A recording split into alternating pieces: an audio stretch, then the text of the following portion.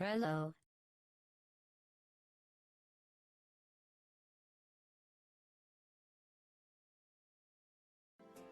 Hello, is it me you're looking for?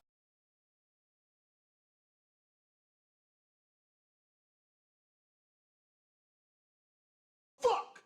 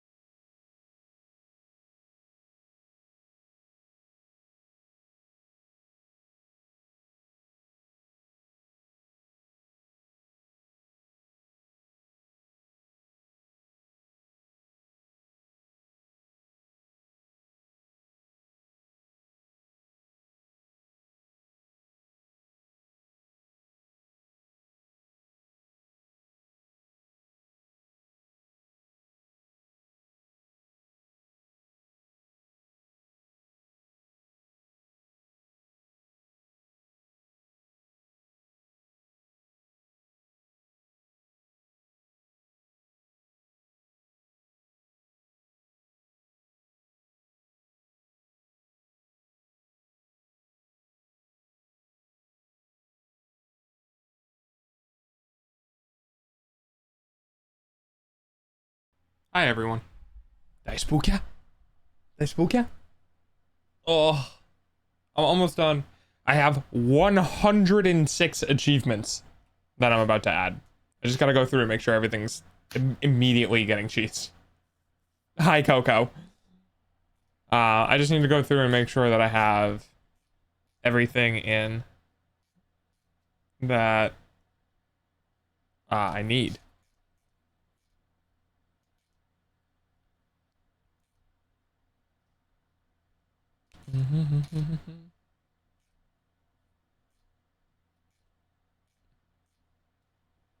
I think that's it.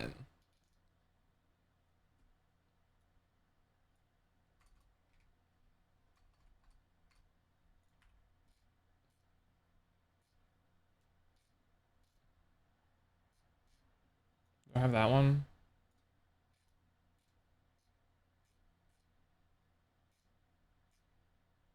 Oh, hello. Is this Lucia? God damn it, Lucia. I knew it. I fucking knew it.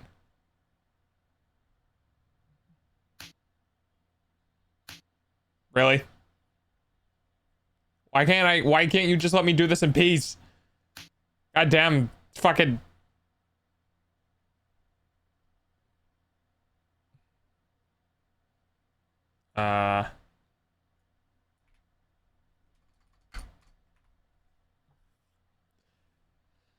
I'm trying to make sure that all of the logical ends in series are platinum. But I'm gonna miss one and I'm gonna feel bad. Not that anyone's gonna spend this much, but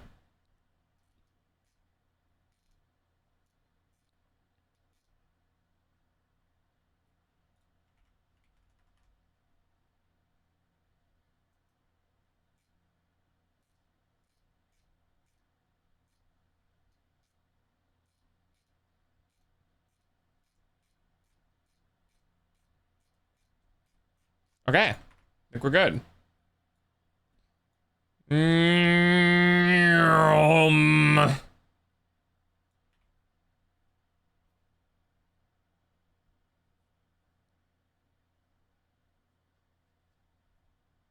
Yep, we're gonna add it in.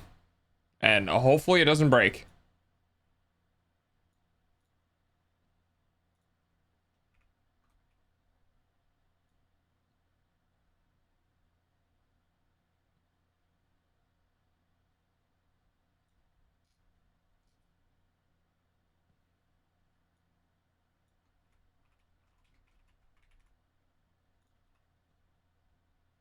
Okay. Nice, it didn't crash. I think. Hang on. Nice, it didn't crash. All right. I have added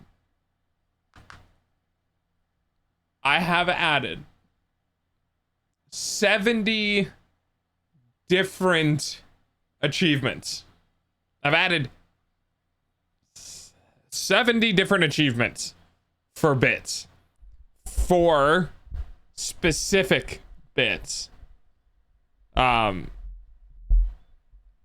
honestly was kind of hard coming up with these numbers, and the problem is I know people are gonna be like, well, what about these numbers? Why didn't you use this number? And I'm gonna be like, motherfuckers, because I didn't think about it.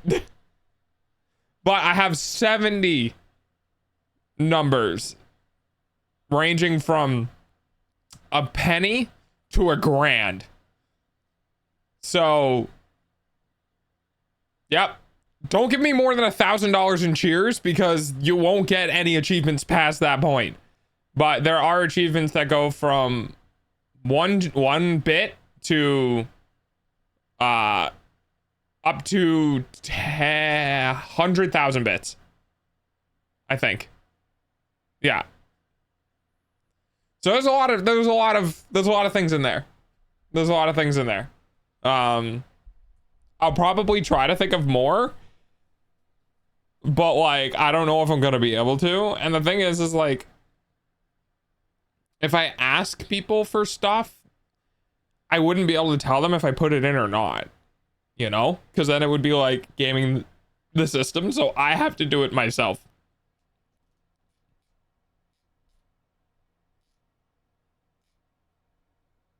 But yeah, we have 70 achievements for exact bits, roughly 70. I did the ID counter, but it started at 30 something and went to 100 and something. So, but yeah, pretty cool. Pretty cool. I think I started that at like 3, and it's now 4:16. Okay, Drake. Oh, thanks for the lurk. I'm pretty sure I started at 3, and now it's 4:16, and my alarm went off and spooked me, and I was like, "What do you mean it's almost stream time?" Yeah. Apparently, I was lazing around a little bit too much today. Oh, I gotta do fucking editing tomorrow. Oh wait, it's Saturday. Oh, I was stressed for nothing. It's Saturday. It's Twitch Plays Pokemon today. Oh my goodness. Oh my goodness. What am I doing? Hang on. Yeah. It's Twitch Plays Pokemon today. I'll hang out for a little bit. We can yap for a little bit, but then I'll get the game going for you guys, and I can use today as a day to make achievements for everything else. And yeah.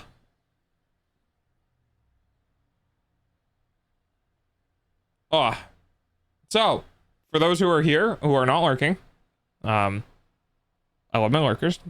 But for those who are here who aren't lurking, who want to yap, anything new happening with you?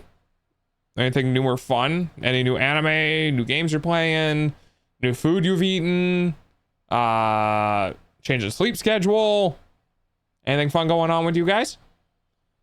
I went out today, and I'm moving a lot of the trees around, and we're almost at the point in the clearing where all of the trees are going to be, all the stumps are going to be pulled out.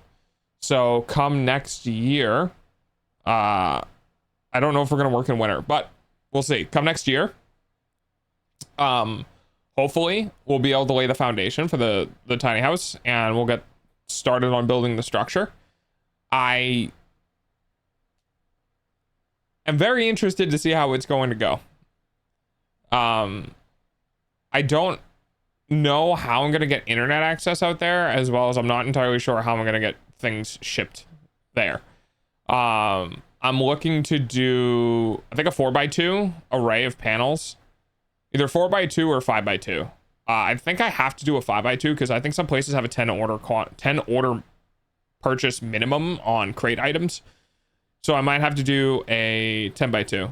You should do a flip. Why do you sound like Daniel?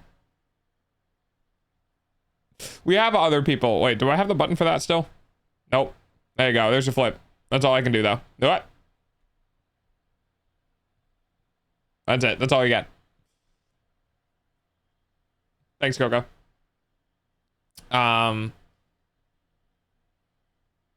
You're welcome.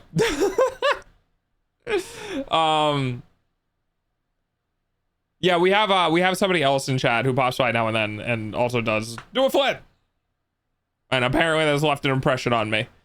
I've seen them like 4 times in 6 months. So, but yeah, so good progress happening over there. It's okay. I'm going to be finishing my shorts. They're going to be releasing next month, probably sometime in the next couple of days. So next month's shorts will be finished. And then I really want to get back out and start hauling wood to get that area completely cleared, to get the tractor in, to clear it out. And then... oh shit, I got a plan for the Donathon in December.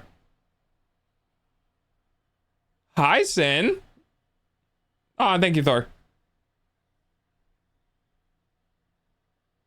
Did I want to say something to you? Nope. I thought about you recently, and I was trying to figure out why I was thinking about you recently, if I had to, like, something I needed to tell you. But I do not. I do not. I'm just chilling out today. Fine, be that way. Well, we can talk. I was just trying to remember, you know, if I had anything cooking in the noggin I needed to talk to you about. But thankfully, I don't. Well, I mean, thankfully, it's not like I'm avoiding you. I just... Don't have anything that specific. Yes, I don't have anything specific I needed to talk about. But yeah, so good progress coming on the site. I'm very excited for it. Yes. Yes. First Halloween in 10 years. Oh shit, I need to do that too. I got a plan for Halloween. Fuck. Okay, I have more shit than I thought I needed to do. So when do I do that? I have some of the Halloween candy in my cart. Somebody mentioned that the throne costs for the Halloween were like exorbitant. So what I did is I went to my throne and I created like cash only gifts so that like people can do those, and then I'll just straight up buy the candy on like my own Amazon account, because apparently for Meow they were charging like 14 pounds in shipping, like $15, $16 in shipping for like a $3 item. And I'm like, no, I don't think that's right. So I'll be doing that. I'm probably gonna transition all of them to go. Nice. I'm probably gonna transition all of them to cash out gifts, because they just charge a lot of money for things that don't require a lot of money. I can buy things on my own, like I can get things shipped to me. So I'll probably end up doing that. I don't know when I'm gonna do that, but I'm gonna do that. So I need to plan for Halloween. So I will be doing a Halloween stream. I don't really know any specifics about it, but I'm gonna try to do a Halloween stream. And I should probably figure that out like tomorrow or today. No, oh, I got the short. Wait, didn't I tag you? I thought I tagged you in the thank yous on my server. Did I not? Uh-oh, did I not? Oh, no, I did. What are all these reactions?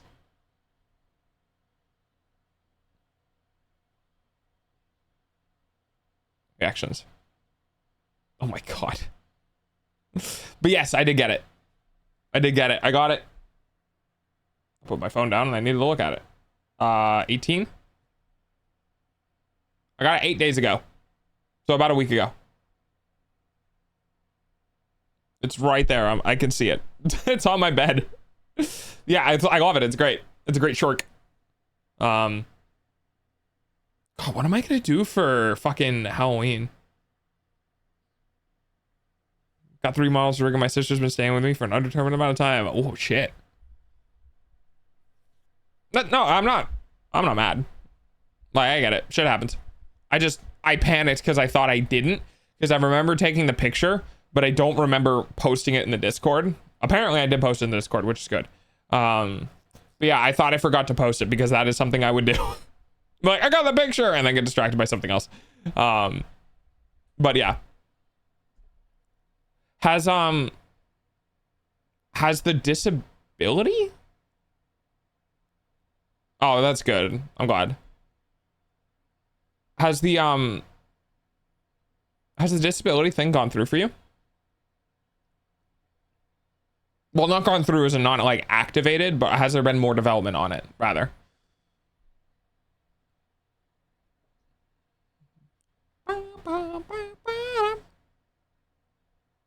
Oh, I've also been losing weight, which I'm super happy about. It's taken 2 months to see any change, but I think I saw some change a couple days ago. So I'm very happy about that. So things have been... Hi, Maze. Where's your intro? Wait, where's your intro? You're supposed to say, hello, Maze, don't get lost. Well, it played in my head.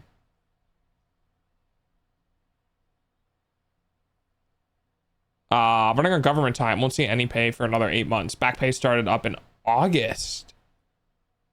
Oh, wow.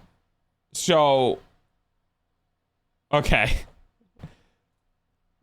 Your fat paycheck, whenever that comes in, because of back pay, what are you going to do with it? Are you going to put it away? Are you going to, like, immediately into a savings account and just be like, I already have my nest egg now. Like, I already have my just in case. And then just be able to do with whatever you want with the payments after? Or are you going to be like, I'm going to buy all the things?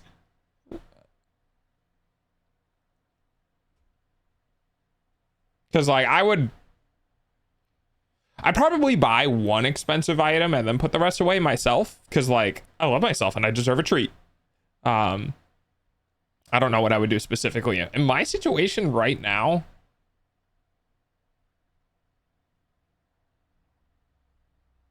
ooh, what would I do if I just randomly got $1,000? Yeah. It's upgrade your stream. That's funny. Upgrade the computer, upgrade my stream, upgrade your stream. I appreciate it. Save the rest away. Yeah, if I just got a random grand,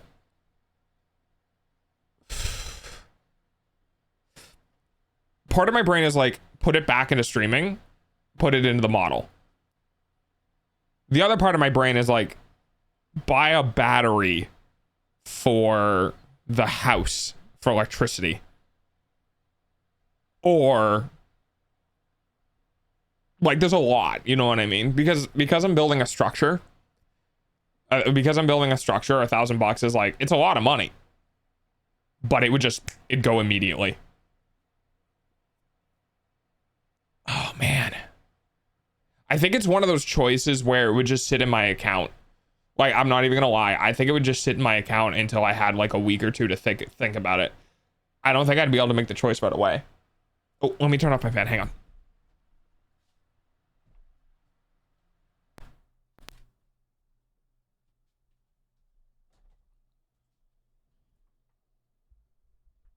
Yeah, I don't know what I'd do.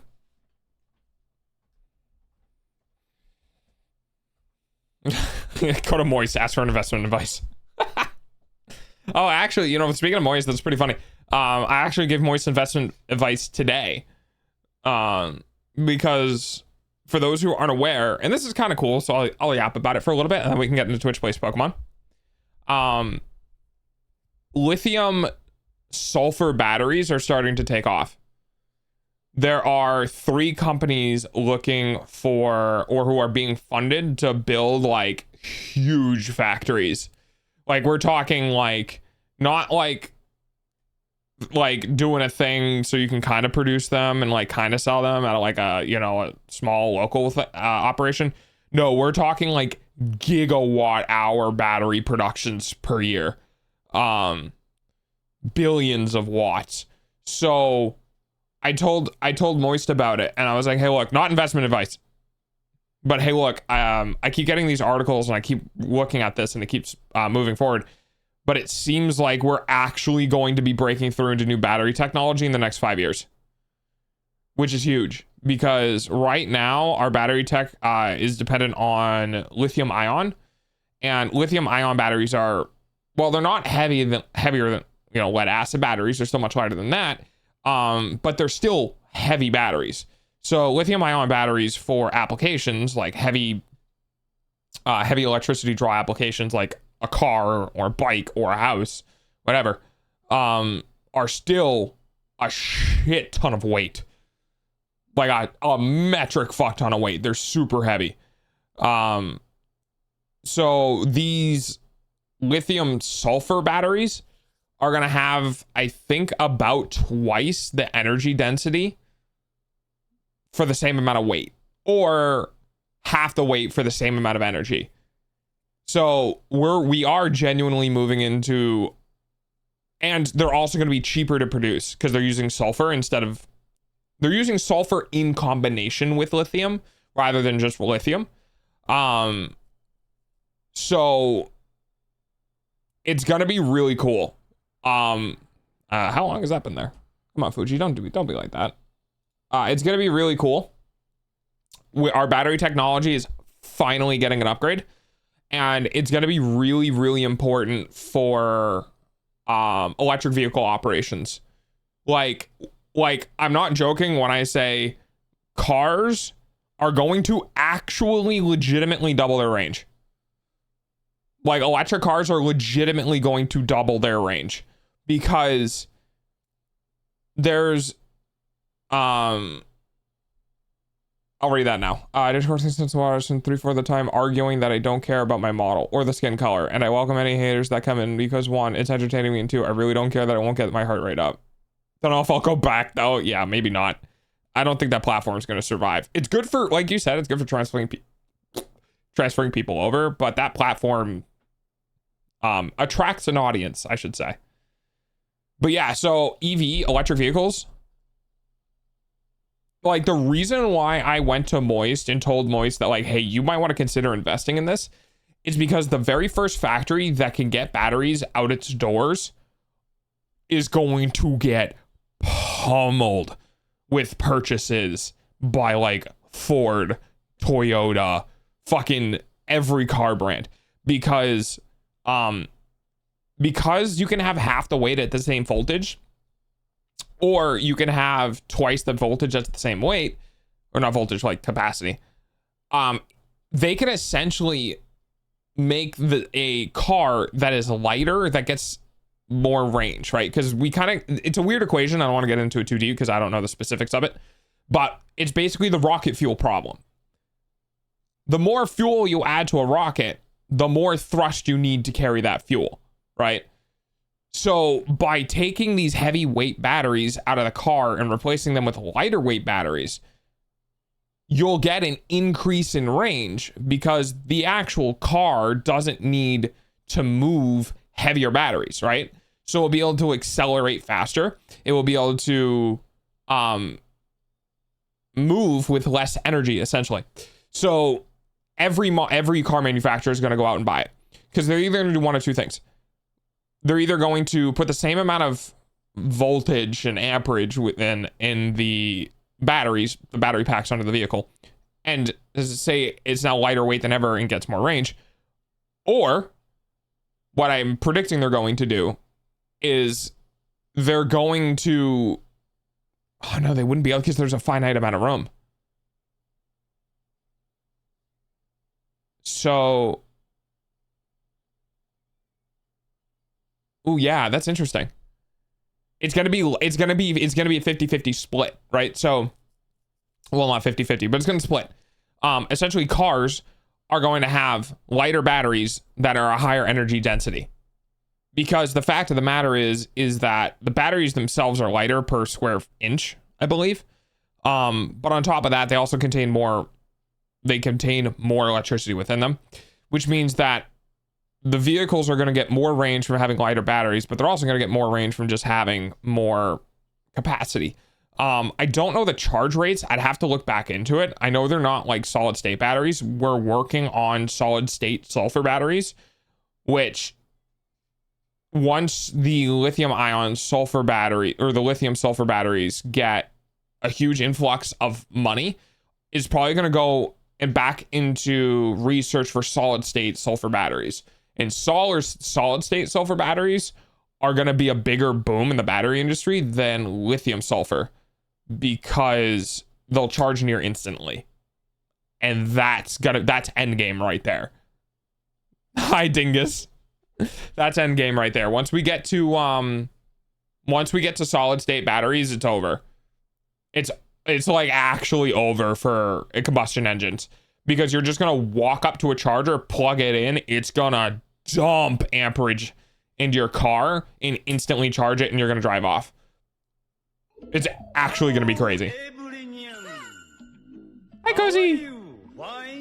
Sorry, I got excited because we're finally getting new battery technology, and as somebody who, yes, like the movie, as somebody who drives an e-bike and who is going to be having a tiny house who's going to be powered by solar, I am very excited for new battery tech. Oh, hi, Galathor. Yes, so I'm pretty stoked. And I told Moist, and I was like, hey, this might be worth looking into, because Moist has money. I don't know how long the return on investment period window is going to be, but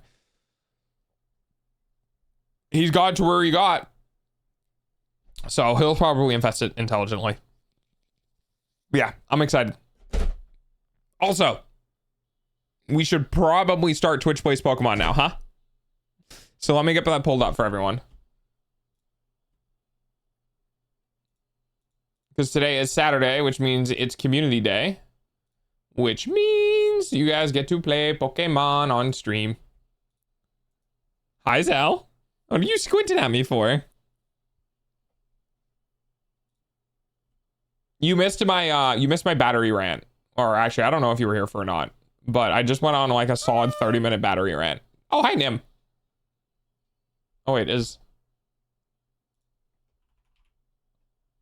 I don't have Discord open. Electric cars are not made for the environment. It's made to revive multi-trillion-dollar industry that benefits no one but capitalist class. Currently true. Not going to be true with lithium sulfur.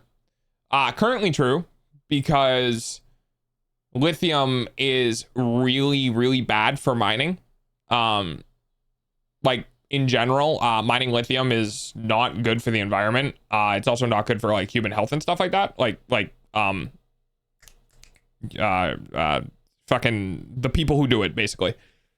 Sulfur, on the other hand, lithium sulfur batteries are going to be significantly better for the environment because sulfur is super easy to get and it's super plentiful and it's super light, which means it's easier to transport, which means less emissions during the transportation process, less emissions during the gathering process, and overall just less emissions, which means the offset time for a lithium sulfur battery versus a ICE engine is going to be, sorry, lithium sulfur battery versus a lithium ion battery, the offset time, like how much you have to use it before it pays for its carbon footprint, is going to be massively reduced. And then sulfur solid state batteries, I don't think use lithium. You guys should double check me on that. But with sulfur solid state batteries are going to be even better. We're going to move away from gasoline. Just like flat out. Once our battery tech gets good enough, we're going to move away from gasoline completely. Because the reliability of electric engines is better. Sulfur solid state batteries are, by their very nature of sulfur, super stable. So you won't have battery fires. They're super safe to transport. There's like actually huge tech coming. I'm super excited about that. Imperialist wars at U.S. wages for securing cheap lithium mining. Yep. Lithium is not really good for the environment, which is why I'm super excited for... We're still going to use lithium in lithium sulfur batteries, but it's going to be significantly reduced. Currently using gel batteries. They keep going dry. You need to get sealed. If you're using gel batteries, you need to get sealed gel batteries or they will keep doing that. Oh, streamer stop yapping. Peak is playing. Oh no, in my stream it's all about the yap here. But yeah, I'm super excited for new battery tech, and it seems like it's gonna be coming soon. But it is Chat Plays Pokemon, so let me get this set up for you guys. I'm gonna go ahead and mute Spotify for you guys. And hopefully this loads. Oh, you like the song? Alright, I'll leave it running then while I get this going. Open. I've never had this problem before. What's happening? Oh, there it goes. That was really weird. Don't ask me why, but I somehow got 3 emulators loaded up. I mean, very real Game Boys and my very real computer. Software, get the intermediary running, tools,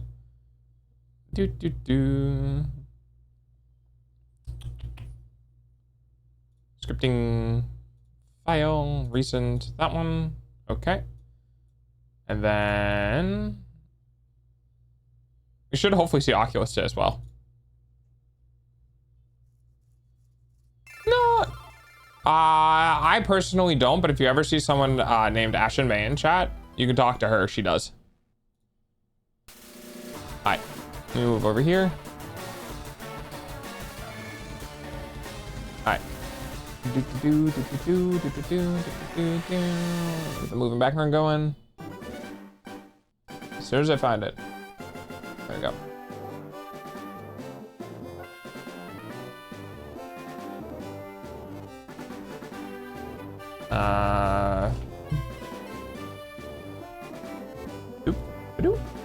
Oh. Alrighty. I'll get you guys into the game. Yap, yap, yap. I should get a yap command, huh? I just need I need to talk to Nim and Very and just be like, what's some good common commands? Oh, is this where we were? Oh yeah, this is where we were last time. Everyone always asking what the dog doing, but not how the dog doing. How Sure. the dog doing? I'm doing pretty good. Your hair, Tard Bark is in the chat. I'm doing pretty good. Let me go to... Let me turn this off for me so I can't hear it. But you guys can.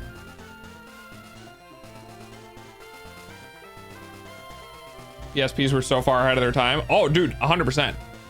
I loved PSPs.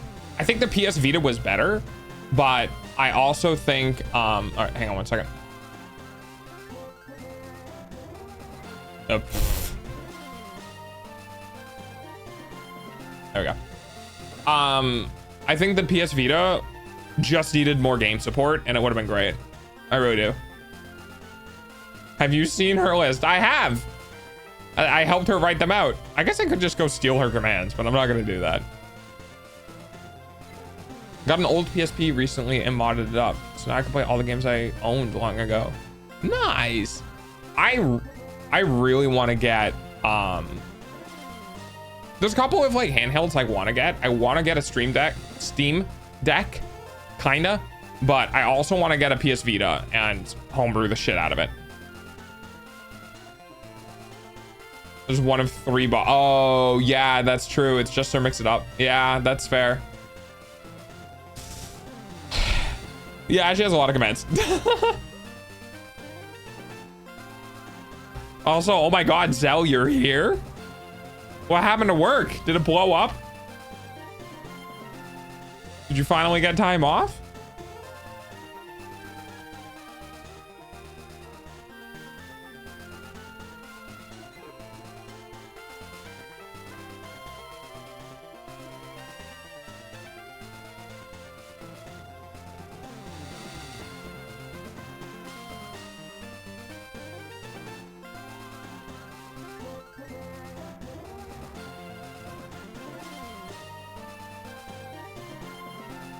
It's only a problem if we acknowledge it.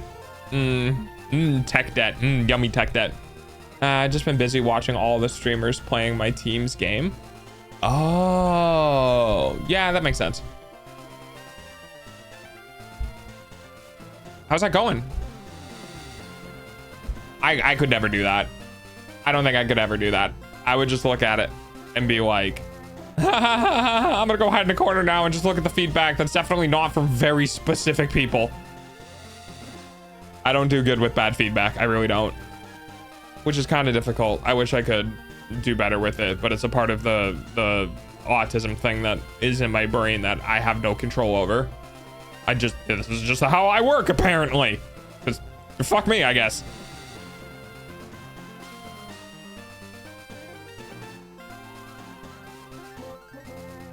We get a lot of nitpicks. I mean, that's kind of a good sign because like it means there's no overarching issues, you know? Watching the people use the thing you made is always difficult. Yeah. I made a game once. Little visual novel for a group and they played it on stream and that was like nerve-wracking. And of course they get the one bug that was in the game. That was annoying. I basically just sent them the list on how to get the perfect ending because there's a bunch of different ending types. But yeah, I think I removed that from my drive. Unfortunately, the video is still around somewhere, but that was like 6 or 7 years ago. So, God, that was a long time ago. It's okay, everything's fine. We move forward.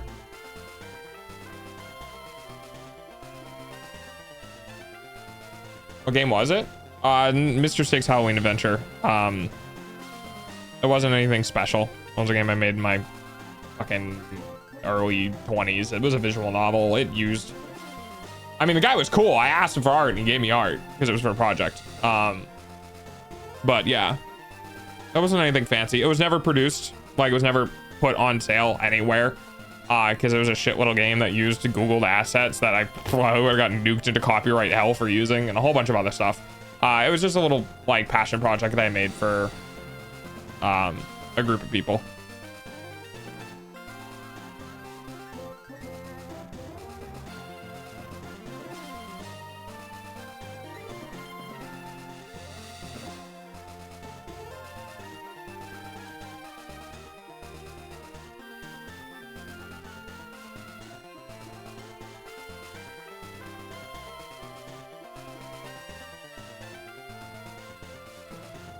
Now, what was I going to do?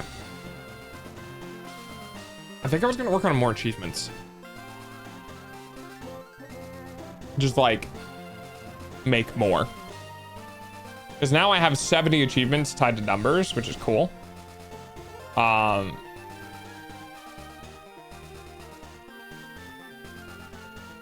don't know if I want to though. Yeah, maybe I won't.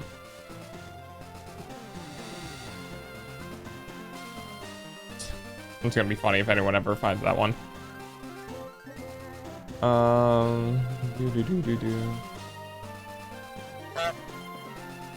Winter, what are you doing up? Also, we were supposed to look at your code yesterday and never did.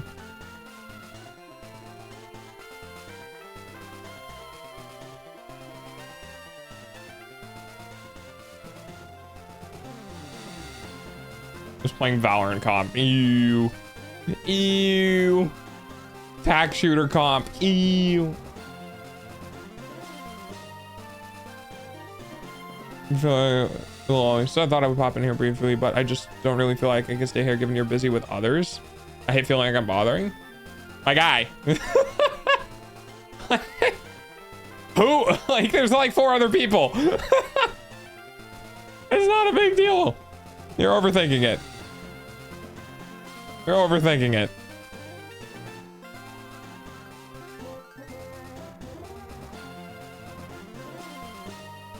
Meh. There's so many Halloween party games. Yeah, we could talk about that too. I do need to get, like, we could chat about trying to get something set up for Halloween. I don't know what I want to do on Halloween though, but heck yeah. I can still send it for next Friday.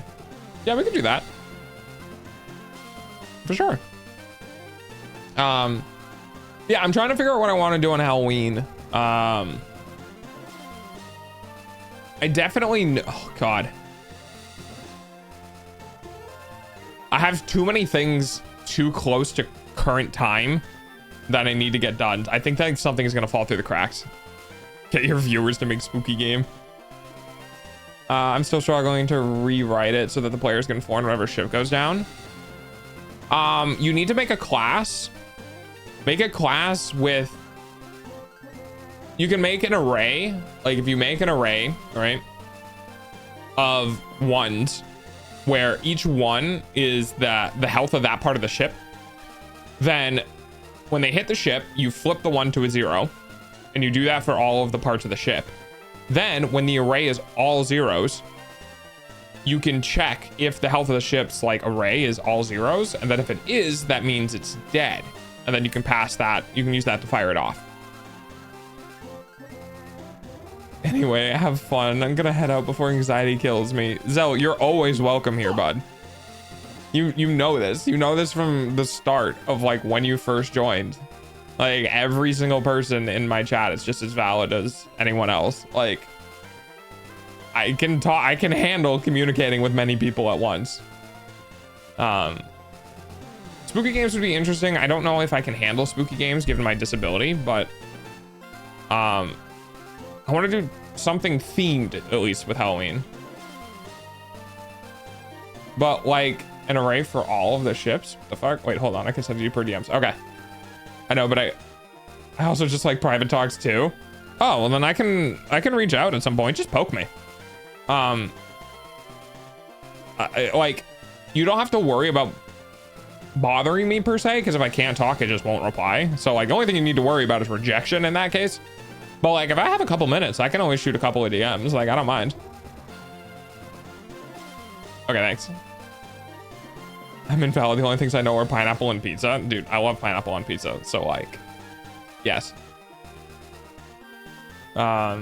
Review the Halloween games. I would feel so bad, dude. I'm such a harsh critic.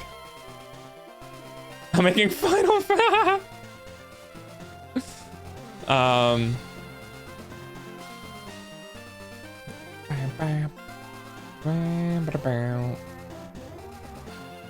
Yes.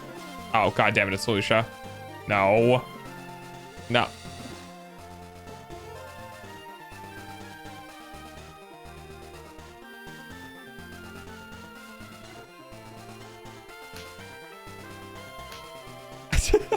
I always love it when it hits me directly in the mouth.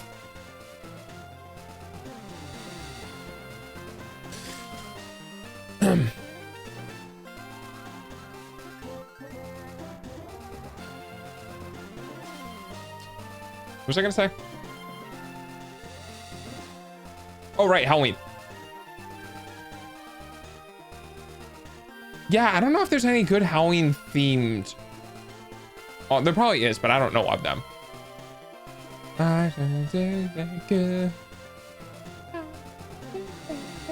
Ballin' and won't stop. Ballin', but at what cost?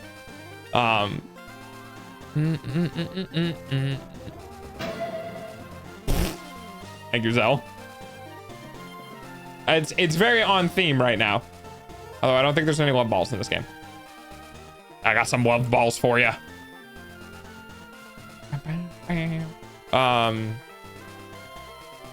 Surprised Dark Dargo hasn't come out yet. Oh, just give it a second. Meow or Mobius or somebody with 2,500 points will redeem it. It will happen. No, they're gonna get your love balls. No, they're mine.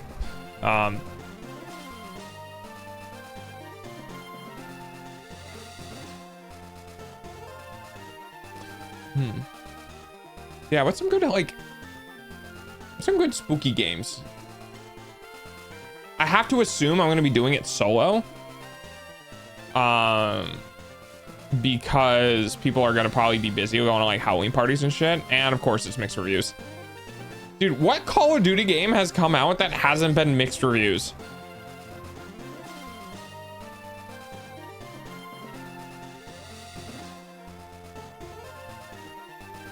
And points are as much as my bank account. Oh, for kibble? I think it's just exclamation point dark. I think.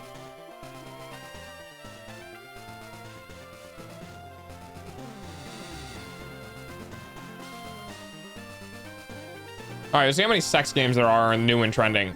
One. Nope, not that. One. Two.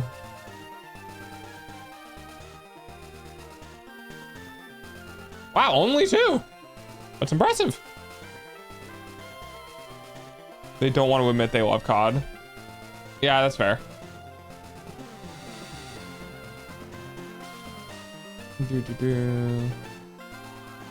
Sparking Zero having 30,000 very positive makes me happy.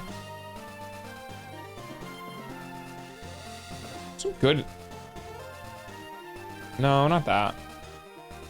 Ah, that's boring. I played that on stream before. I want to do something unique.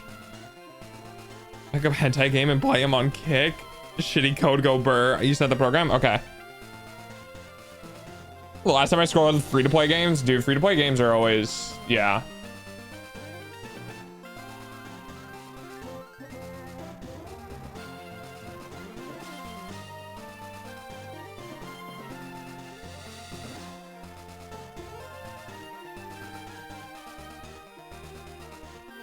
There's a virus detected in your zip file. What? What did you send me?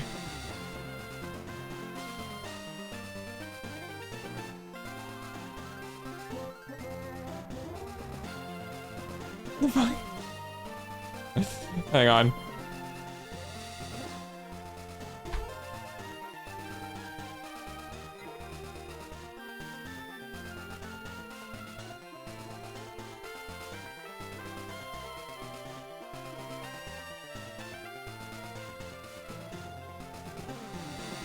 Oh,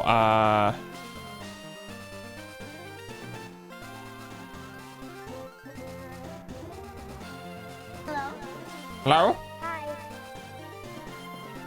It just straight up nuked it. It straight up will not, wait.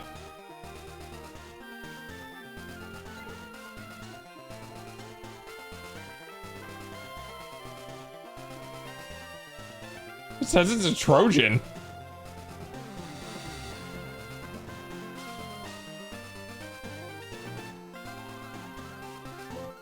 It's just battleships, I swear.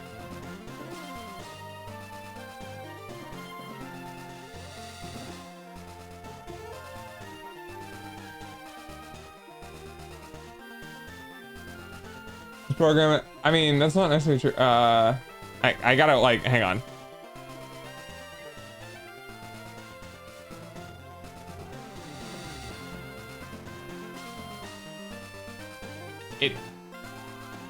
I literally, can you just send me the class files? Can you unzip it and send the files individually? Just send me these files individually. Because, like, I guess because it's in a zip, it doesn't like it. Oh looky Mobius is here. That's a VIP everyone. We get in hacked bro, finally I will know peace, goodbye. Dude, I can't even let it on my system. Like, Chrome just straight up nukes it every time I try to download it. I'm not a hacker, man. I'm too stupid for that. That's fair.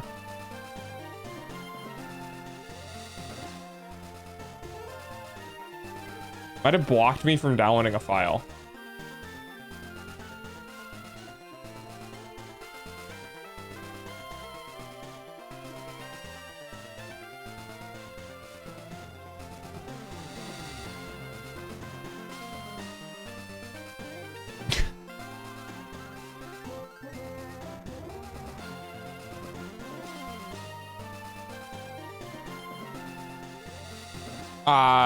Could as well.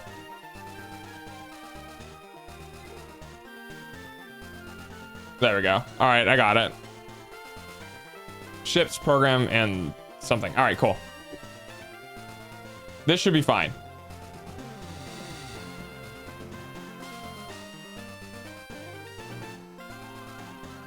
Program winter. And then... Probably because it's just named program CS. That might be why. It's the source code. It's not compiled, so I don't understand why it's complaining. But I got it.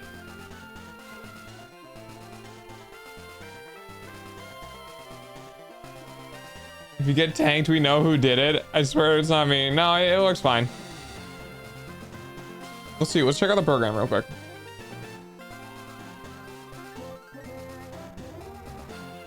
G-Sharp dev kit. Sure, why not?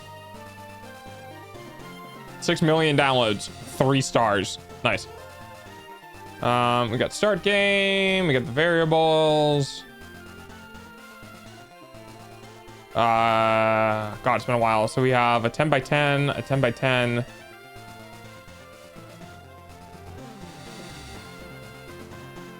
Field 1, enemy field 1. Oh, because where they fired and where they are. Okay. Player 2. Ship boom count 1. I love it. No, I'm just trying to understand. While the game is running. Ship. Player turn. 2, 4 into outer 0.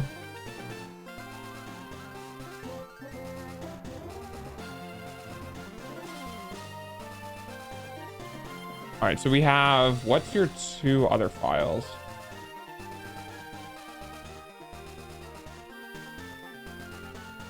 We have a ship one.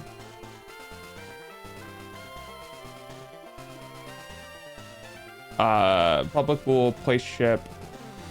Okay. Uh-huh. Direction 1 through 4. Protect the ship will be placed within boundaries.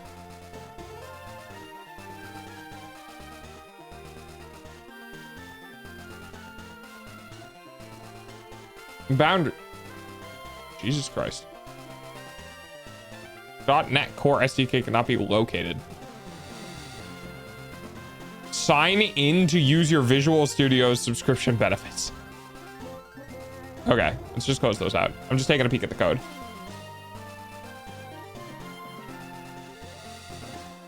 You're eating my Wi-Fi, doggo. Please chill. I'm sorry.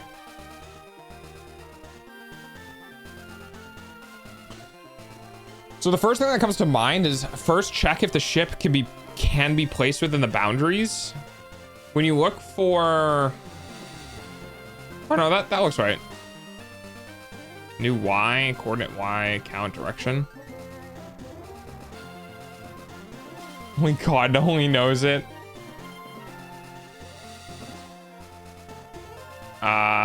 So if the new Y is less than 0 because it's outside of the array, yeah. Or the new Y is greater than the field length plus 1. Yeah. Or the new X is less than 0, yeah. Or if the new X is greater than the shield length.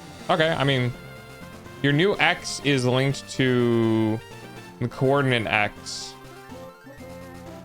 plus the count plus direction. Cannot place ship here, it's already occupied. Oh, okay, I see.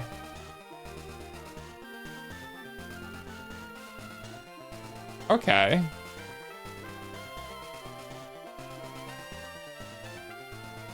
That's good. If all of it passes, then you can try it and you can place it.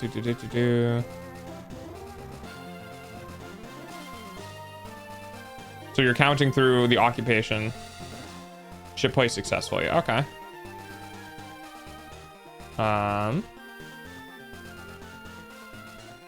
Ship choice. Carrier, battleship, destroyer, submarine. Okay.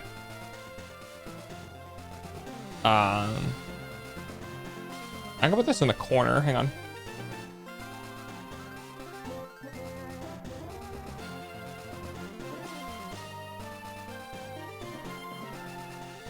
Yum.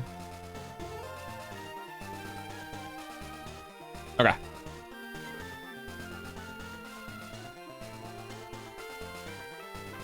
Wait, this is your...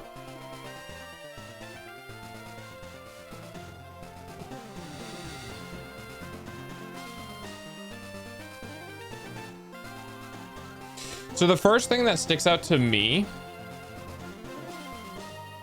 is that your ship class should be your ship object. Now code is subjective. So like you can do anything anyway, right? So when I think about the ship, I'm thinking about ship fire. I'm thinking about ship place. I'm thinking about ship this, ship that, right? Ship dot player turn isn't really a ship thing. It's a game logic thing, right? Ship dot coordinates, that's fine.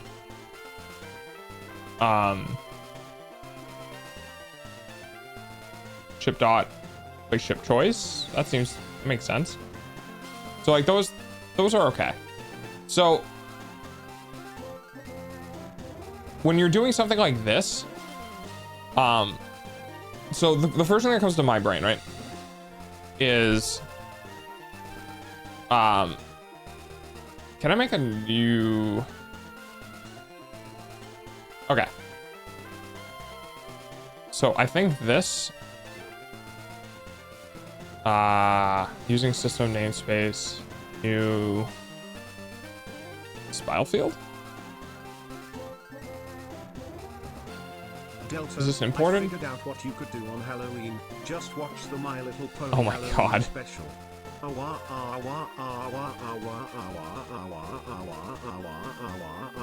Thank you. Okay, so this is the field. Okay.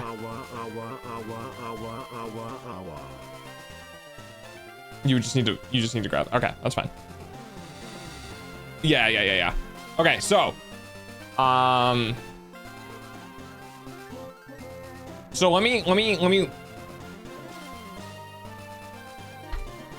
So we want to work with the way that we work with ships is, or the way that we work with classes, and we can assign so, there we go. We can assign things to the class itself, right? So here's what you have assigned to it. You have your 4 methods, right? But this isn't really what we should be doing within the ship, right? So the ship object is like our ship class should be considered just the ship itself, right? So you do ship.fire and it would be like, where would you like to fire from this ship, right? But you know, we would also have things like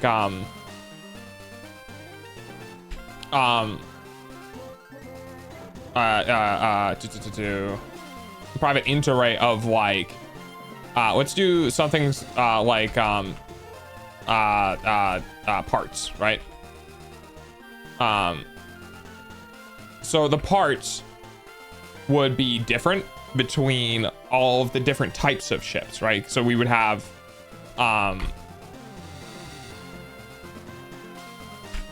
private we would want an enum. So like, hang on, let me check. It's been a long time since I've worked with C#, so I'm gonna need some time to it's gonna be a second before my brain kind of kicks back in. Okay, so we'd have like a private enum for our type. Stop that. And the enum would tell us like what ship type we are, right? So we have type, so ship type, and then we do something like destroyer, right? Thank you, I'm stealing this.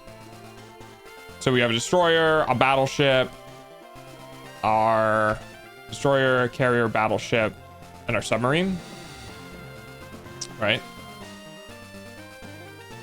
Dude. So this will take care of being able to identify what type of ship we have, right? Enum? Yes. So enums are kind of cool. Enums are ways of storing information within, like, it's set, right? So it doesn't change. You can't add anything to them when you're in the code, like when you're manipulating it. Enums are static, like, data that you can reference in other parts of the code, right? So if I were to do, for instance, now if I were to do like ship de is equal to, right, new ship, what we can do is we can do de dot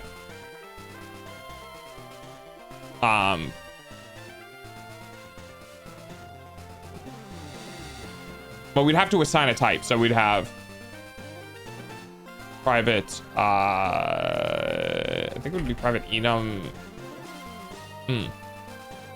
private type equals, there we go. So you can essentially you can also do I think we can do get set.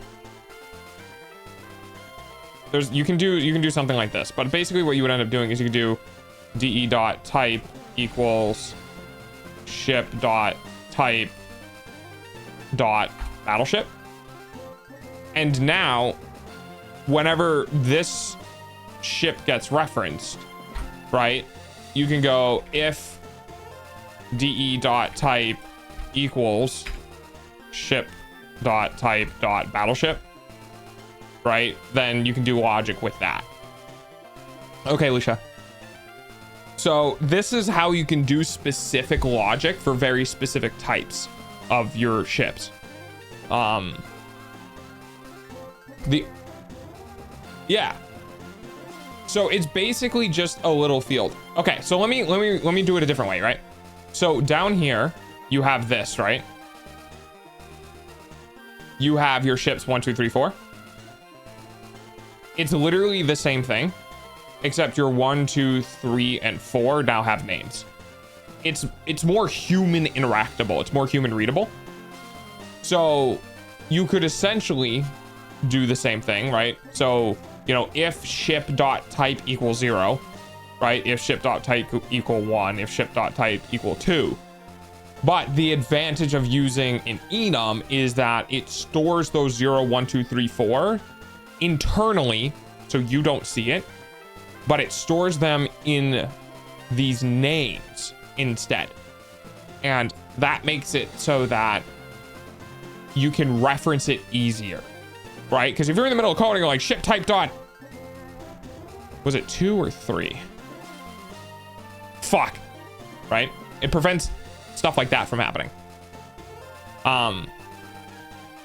Now, when I was talking about the parts, right?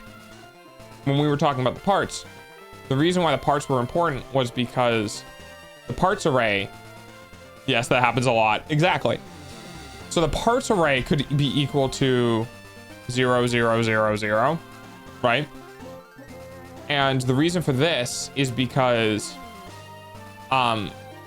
when it's undamaged, it's 0. When it's damaged, it's 1.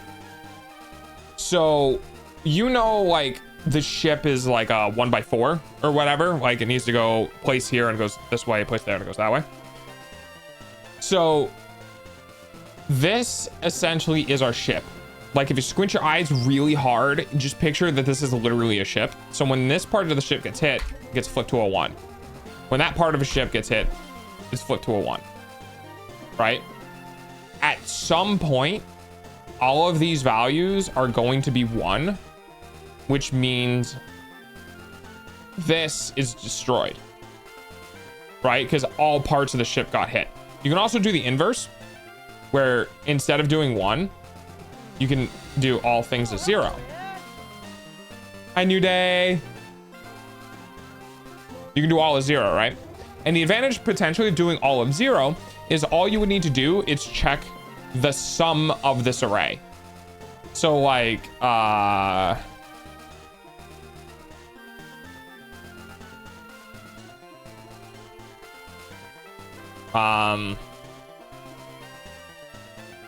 I forget the logic for this. It's been a while since it's been literally years since I've done C#.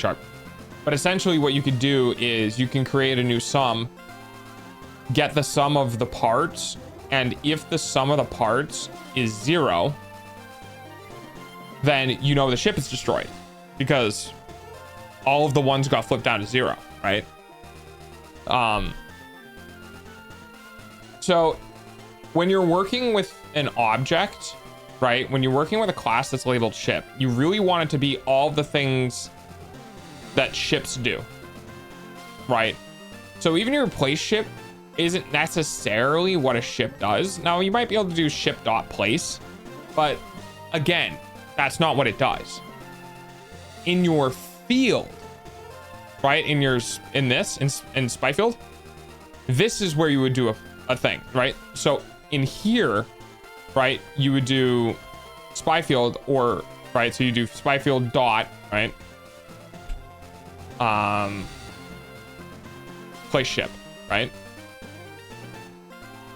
And then the thing you want is the ship. So,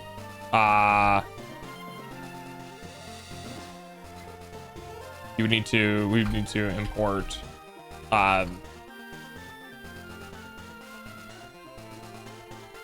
so we would use ship from this, and then we would do, ship, or ship, like,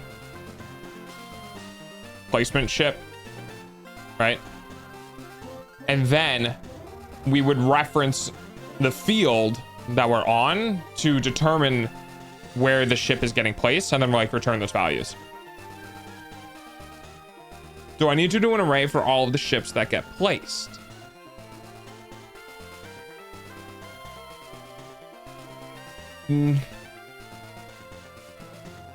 It depends. So let me kind of break out how I would do it. That was my mouth, by the way. I don't know how I managed to do that so well. Yeah, there we go. So out of news. God, I normally use Visual Studio, not code. Yeah,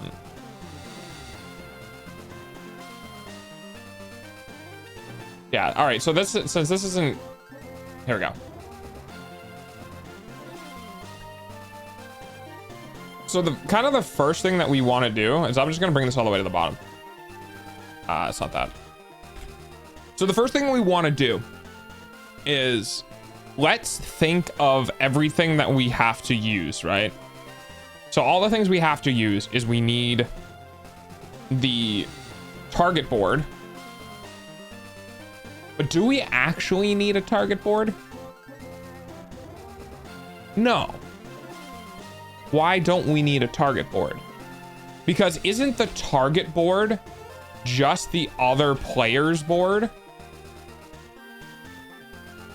The only difference in the target board is it's what we see, right? But if we're thinking in program, if we say shoot here, right? What we can do is, let's just say we have 0 0 0 0 0 0 0 0 0 0 0 0 0 0 0 0 0. All right, so I'm gonna put these on a field, right? So, for instance, right, we fire on the top right hand corner and we hit a ship. That's a 1. I know you can't really see very well, so I'm gonna do this.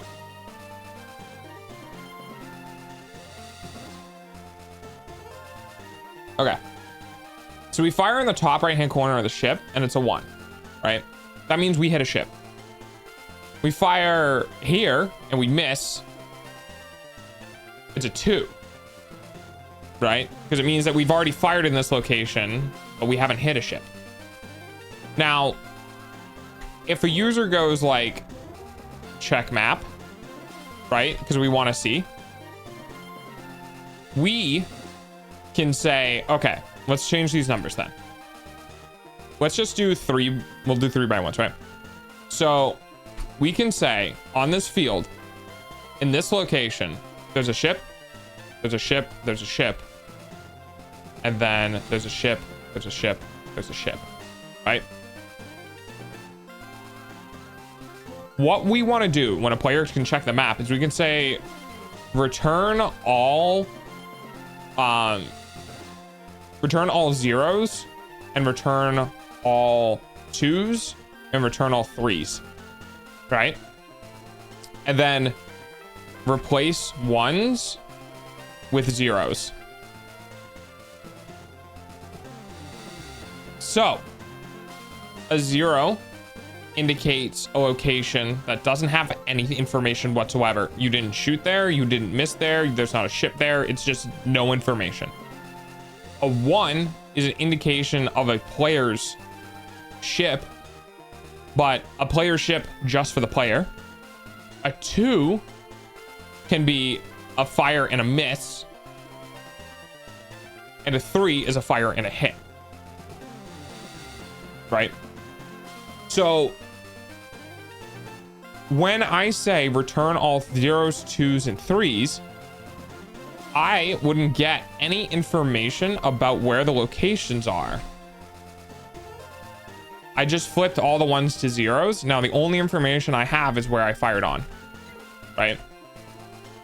So you wouldn't actually need to have the attack board and the actual board, because we're working within software, right? We don't need to worry about that sort of thing. So by essentially using one array, you can have all of the information you need, because you can do different things. Now these 0, 2, 3s, 1s, and 0s are all can be enums, right? So an enum for something like this is how did I do that in the other one? It's been a bit.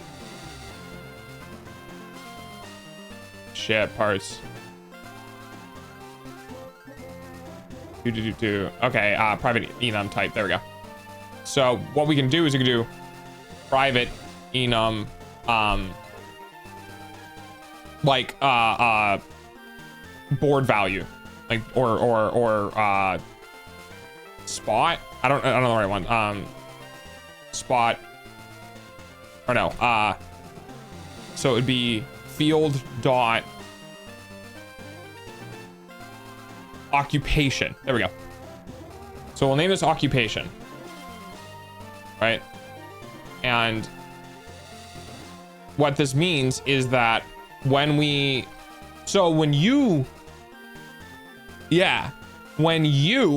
right, when you were making the board, you were going through the board and you were looking for all of the information in each individual spot, which is fine.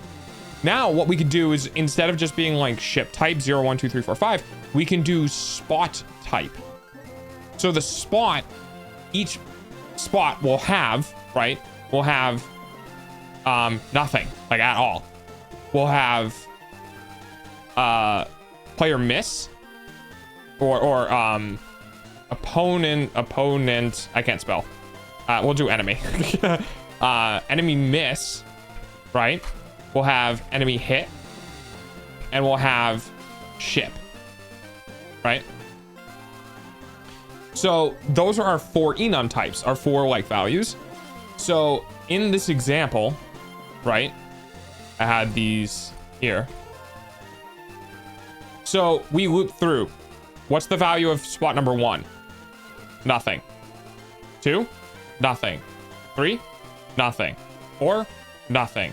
5, ship, right? But because it's a ship, the player playing the game isn't allowed to know that. So we skip it. 1, ship, skip it. 1, it's a ship, skip it. 3, enemy hit. Return that value. 0, nothing, return. 1, ship, don't return. 0, nothing. 0, nothing.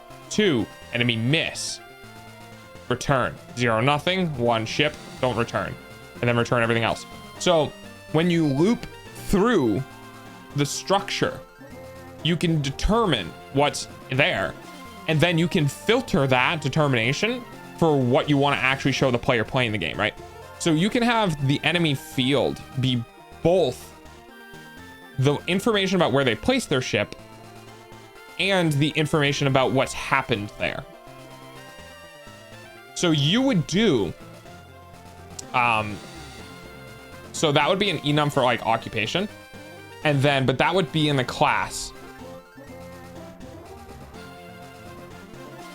that would be in a class like spot, right? So the spot class is a class that contains oh, wrong one. There we go. So the spot, right? Spot dot occupation. Spot dot occupation is nothing. Okay. So that will indicate the occupation of that spot.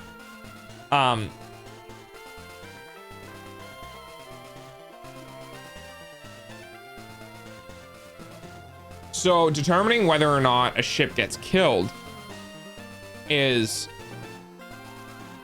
kind of associated with it. Thank you, Draco. It's kind of associated with it. And what I mean by that is that this just tells us what's there, right? But it doesn't, it's okay. So we have occupation, right? So that's the enum, that's our occupation. But we'd also like, and within we would have a private.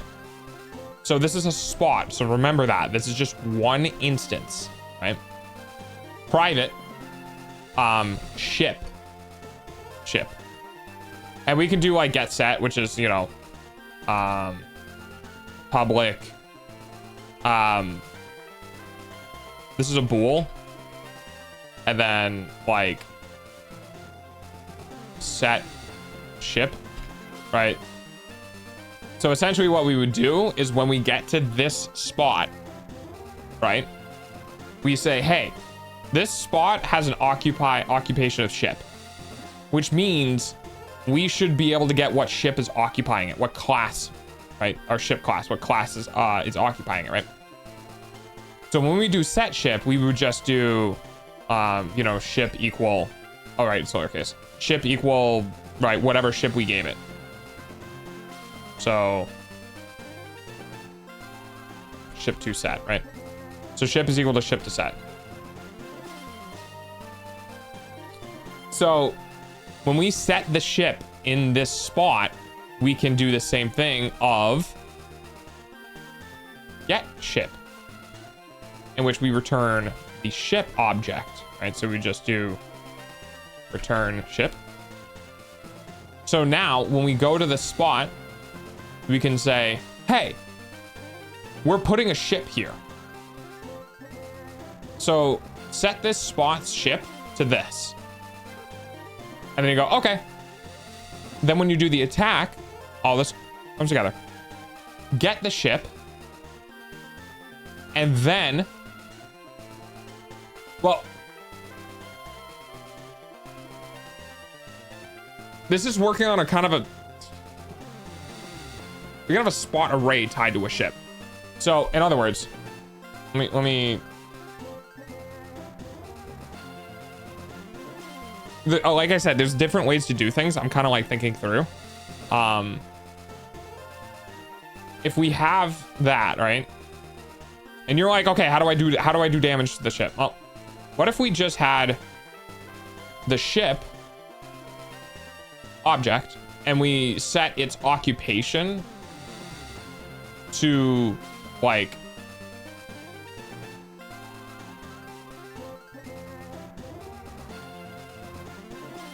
how do I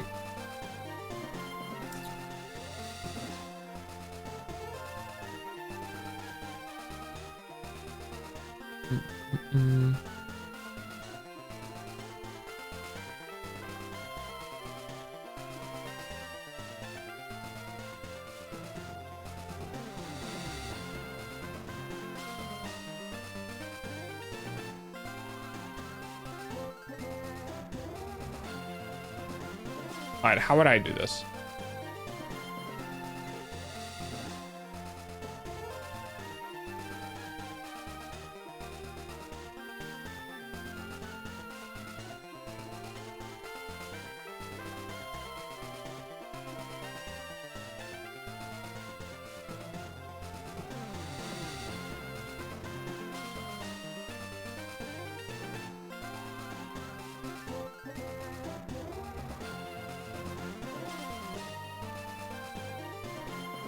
So what I'm thinking is that within this spot, we have our ship values here, right? Our ship class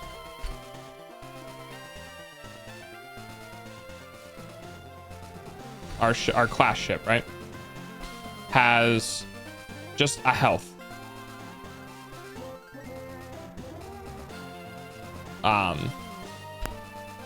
Normally we don't do this, it's fine. Has a health value. Our health value can be set to basically however long the ship is. 1 for 1 length ship, 2 for 2 length, 3 for 4, yada yada yada, right?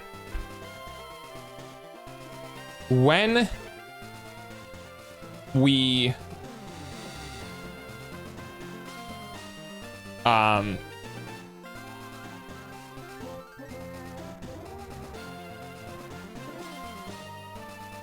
perfect boys ship to set this dot ship equal ship to set. We use this because it's self-referencing.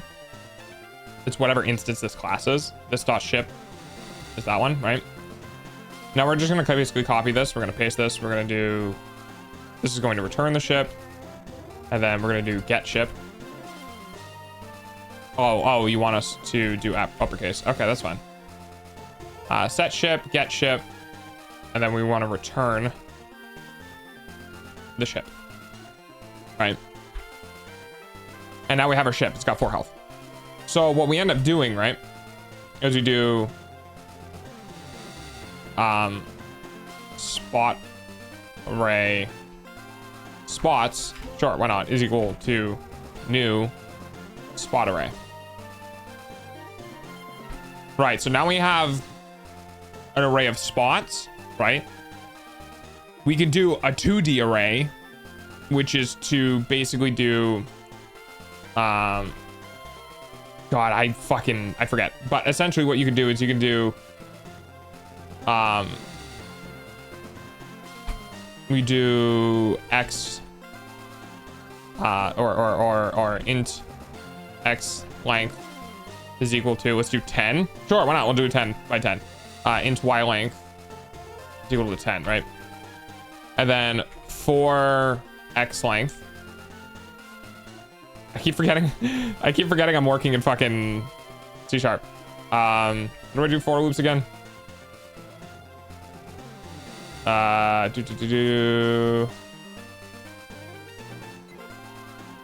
I've been working in Python for fucking so much, I've completely forgotten all my C. So now what we're gonna do is we're gonna do hang on.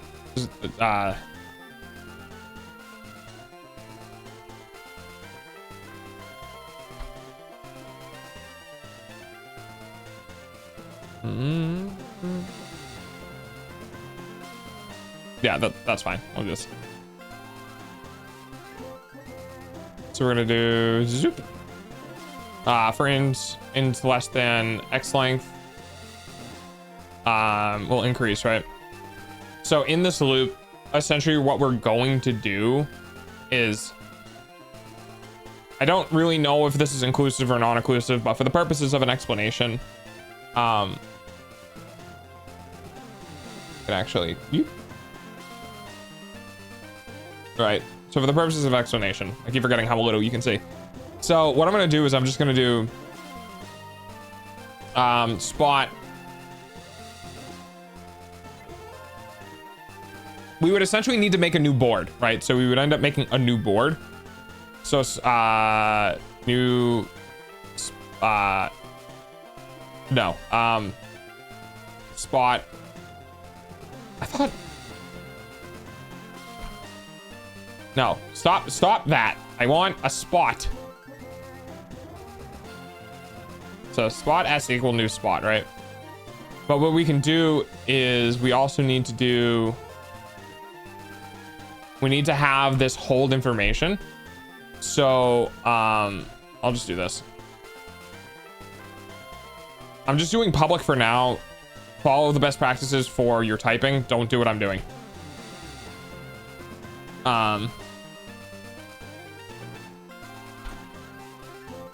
Right. And now we're going to do the same thing. So we're going to do public void set occupation. Right. And what this is going to do is this is going to give us our occupation up here. Right. And then we're just going to do self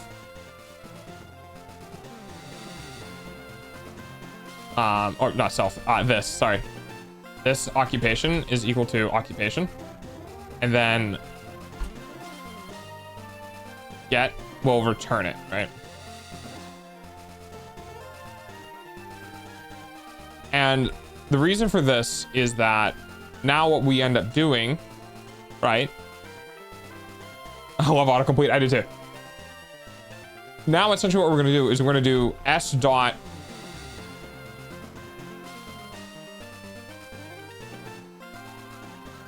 I don't know why it keeps doing that. So our spots set awk, and what we're gonna do is we're gonna create spot dot. Dude, really, you gotta stop doing this.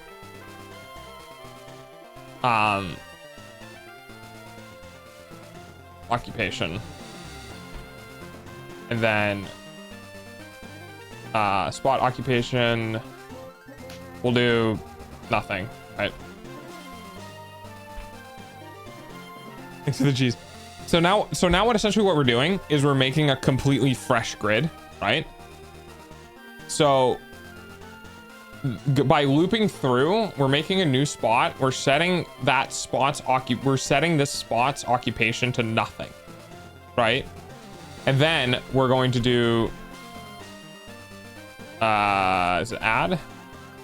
What is it in fucking, where's it? Hang on.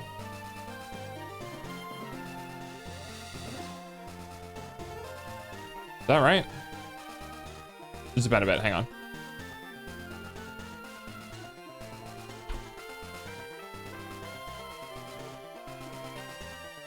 No, I had it right.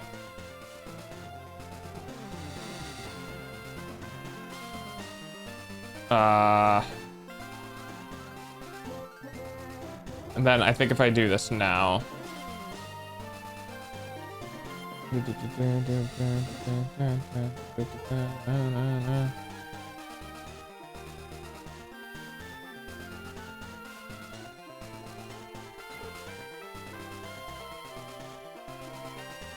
an append. I know there's an append. Hang on. Syntax is syntax. I just need to remember how the fuck I do it. Yeah, it is dot add. Hang on. Whatever. S, right? It's actually, it gets a little bit weird with this one because we're doing a 2D array, so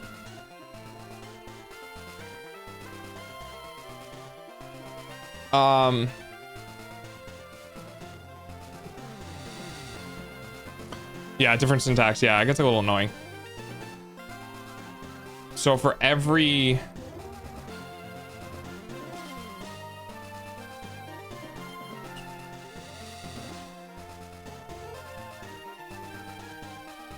working with 2D arrays can kind of be a pain in the ass. 3D arrays are even worse. Double loop it, I think probably. And within this specific instance, we could actually do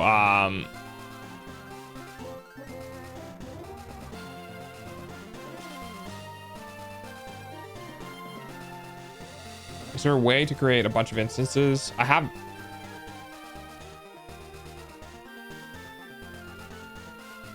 Yeah, I think you have it double looped. I think that's the right way to do it. Where is it?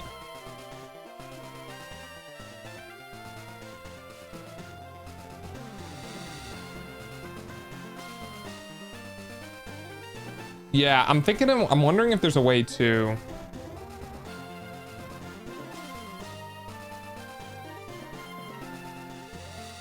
Because what I'm thinking is like, you can also do, if you know the length,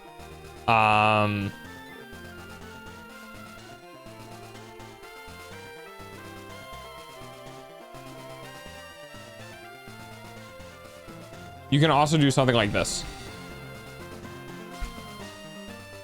The problem is you don't know the length. If the length is hard set, you can do something like this. The problem is I think all of these variables would be self-referential. So if you change this one, it might also change this one, right? Which you need to be careful about. So double loop is probably going to be the right thing where you. Yeah, the length is hard set to 10, but you don't want to do that. Yeah, because I'm going to make this game and I'm going to change this value to something else and now all the code breaks. It's hard. It's not a good idea to do hard coded stuff. This is an indication of what it is. But there's also different ways to do that. So let me check. Array of objects.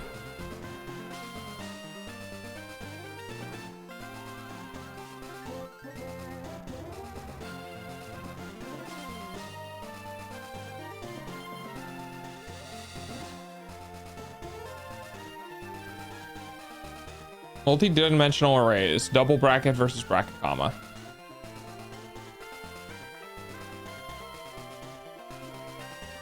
One is an array of arrays, one is a 2D array. The former can be jagged, the latter is uniform. Fuck. Oh, interesting. Hello. Hi, Royal. I'm helping Winter right now.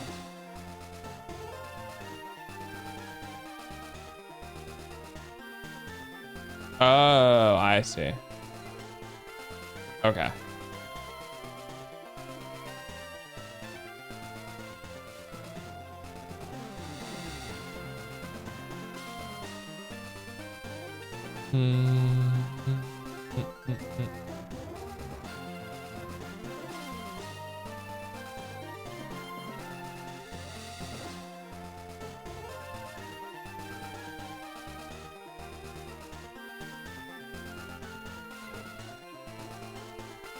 And this is why I love Stack Overflow.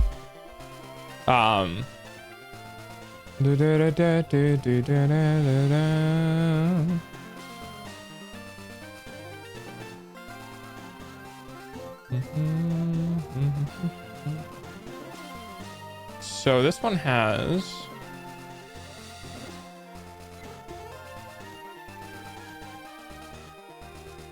oh, interesting. So this one combines what I have. Okay. So I'm going to pull this in and we're going to do kind of a little thought experiment with this. Just place this here. So this is really interesting code. So this is a Sudoku, right? So the way this is working is essentially it is its own thing, right? Oculus, hi Oculus. We've been literally at this frame for an hour and 40 minutes because I'm helping Winter, and I think people are enjoying the thing. Yeah, it's Sudoku, but it's valuable because what is Sudoku? Winter, what is Sudoku? A bunch of grids that can hold 0 through 9.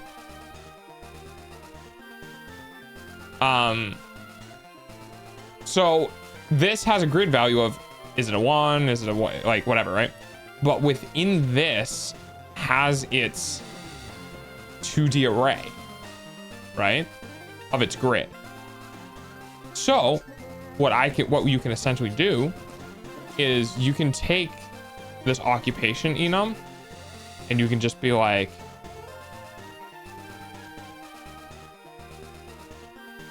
boop. And now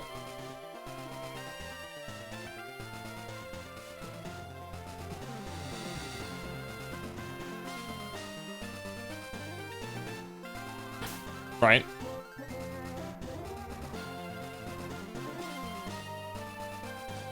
So it would essentially be, for us, it would be something similar to this. Now it does look like this is double loop through. Which hurts my brain, but it is correct, right? So I'm gonna grab this, right? We're gonna go ahead and remove this. We're gonna go back down here. And essentially what we're gonna do is we're gonna do the same thing, except for our I is our X length. And our J would be our Y length. Right. And then whatever our grid object is, right? So it would probably be that. Right. But we're not doing new grid value. We're just doing S.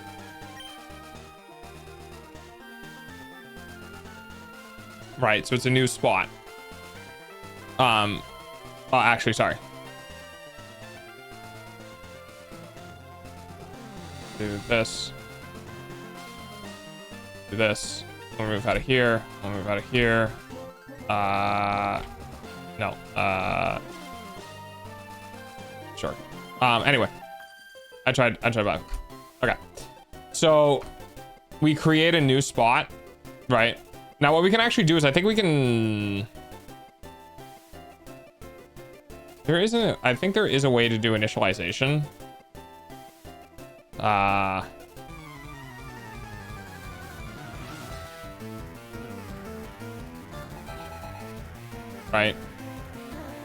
And then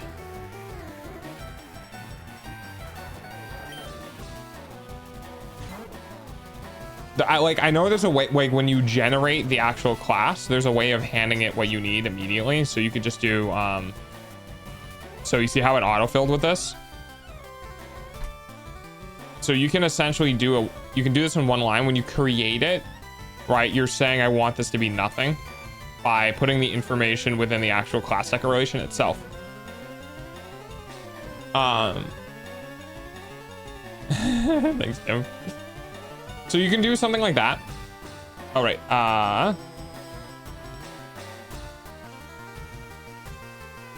I cannot scroll this anymore to the right. Oh, I can. So when you do the declaration here, you can set the spot occupation awk. Like you're passing it this value. And then you set this. So like,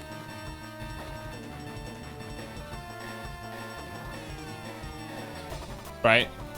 So this class, its occupation is whatever we were given when we make it, right?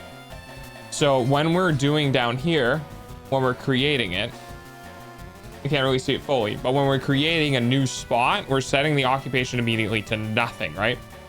And then in our spots, our list of spots up here, right, our 2D array, we just want a full 2D array of zeros, of spots, right? It's a 2D array of spots because it's a 2D array of class, but each spot has a value, its occupation value. So if you did s dot, I mean, technically you could just, since this is public, you could just do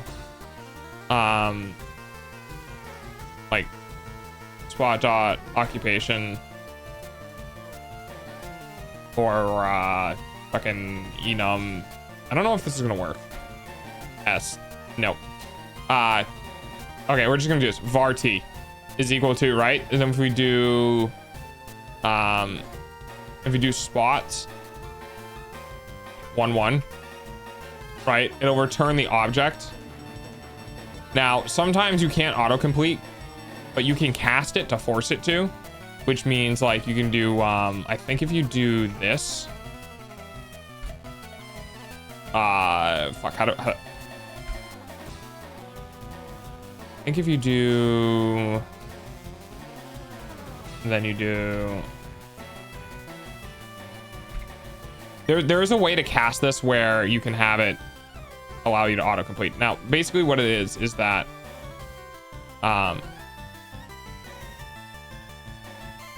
let's just do var equal new spot, right? Oh yeah, I don't know why all of a sudden it's not liking shit.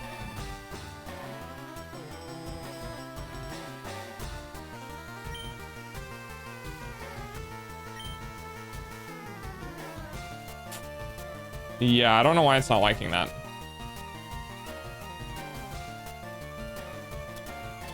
Okay, sure, we'll put it up here. I fucked something up down here, so IntelliSense isn't picking up. But basically, so we can do spot s is equal to whatever our spot, like spots 0 1, right? What we can actually legitimately just do is just do occupation,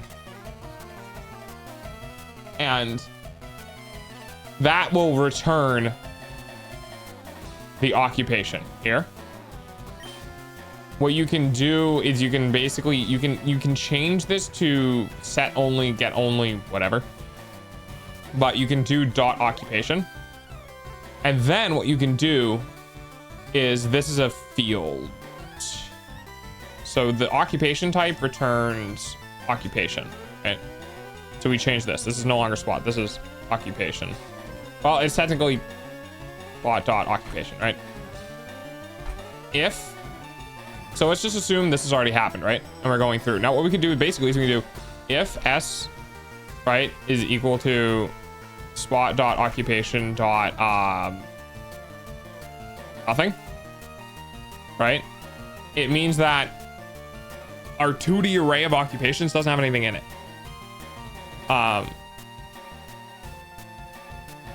Which is fine. We can do whatever we want, right? But now here's the thing. This gives us all of the information that we would need to know about what's there and what's not there. But there's no link, right? So you know there's a ship there, but you don't know what ship is there because there's no link yet. There's no data association. So now what we need to do is we need to figure out what fucking ship is there so we can damage it, right? But here's where it gets important, right?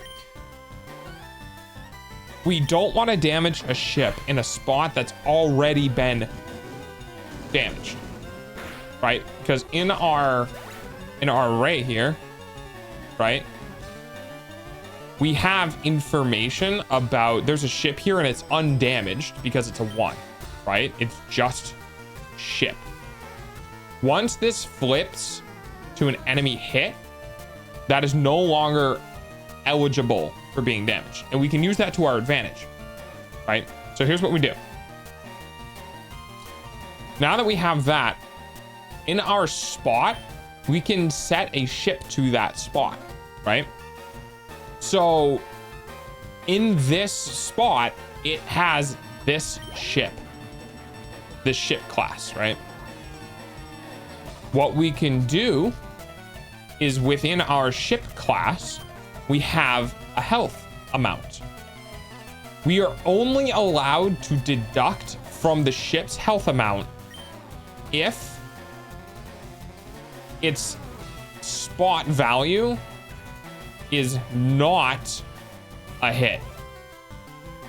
So here's the logic, right? So here's what we would do for something like that, right? So let's just say we got to the point where the player is making an attack, right? And we need the information about the spot they're making an attack on. So let's just say they're making an attack on 01, right? We have that spot.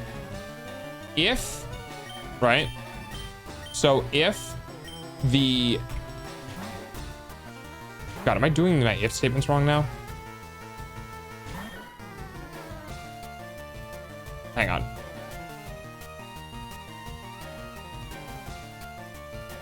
God, it's been so long, I don't even know how to do if statements anymore. Yeah. Okay. I don't know why I was doing that. If s dot...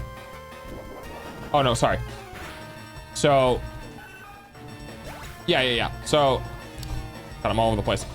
So the first thing we want to do is we want to get the occupation. So our spot occupation, right? Because we want to know what type of we want to know if it's occupied or not. So spot occupation s occ, right, because it's s, is equal to s dot, I'm gonna fucking kill you,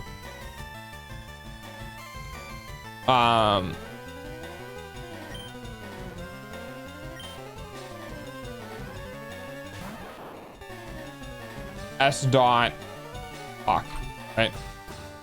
So that's our occupation, because this will return what that value is, right? Which is important.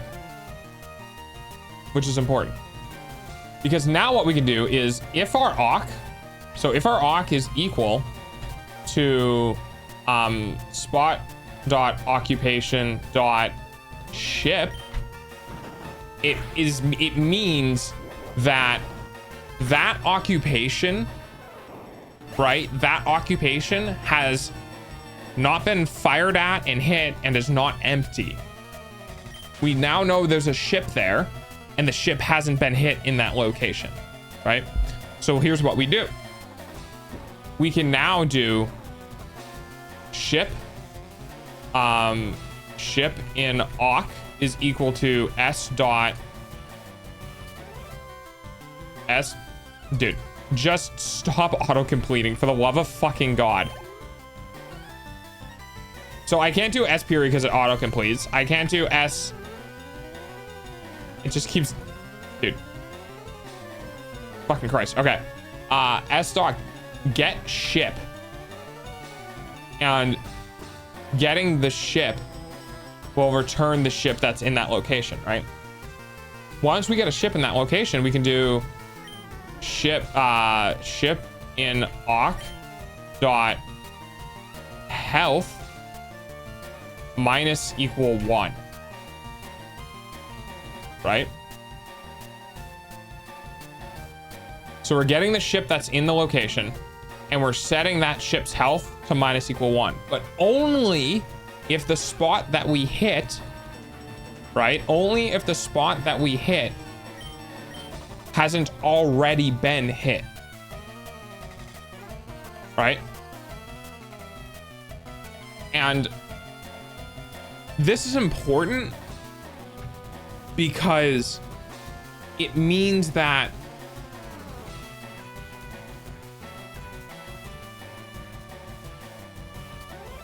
you can make an array of ships. Oh, okay, I'll get into this in a moment. So we set this to minus equal 1, right? No, not you. We set this to minus equal 1. Now what we can do is, in this particular area, we can go if ship in awk dot health equal 0, right?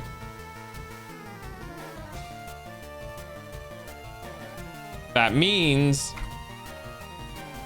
said ship. Because when we make the ship, yeah. But so we've come all the way through. So essentially what it is that every spot will have an occupation of some type, right? If the occupation of that spot is a ship, right? We get the ship, we minus 1 from its health, and now we ask, is the ship's health 0? If it is, it's a dead ship. If it's not, then what we need to do, regardless, actually, it wouldn't matter. What we end up doing afterwards is we just do the S, right? S dot occupation is now it's now spot dot occupation hit, right? Is it hit? Enemy hit or hit or whatever. So it's enemy hit, right? And then now we would just need to update the actual value. So we do this value is now equal to our new S that we changed. Does this make a bit of sense?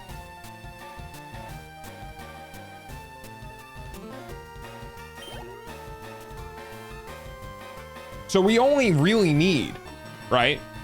We only need a board, right? So our 2D array. Then you have to do the logic for putting the ships down, of course. When you do the logic for putting the ships down, you aren't actually like, what you're doing is you're looping through and you're like, I want to put a ship here, right? And you go, okay, you go through all the spots again, right? You set the spot's ship, you do s dot set ship to that ship, and then you go to the next one, you set that to that ship, so forth and so on. So once you get all the ship spots set, right, in your 2D array, then all you need to do is you don't actually need to worry about handling the health of the ship anymore, because now the health of the ship is done each time it gets hit, right? So when this gets hit, this ship, it gets deducted from its health, but that ship is also here as well, stored in, I think, in this spot. You have to, so the important thing about this is you have to feed it the same ship object, right? It all needs to reference back to the same object. So when you set this spot ship and you set this spot ship and you set this spot ship, it all has to be the same ship object class. If you do that, then every time you -1 from whatever ship is here, it'll do it from its parent object, whatever ship was given.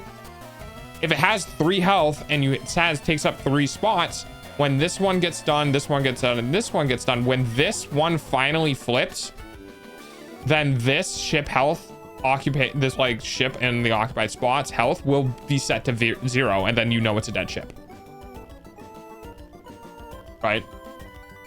So you would have to do like, for instance, like we're gonna do ship destroyer, right, is equal to new ship. And then you do like health or destroyer dot health 4, right? Then what you're gonna do is you're gonna be like, oh well, I'm gonna put the destroyer in spots 0, 1. Oh my god. Okay, sorry, I just got. So we would do 0, 1, right? So we would get the spot from that, and then we would do s dot set. We do set ship set to our destroyer, right? Because it's an instance of ship, right? Now, if we grab this and we do this, let's say it takes up 4 spots, right? So 0, 1, 0, 2, 0, 3, 0, 4. You would just do, there's an easier way to do this. You set the ship there, you set the ship there, you know, you set the ship there, and then you set the ship there, right? So you have one ship object, and that ship object is being set in different locations for their 01, 02, 03, and 04, right? So now these spots, when you go to get them, they'll all reference the same ship. So when you deduct health from the ship object, it'll deduct it from the overarching ship object, right? So ship 1, 2, 3, 4. And then when you go in the attack sequence and you grab the ship that's in its location, right? If we go upwards from 0, you know, up in that direction, we're subtracting 1. It now goes to 3. Its health isn't 0, right? Now we hit this spot, goes to 2, go to this spot, goes to 1, go to this spot, goes to 0. We now have a dead ship. And then if that health is whatever, right? As long as your ship object has enough information, so you can do public health ship, you can do public ship name. I don't know, the ship name is now Booby, right? Then what we can do is when we do the ship in this occupied section, you could do, you know, fucking, I'm just gonna do print statement because Python. You do print, right? So you do ship in awk dot name, and then it would be has died, right? Then at that point, what you can do, and the reason why this is important, you do a new ship for your destroyer, you do a new ship for your sub, right? You do a new ship for I don't know, a boat and something else, right? Now what you do after that is you can just do a ship array is equal to a new ship array, right? Of your destroyer, your sub, and your boat. Then when you're doing the check to see if you win the game, I don't think you can. Don't worry about that. When you're doing the check to see if you won the game, right? You just do for ship S in one of the shippies. Okay. For S in shippies, right? If S dot health, right? If S dot health is greater than 0, we just return. It just means that we haven't won, right? Or break. Sorry, you break out. So at some point when we're going through the loop, one of these ships' health is greater than 0. We break out. If we get to the end of the loop, it means every ship in this has 0 health. You win.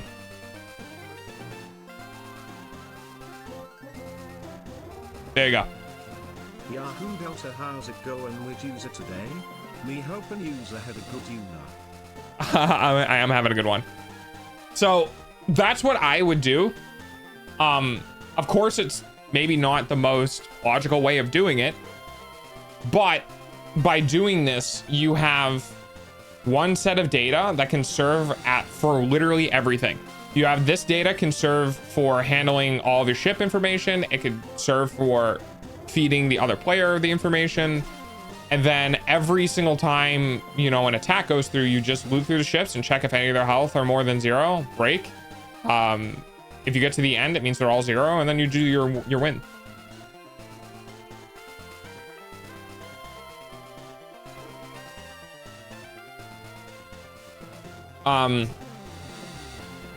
I'm just gonna go ahead and send this over to you. It's not really gonna be useful because it's a bunch of pseudocode, which means it's not tested, it's not valid, it's not yada yada. But in case you need like a refresher, I'll go ahead and send this over so you can kind of get the idea. Yeah, I already sent it over.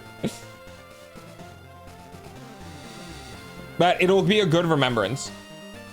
Thank you for explaining everything very clear.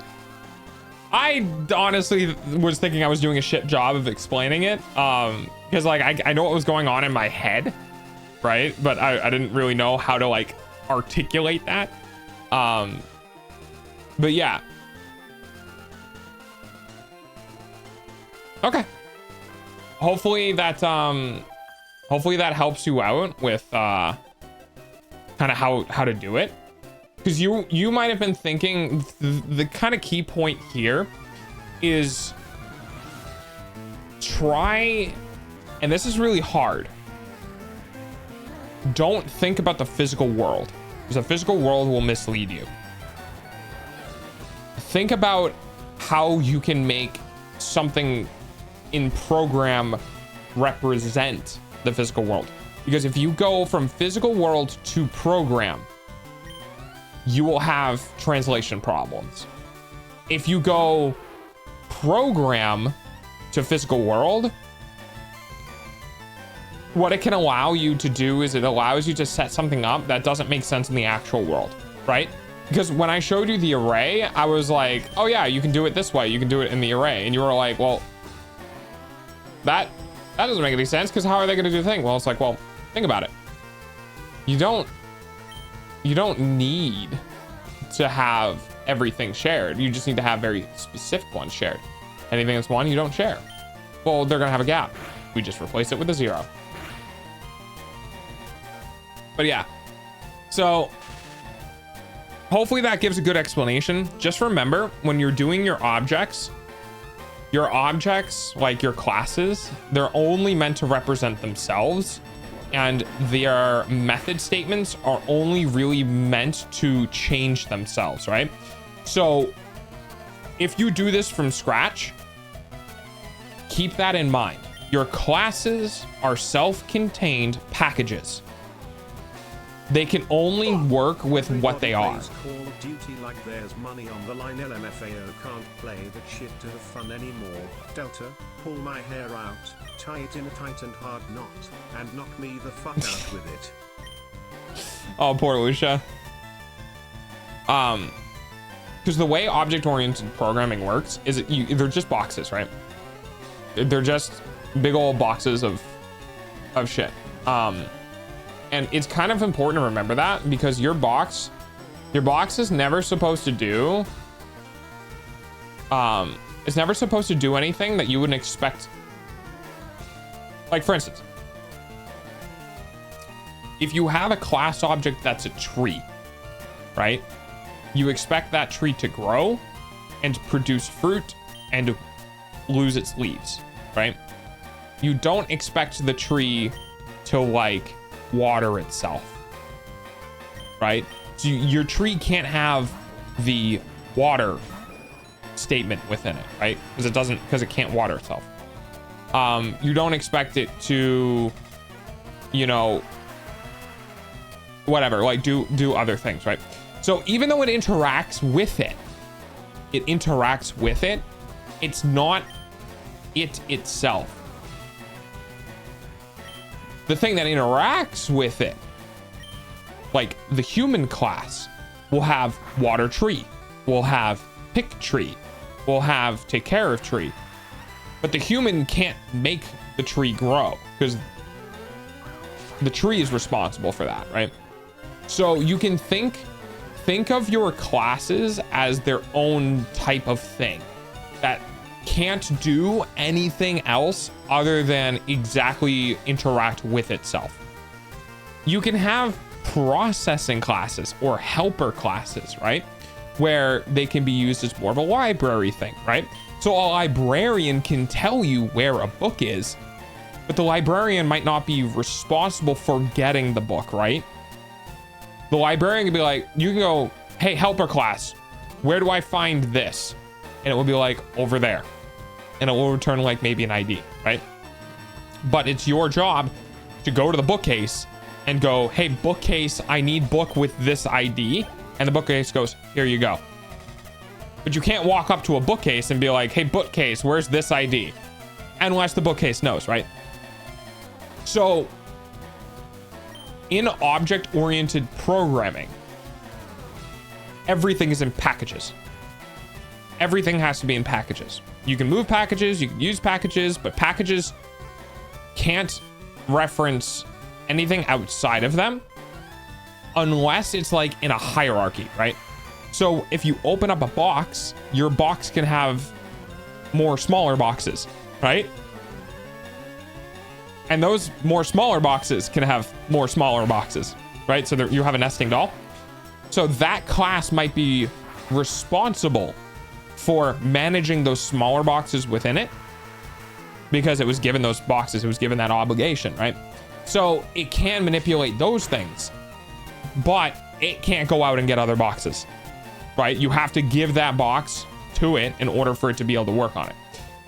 So these examples are primarily done with like cars or trees or humans, things that become very tangible, things that you can understand. So like a car has an engine, right? Okay, so a car is a fantastic example. I'm gonna go let you go to bed in a moment. I'm just gonna explain this real quick. If you have a car class, right? The car class might have an engine class. The engine class might have a piston class. And the piston has a piston head and the piston arm, right? So our car has a lot of information in it. It has a shit ton of information in it, right? It has an engine in it, it has a frame in it, it has a door in it, it's got tires, it's got everything, right? And each thing inside of it might have another thing, right? So our engine class might have a piston class, but our engine class doesn't just have a piston class in it. Our engine class also has spark plugs, right? Our engine class might also have the crankshaft, right? So our engine is very complicated. It has a lot of things in it, but we can set our car's engine to this engine, which that means it inherits everything below it, right? So we can make a new engine, right? So we can do like, oh, I don't know, engine.hp equal 1,000,000. And a different engine, that different engine's HP is equal to like 1,000, right? And then our car, we do, well, I want our car's engine, car.engine is equal to the strong one, right? Oh, well, actually, I want my car.engine to be the weak one. So we've made a bunch of different engines. And our car can be like, I want that one, I want that one, I want that one, I want that one. Like, I want whatever, I can use, right? But the thing is these engines are also very complicated themselves because like our engine.sparkplug is equal to this, our engine.crankshaft is equal to that. So this is a great example of our box that is a car, right? Has a bunch of little boxes. We have an engine box, we have a door box, we have a trunk, we have wheels, we have a frame, we have like a bunch of different boxes, right? And now we go inside of the engine box in our car box. Our engine box has our crankshaft and our engine head and the exhaust pipe that comes out of it and like all the other stuff. So now we're in the engine box and like, well, shit, I need to go get the piston information. And we go in the piston box. So we're inside of the car box, in the engine box, in the piston box. Eventually, you will get down to bare minimum. For example, the bare minimum might be our piston has a piston head and a crank arm or a piston arm, right? And a reference to the crankshaft, right? And nothing else, because those parts can't be broken down anymore, right? You got to the lowest level.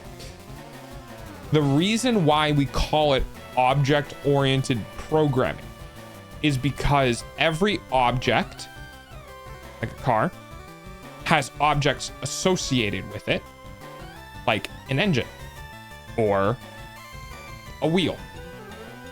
And the reason why it's an important aspect of the language is because we can just go, that car's wheel is now that wheel, and you're done, right? When you do that, you don't have to you don't have to reinvent the wheel, right? You don't have to go, that car's wheel is equal to this brand with this rubber and this thing and this thing and that, right? You can have that already created, and you go, this car's wheel is that wheel that was already made. This car's engine is that engine that was already made, right? They're objects. They're self-encapsulated. That self-encapsulation is a huge part of it. And that is in every object-oriented language, right? That's every language. It's not C#. It's not just like TypeScript. Every language has that same concept if it's OOB. And that makes it really valuable, because what that means is you can do one creation of a method, one creation of a class, one creation of a thing, and reference it fucking everywhere, right?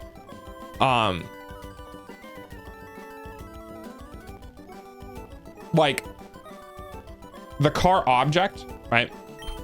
If we have a highway object has a shit ton of cars, right? But we don't have to make the cars every time we make a highway. We've already made our car up top, up here. And now we're just saying this car goes on this highway. That's it. That's all you need to do. So it's really cool because it allows us to constantly reuse things, right? It allows us to, well, I know every car object has, I don't know, an emissions value. That means that when I'm working with this highway object, I can go through all of its cars and get all of the car's emission values. I don't need to worry about the specificities of trying to figure out every single car object. It's not this huge array of information, right? Because you can make a car object, and this is where being proficient in a language comes in, right? You can make a car object with no engine, right? Well, but Delta, if it has no engine, well, how do I know what pistons it has? Because that's where the engine was.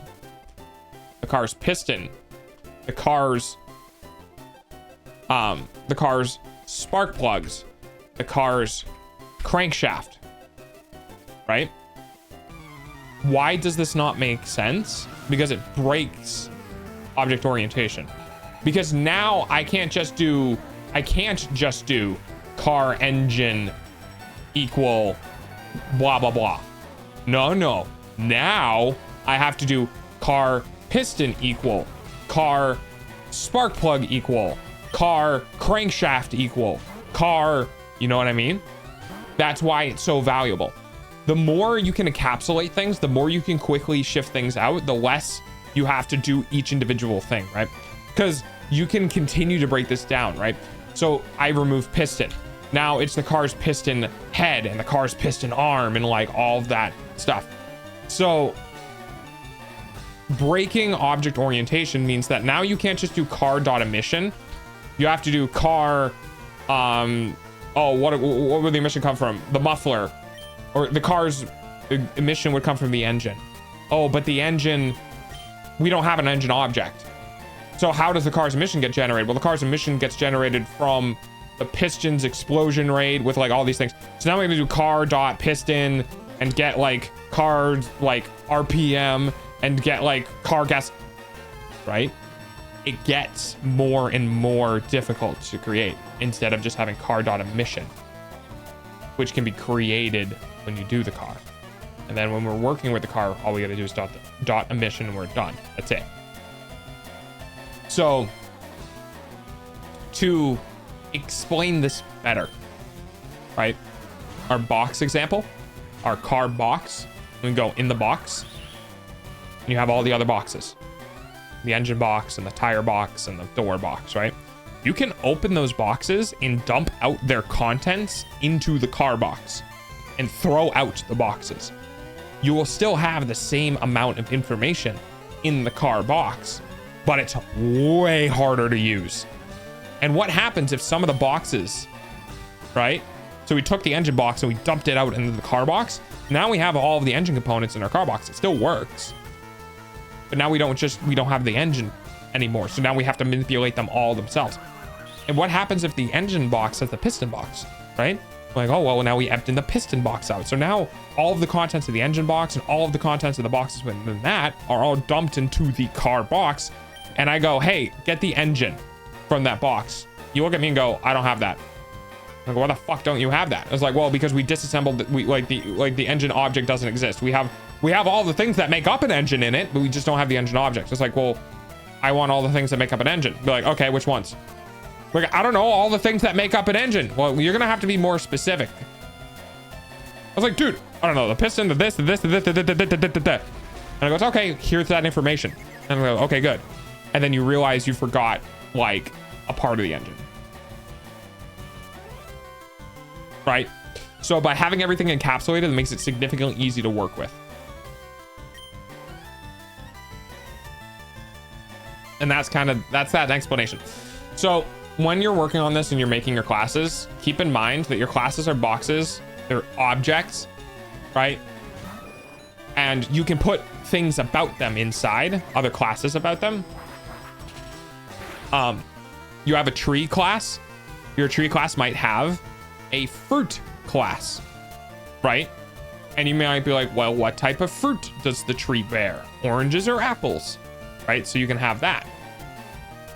But the interesting thing is you can also be like, well, I have a fruit class, but I don't want, this is where things get really weird, right? We have a fruit class, right? We have a tree, but just because we're a tree does not mean we make fruit. And just because we're a fruit does not mean we come from a tree. And the reason why this is important is because while a tree can have fruit does not belong to the tree, right? So instead of making the fruit class within the tree, we actually make the fruit class by itself. And the tree gets assigned the fruit class. You don't have to absorb all this information now. It's just a way of keeping things in mind of what can be contained within a box and what is given to a box, right? And that's it. And tree fruit is a fruit tree, but the fruits are also the tree. Ah, yes, the fruit seeds, right? Because an apple's seeds are apple seeds, right? The seeds can't be anything else. They can't be a pear seed, right?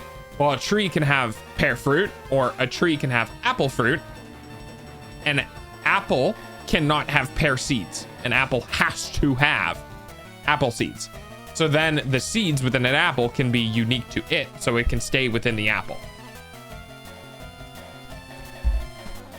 But yeah, hopefully that helps you out with your project.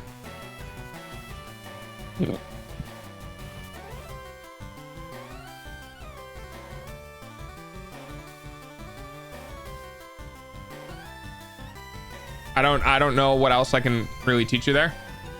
But yeah, hopefully that helps with your figuring your project out. Yeah, you're welcome. It is late. It is past midnight. So yeah, you should go to bed. I can talk to you in a couple of days. We can see how it's going. I can give you some more tips and shit that might be able to help. But yeah.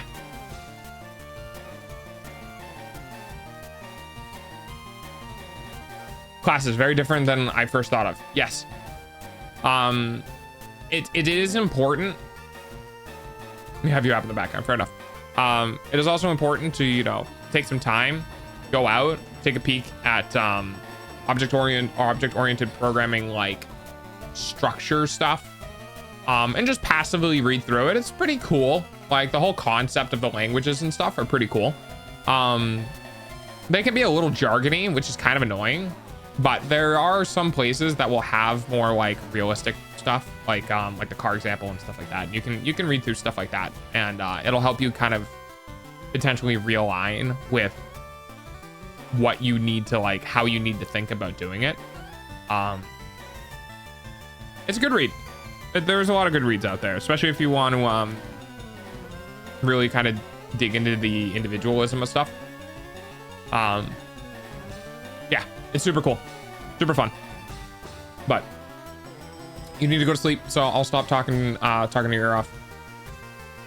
And I'm going through, dude, it's been so long since I've worked in C#. I'm just out here like, fuck, what are the syntax for these things?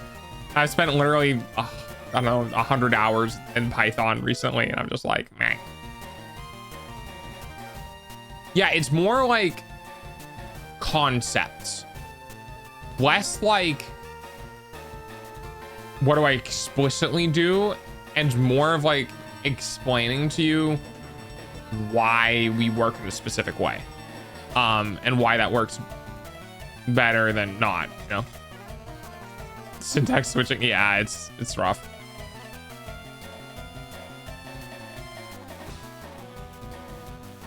I got a chat.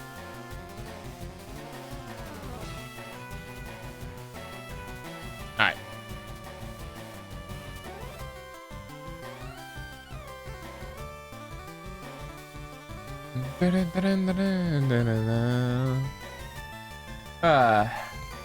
Anyway, thanks Oculus for carrying Twitch Plays Pokemon again.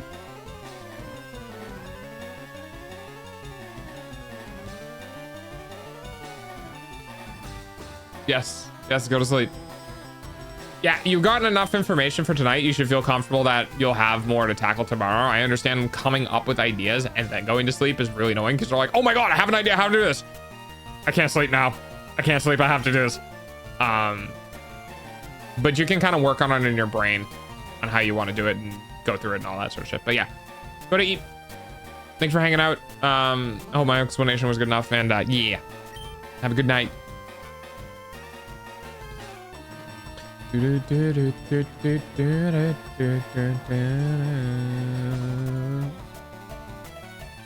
that's fine. Everything's fine.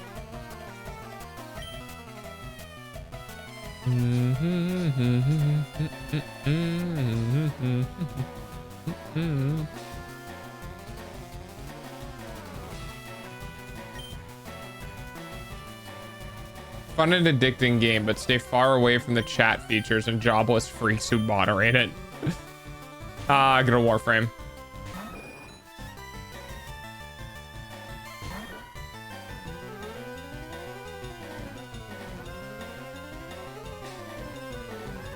Okay, good night, Winter.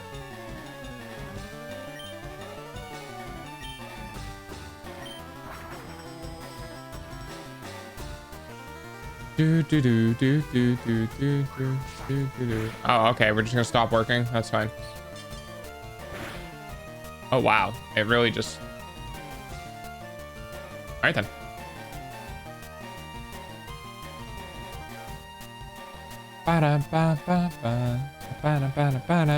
I was not entirely prepared for giving a like crash course intro to programming, but I think it was a pretty cool fun. It was a fun thought experiment.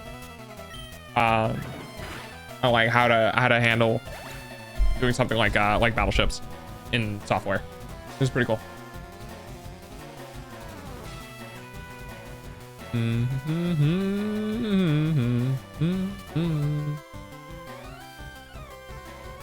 Belt a handheld device that let me generate electricity. Is this a fucking fapper? I don't know if Gray is here. What the fuck did you send to the meme channel? Is this dude literally just shaking a fucking magnet back and forth in a coil? I fucking knew it.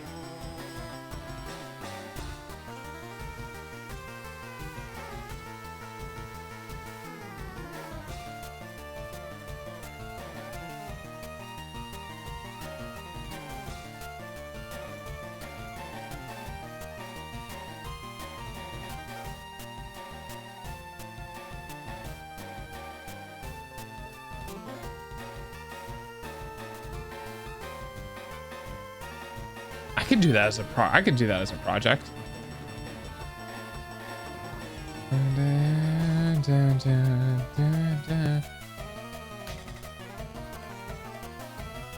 Sorry, hi cheese. Hi Coco. Thank you for the cheese. Hi cheese.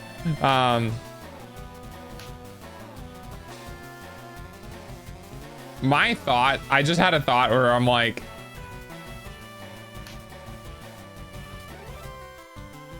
what if I just make something that generates electricity? Like a DIY like bike. You know those like generator bikes, and just be like, make one myself. It would be super interesting.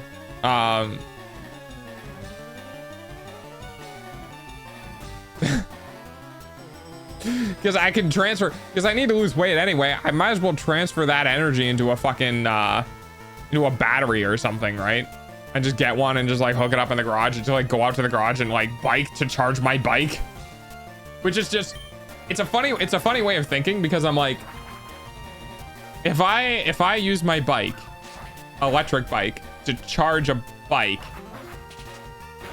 wouldn't it just be the same thing as getting there on a bike? But the difference is you're turning your energy into bike energy. That is a strong Pidgey. You're not going to kill it in a single quick attack. You are going to die. If that matters to you. Because I don't know. I'm pretty sure Pidgey's defense would be high enough that your match level. I don't know. Prove me wrong. Oh, I'm proven wrong.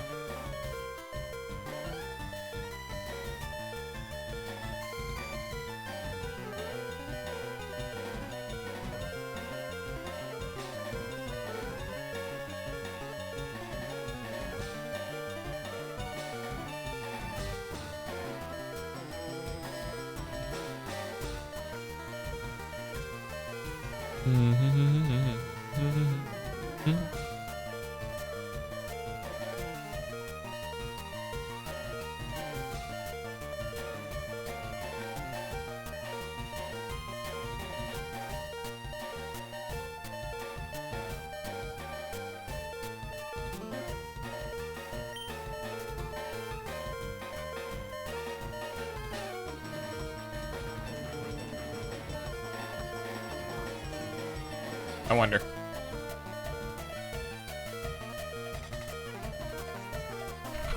I want to turn my fat into from my body into electricity. Oh, wait. This is hilarious. Wait, this is actually hilarious. DIY bike generator, 13 steps with pictures from Indestructibles. Wait, this is so funny.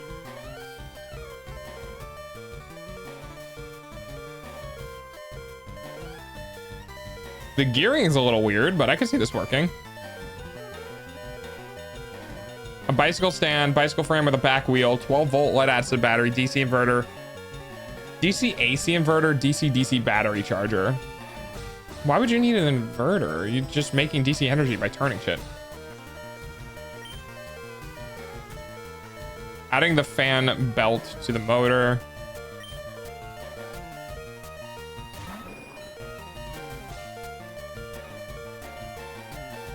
Motor to the charger.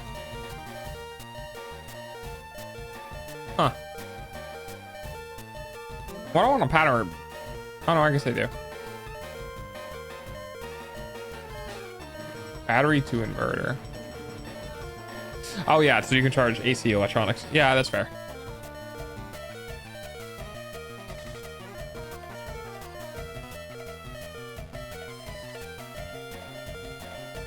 Wait, this is fucking hilarious.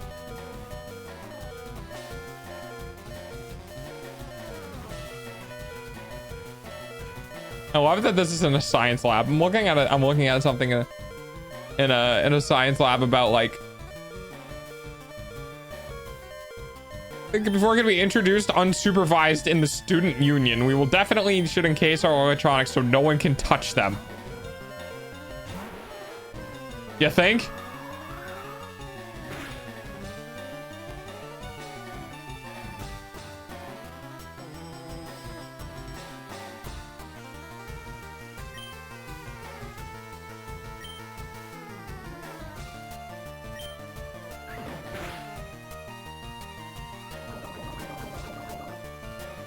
This is hilarious and probably one of the easiest ways to generate electricity. I would love to be able to do shit like this. White sand. Just an excuse to buy a bike. I should go get. I'm gonna go to Amazon. That would be so fucking funny. Imagine buying a bike just so you can fucking generate electricity with it. Dude, what is wrong with me? Oh, I have too many non-hobbies.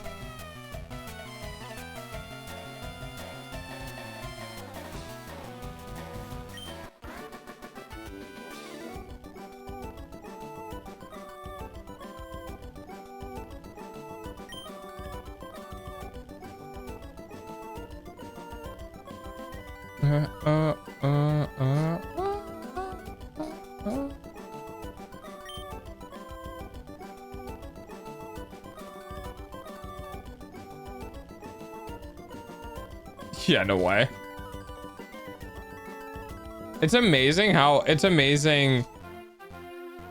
the amount of like power generated to things that people don't understand, right? Like 700 watts, like a microwave.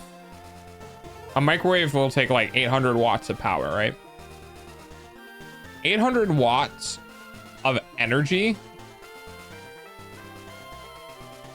Okay, let me break this down for you. Let me check this out. Let me look this up. kcal to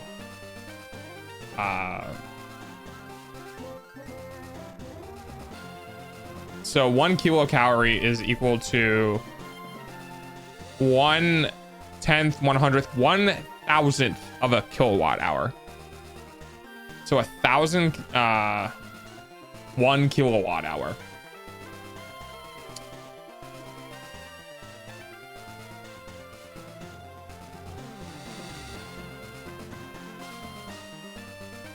A kilocalorie is 1,000. Okay. It's immensely funnest to me that fuel we do burn does not generate directly or no, we have to then boil that, which generates steam, which is then funneled in the turbine. That generates, yes. Yeah, that's why coal power is so fucking bad. Hydroelectric dams are direct energy. Turbines are direct energy. Solar is direct energy. So a kilocalorie is, yes, a kilocalorie is 1,000 calories, right? Now check out.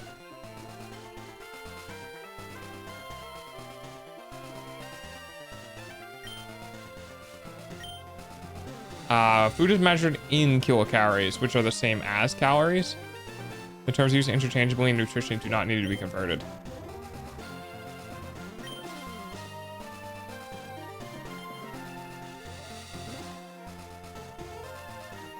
Okay.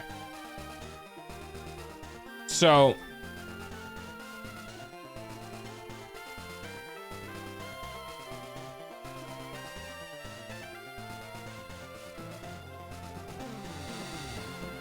Isn't coal just as, if not more radioactive than nuclear power?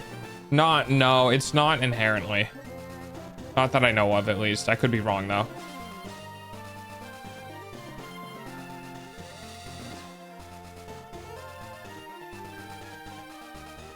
I think it's the process of burning it or something weird. But no, to my knowledge, it is not. Now, that being said,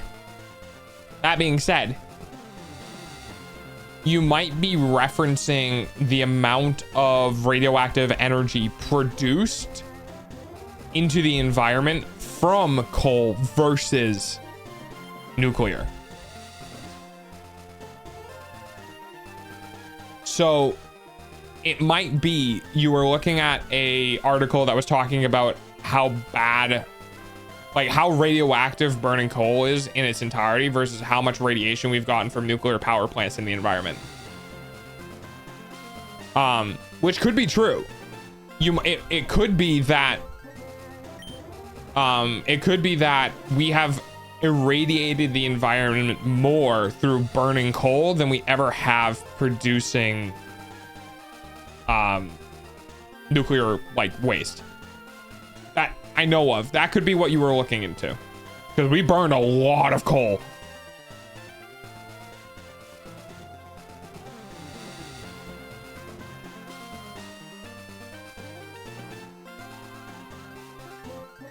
Let me look it up. Let me see.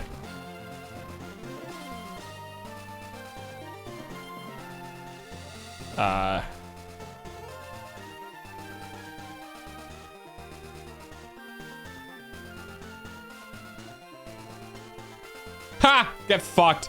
Coal plants use so much more fuel than nuclear plants that they wind up putting more radioactivity from the spent fuel into the environment. Get fucked.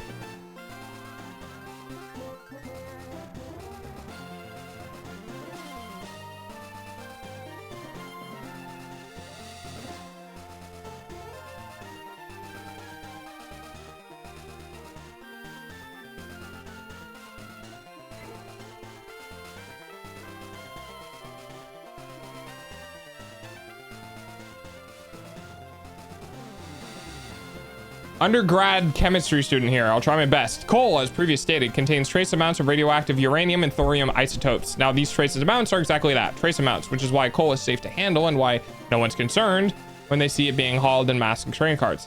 However, coal-firing plants go through massive quantities of the stuff on the magnitude of several megatons per year. So if the isotopes are, say, 1 part per million, and that's 1 ton per million tons of coal, being hypothetical, I don't know how the typical isotopes are in nature. When coal combusts, the radioactive isotopes head out of the top of the smokestack along with the ash, soot, and smoke. This plume then spreads as the wind sees fit over a given area. Since these isotopes are incredibly heavy elements, they don't fall very far from the coal plant. If anyone has estimates, that would be incredibly helpful. So if you live in a city with a coal plant nearby, contingent on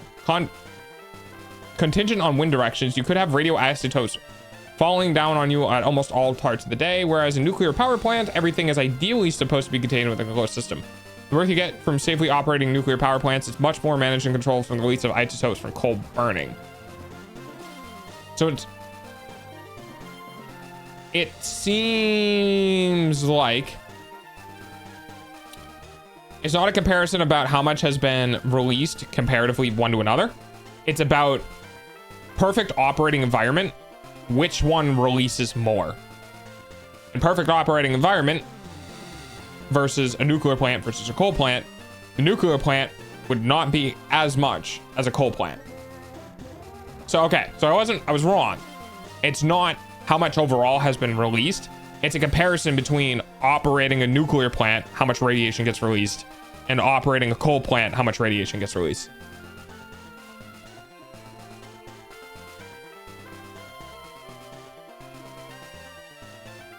Yeah, it's operational amounts.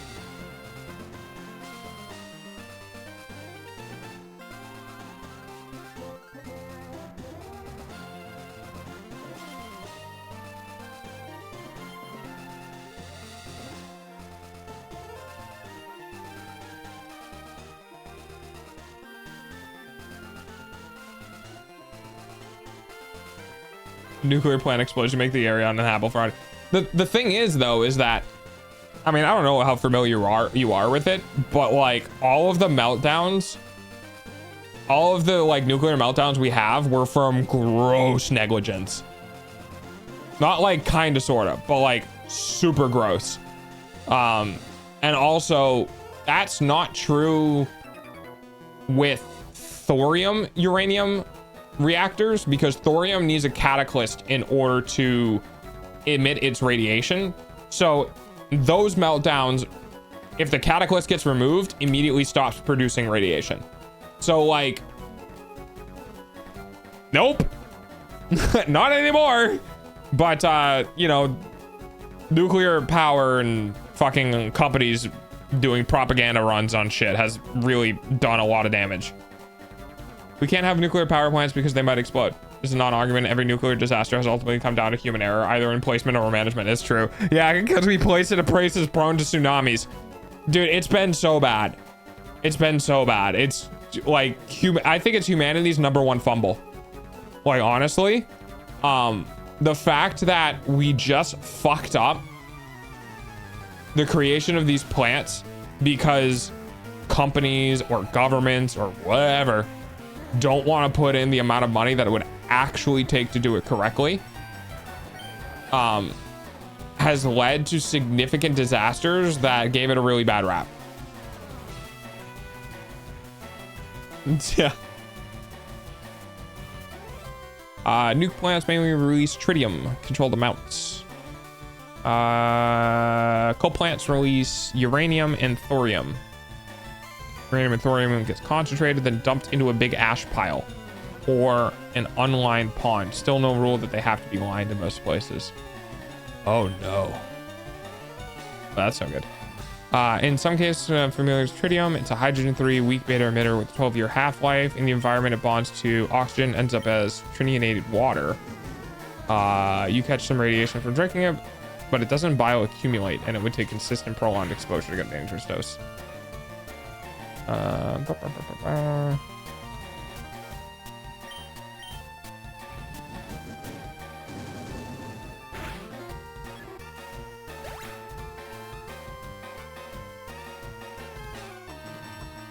Kind of interesting. I didn't know about that.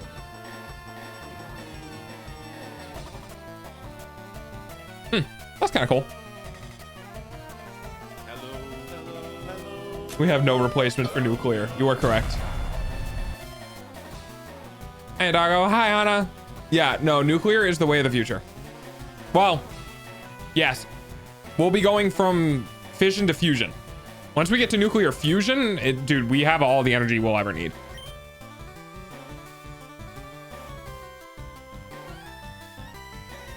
Yeah. The persistent long exposure is wrong. You can get it the first time exposed. Persistent long exposure in relation to what? But yeah, we need to be... I'm doing good. I'm doing good, thank you. We need to be researching... I think we are currently heavily subsidizing fission radioactivity. Well, it depends on the intensity of the radioactivity. Like, radioactivity is just free electrons. No. The free atoms that get shot out from the material. So we're getting radioactive every day because we have a bunch of random atoms just blasting through our body just from random shit. Nuclear reactors are fission. Yes. Yes, we're looking for nuclear fusion. That's our holy grail.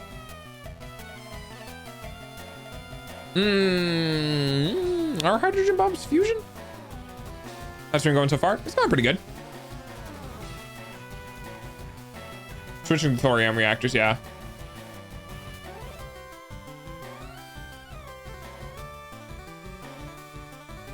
It's currently the most efficient method for power generation and among the safest.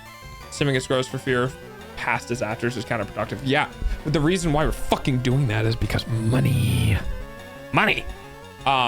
Because companies currently that are fucking making literally billions of dollars and their stuff don't want to go to that because they'll make less money, because there's no There's no money in it, literally. You know what I mean?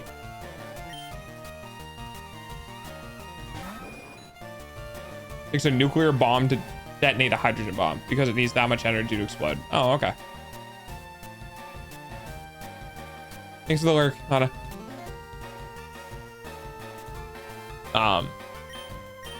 Like, here's the fact. If we create a good nuclear fission plant that uses catalysts to control the decay rate of radioactive material, the only amount of money that needs to go into that is however much money it takes to maintain the facility. And that one facility will generate so much power that companies will lose workers. Like, I don't know the specific economic impact, but essentially it boils down to all electricity costs would lower and there just wouldn't be as much of a market anymore, you know? The fusion reactors, you would legit make an artificial sun. Yes, which is cool. We're like, to some degree, a fusion reactor is like the cure for cancer. Every single, like, I don't know if the United States is really annoying because the United States has a lot of lobbyists. We have a lot of people in power who revolve around companies. I can foresee the EU being more likely to adopt aggressive, like, energy stuff like fusion, but I'm really worried about getting this breakthrough in either fission or fusion and just like not fucking doing anything with it. You know what I mean? Like, capitalism is supposed to incentivize the creation of things, but what happens when you're like, I want to make a nuclear fission plant and a nice safe spot with manageable you know, components and creations of components and like all this shit, and I want to provide it, and you have to go, well, the government says you can't, well, the state government says you can't, well, these companies are lobbying to make laws that say you can't. Like, we have the technology to create amazing things, and we're just refusing to do so because we can siphon more money out of the consumers.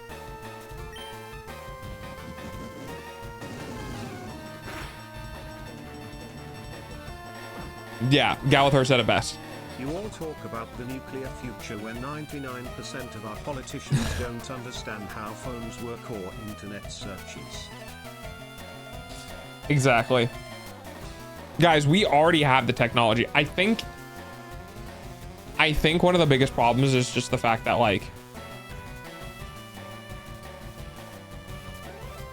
we have everything. No one's doing anything with it.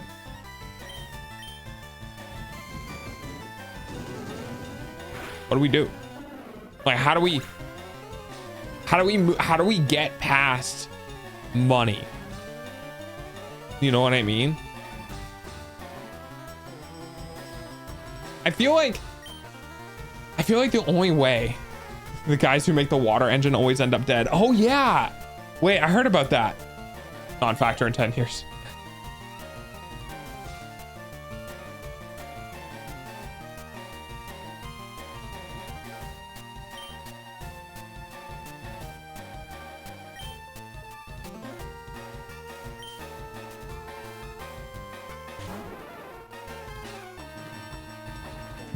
There were like these cars that, like,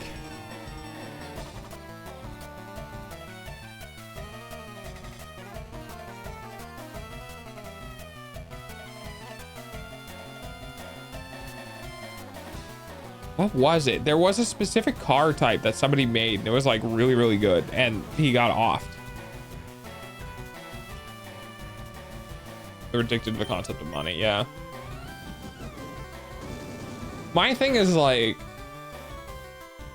my thing is that I really feel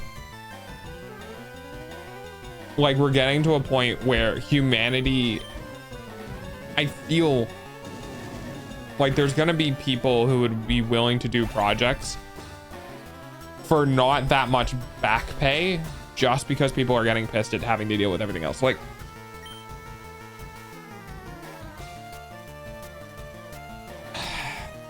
the undertaking in order to change society requires the work of society to do so. The work of society is currently measured in money. If, like, I hate to say this, but we can just straight up make a nuclear fission plant for free. Like, it is possible. The problem is trying to get every single company and every single person in the process to do it for free.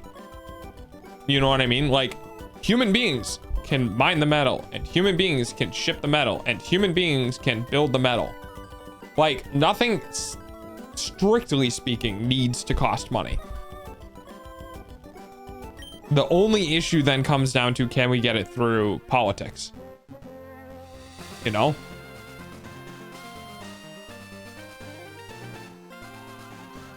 The US debt is unsustainable. I mean,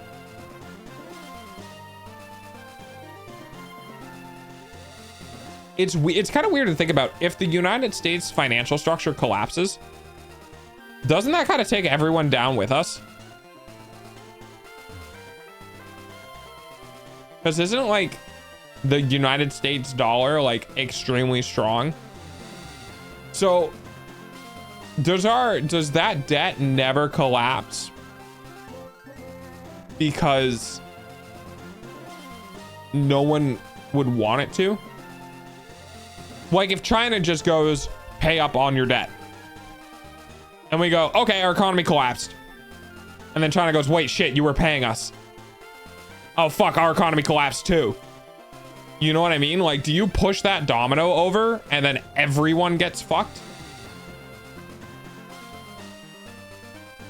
I don't think anyone's willing to do that.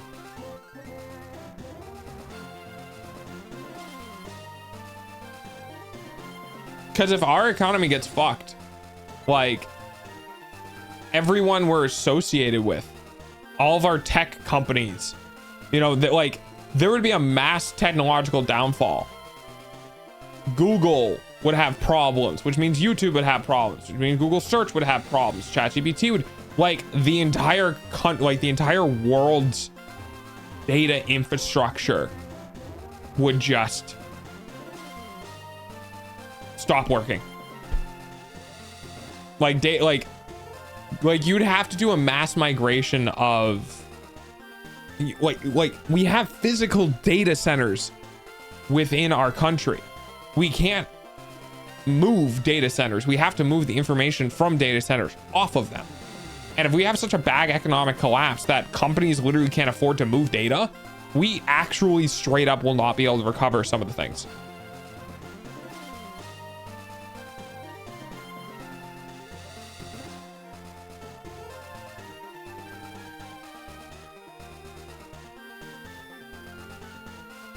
Yeah, well, the concept was just basically being like, money is literally nothing. It's just paper. Your labor and your efforts to create something. So, like, to a degree, you can make it for free, just in the aspect of, like, if everyone only spends an hour of their time on it every day and it takes a year to build, well, it'll only take 10 years. I don't know. You know what I mean? The government collapsing wouldn't really fuck Google. The problem with the government collapsing is the economy collapses. Google can't pay their employees anymore. Google can't pay for its internet structure anymore or its electricity costs anymore. So Google literally just goes out. Like, they're gone. Because what are they gonna pay? They can't transfer any of their USD things into any other currency because it's now worthless, right? Google literally doesn't have the funds to operate their company anymore. So what do? You would have to, like, Google, if Google has, and they might, if Google has backups of the entirety of the data center that is itself in different countries, then you could probably flip a switch and then like have it go somewhere else, right? But if Google's primary data center, like if Google's primary hosting is within the United States, it's fucking gone.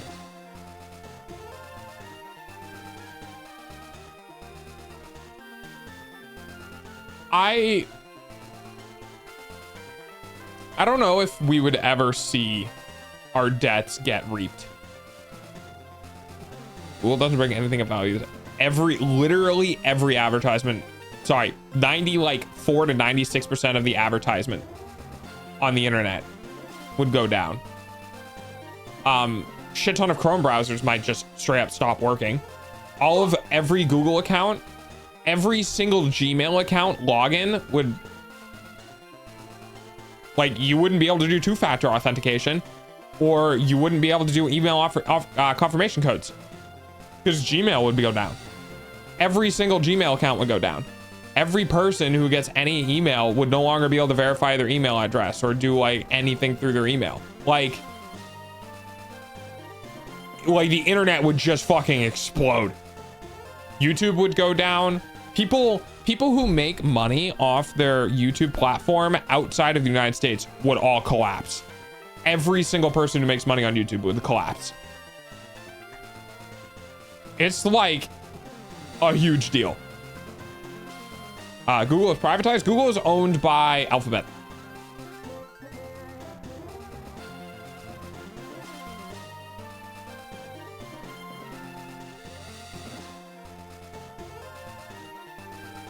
Oh, hello there. Yeah, they're traded as Google.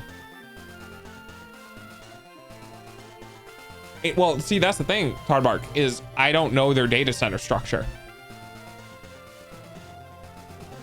Yeah, no, Tardbark, there are alternatives. There are alternatives. But you can't change any of your services to the alternatives because the primary doesn't exist anymore. You can't change your email account on something without confirming your email. So how do you swap? It's not about what can you use instead. It's about what's actively currently being used and the amount of people that would get locked out of shits.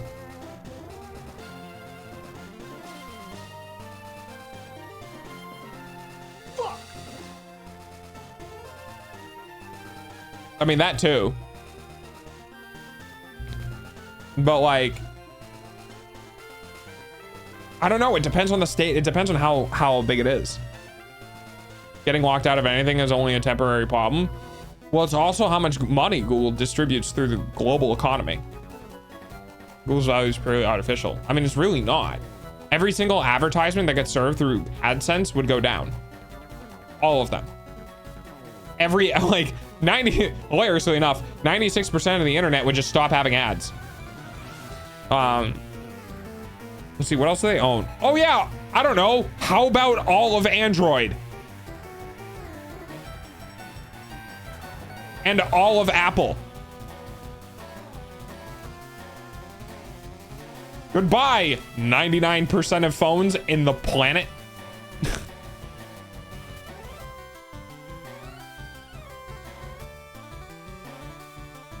Well, it's not about your phones getting updates. It's about your phone calling home. It's about like your phone possibly needing a connection in order to get services provided to it. So like, you would just not have access to literally any app. Talking about luxury items. Tardbark, phones are not luxury items anymore.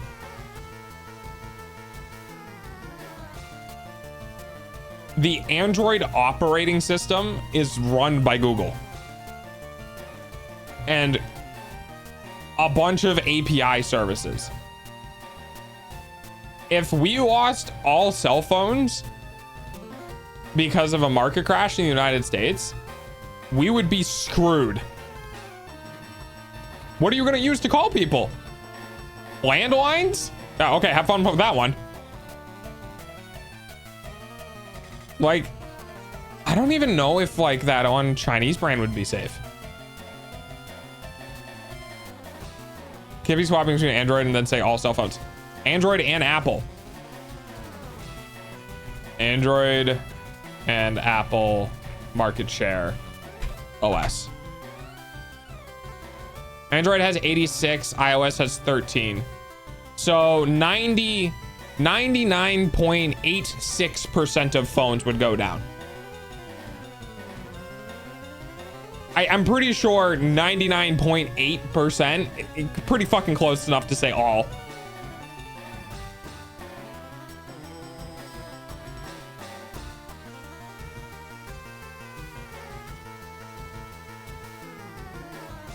There would be replacements in a week. Who's going to make it? Who's going to make the operating system? Because operating systems take a lot longer than a week. I mean, the problem is the backbone infrastructure going down. Like you can make an operating system on it. Where are your servers? How are they getting routed? Where are you putting them? Like your backbone infrastructure getting publicated to everyone on the planet is gonna not happen, you know?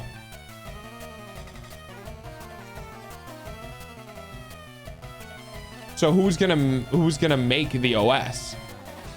Because even China's like arbitrary Huawei OS is still stealing code from Google stuff. Literally anyone else. However, do you know how long it takes to make an operating system?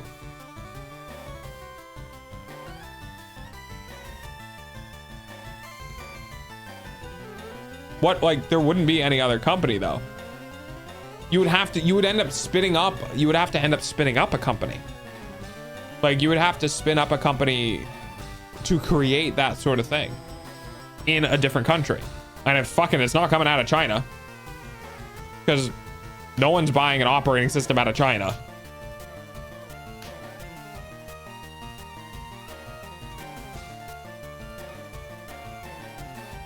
Half of Google's data centers are located in the US. So they would probably be able to support, the rest are in other places. So they probably would be able to support the phone operating systems in that case, if we had a huge financial collapse. But if 99.8 of all cell phones went down, like,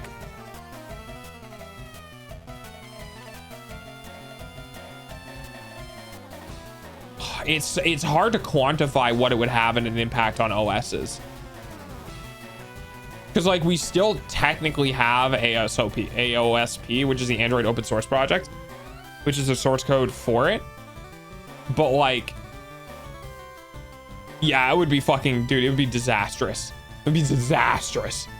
Like the speed in which people would just riot and start murdering each other would be like days.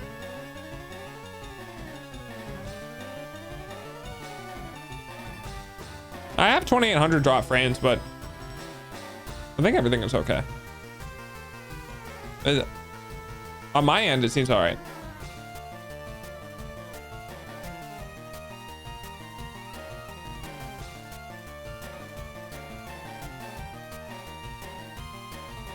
I might have had a hiccup in the internet.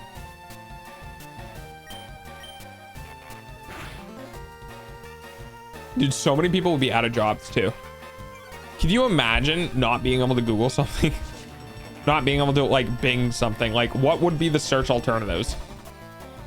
And how many of the sites you would get through on the search alternatives would go down because they're located in the United States, right? Stack Overflow would be gone. I'm pretty sure. Hang on. Stack Overflow data centers. It's an on-premise data center. Oh yeah, dude, everything Microsoft Azure going down.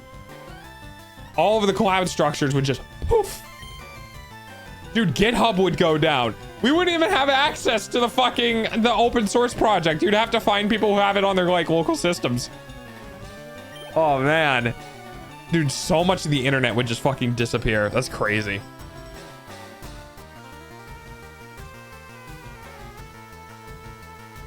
Oh, good news though, TikTok would still be up most likely, because TikTok has you know, their Chinese systems.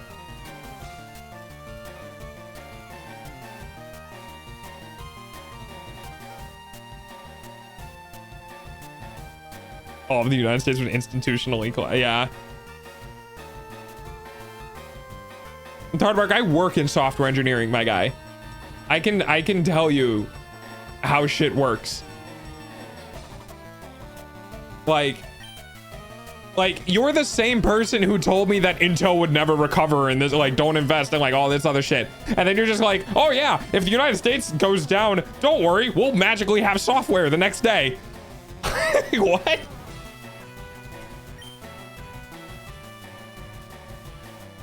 They haven't recovered. They're about to in like 8 months. No, when's the next CPU cycle? 12 to what I quoted you, 12 to 18 months the last time. It's been 6, so it's about 12, so it should be about a year away.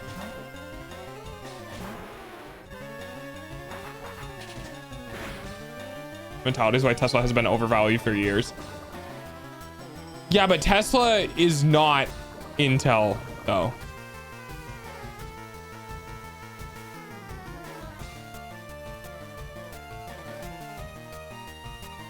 Because like Intel has been around since like what, the 80s? How long has Intel been around for? Holy shit, they were founded in 1968. Yeah, they're not going anywhere.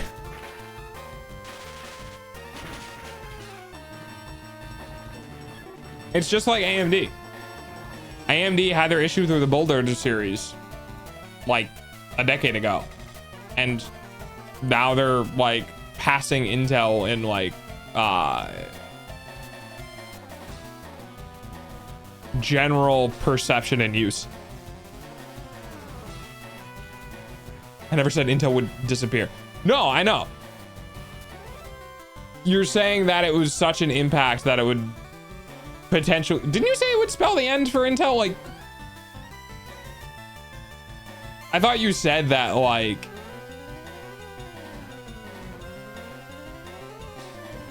I could be wrong about the specificities, but okay. Was it the recovery timeline we didn't agree on then?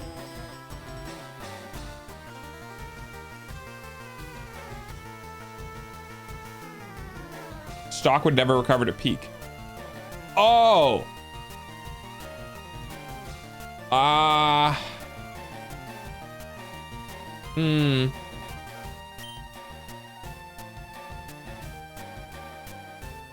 No, they will.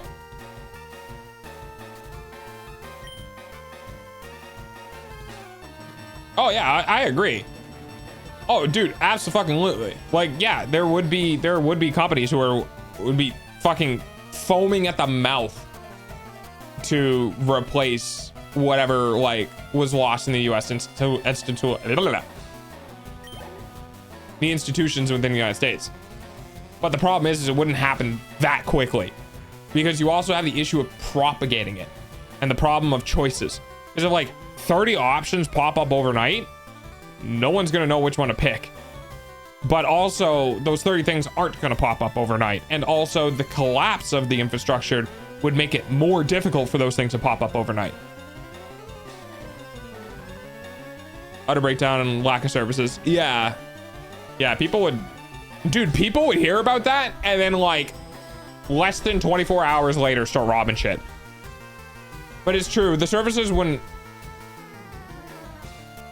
If like, the point being is like, it was like a snap of the fingers where like everything goes down. If my fingers snapped and I Thanos snapped all of the data centers in the United States, gone. Which is not fair to the hypothetical situation. If I did that, then we would have a huge problem. Now, if we're talking about in a very realistic format, dude, every company in the United States would know when we're going down the bad side of an evaluation for our country, and they would just immediately start propagating their data centers into other locations. Like, there would just be a mass abandonment before it actually happened, much like the Great Depression, where everyone was pulling their money out of the banks, right? It'd be the same thing. All of these companies would just immediately start offloading all of their data into other locations, just like instantly. It might take a bit of time, but they would, and then they would avoid the collapse just because they would be gone, essentially.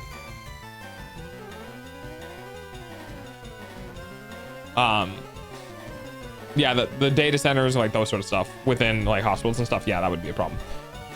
But with Intel, the reason why I know they're gonna hit peak is not their foundries, like they're not, their foundries aren't gonna do shit. It can help with their evaluation, but it can also hinder their evaluation. No, I think what they're gonna do is they're looking to break into the GPU sector. And I think personally, they're going to try to rival NVIDIA in AI GPU architecture. I think that's what they're going for. I think AMD is floundering the fuck out of it. I think AMD has a shit ton of tech debt, and that's why their GPUs right now are really not doing well. But Intel, I think, is looking to expand their GPU division to try to compete with NVIDIA in the AI market, because no one's competing with NVIDIA right now in the AI market. Like, there's just literally no one else. That's why NVIDIA has like what is it, a $3 trillion market cap or something like that. Intel is, I'm willing to bet, because Intel doesn't have tech debt in the GPU market, that when or if they get their GPU sector off the ground, they're going to do like gamer GPUs and oh my god, look at us, we're doing this stuff in order to get a bit of R&D money, and then they're immediately going into AI development for GPUs. It would take some time, probably about 4 years, for Intel to start having a product similar-ish to current technology and NVIDIA. But that also depends on how the AI sector is doing. If AI goes to push the, or if Intel goes to push the AI market sector after the AI boom, they might not hit their market cap again. They might hit their market cap if they have a breakthrough in CPU technology and they put them back into server infrastructure. But they really do need that like a second tech boom that they're in right now. And I think they could go and hit their market cap again.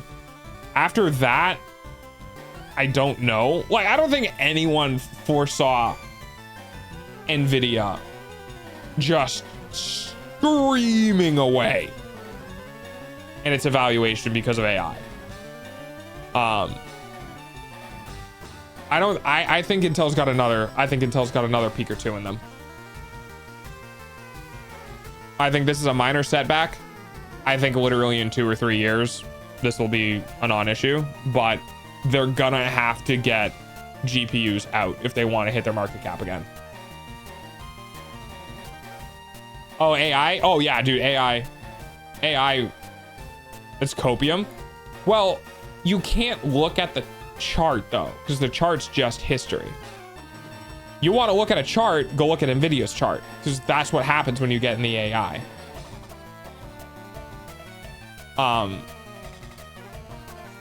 If the problem is Intel has to get into the AI market sector before an AI collapse.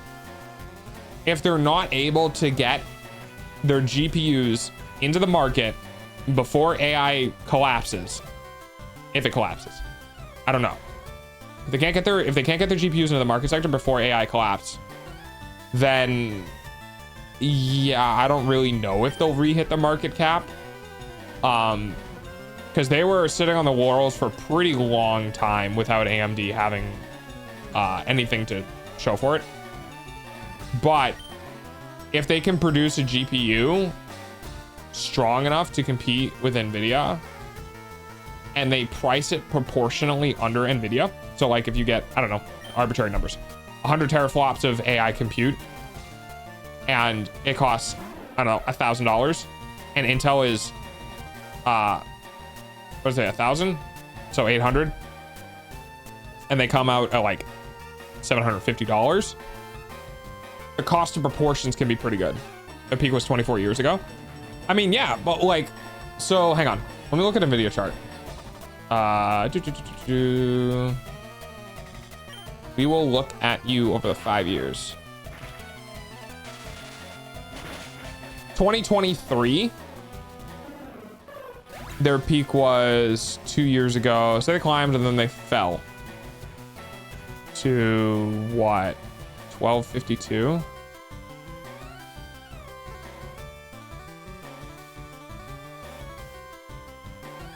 $2. Oh, max, sorry. 27 cents. Yeah, so if we looked at Nvidia at $30 traded at peak, fell down to $12 in the course of literally a year. Nvidia lost half of their evaluation. No, sorry. Nvidia lost 2/3 of their evaluation in a year. Just so you, like, Nvidia lost 2/3 of their evaluation in a single year after peak. And then just fucking spiked in the last 2 years. So, yeah. Intel right now, let's see, 5-year max. The peak evaluation was then, which was, yeah, 24 years ago. And then they got very close to their peak evaluation after COVID.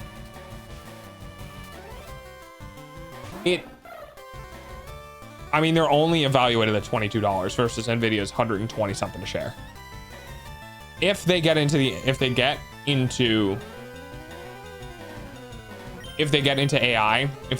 into competing with Nvidia in the AI market, their valuation is going to skyrocket. If the AI market is still like a high evaluation sector, you know what I mean? Like if the AI market is still something that a bunch of tech bros and Fortune 500 companies are looking at like the next thing, then I think their stock price will go past peak. Because you got to keep in mind, the GPU thing is something Intel has never had before. It's a completely new product. It's a completely new sector for them to go into. It's a completely new evaluation, like, consideration with their stock. Because before their GPUs, they literally only had CPUs, and that was it. Like, it makes sense that if you want to do the argument of, like, I don't think Intel will ever hit cap again purely in the CPU market, I would be like, yeah, you know what? Maybe that is true. Next 20 years or so. Yeah, I wouldn't be able to, I could not tell you whether or not they would hit market cap if they just stayed within CPUs. I'd be like, yeah, I wouldn't know enough. I'd have to be an inside trader. What I can tell you is if Intel pushes hard on their GPU sector, they will pull an AMD. Go look at AMD stock. AMD was evaluated in 2018 was, I think I built it. AMD's evaluation in 2018 during the Bulldozer series of CPUs, before the rise of CPUs, their evaluation was 11 cents. Their peak was 24 years ago in September of 2022. Or May 2000 was their peak.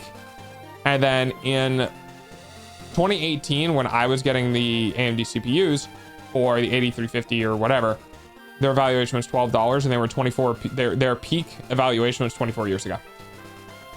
All they did was make their CPUs better. And they, what, 100x'd? 180? They more than 100 times their stock evaluation from when I initially bought their product. Oh, highlight. So It's not impossible. AMD's stock looked almost exactly like Intel's, with 24 years gone by since their previous peak, and they blew past their peak by like 2 or 3-fold.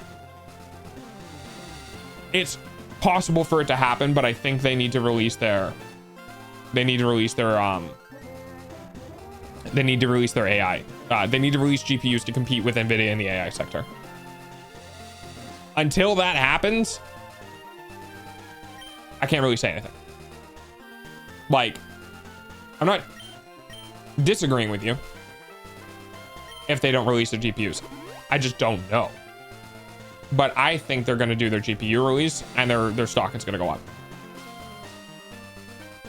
Again, not investment advice, but I think the second they start pushing their GPUs out the door, and they can be like, wow, hey, we're competitive in the AI market, it's going to go until they're their competitor, because there's no competition right now in the AI marketplace, or in the AI space. Like Nvidia has that sector right now by the balls, and they can charge as much money for their shit as they want. The second Intel becomes competitive with... You better be streaming 20 years from now so I can say I told you so. I hope I am. I hope I am. How about... Let me look up Alchemist release. Intel Alchemist release. 2022.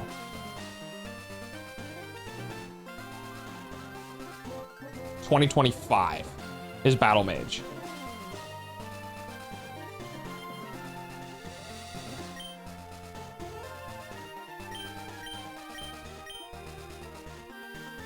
Intel's GPU is designed to have high AI performance XE matrix arrays, which are similar to NPU or TPUs. I should actually talk to Moist about this.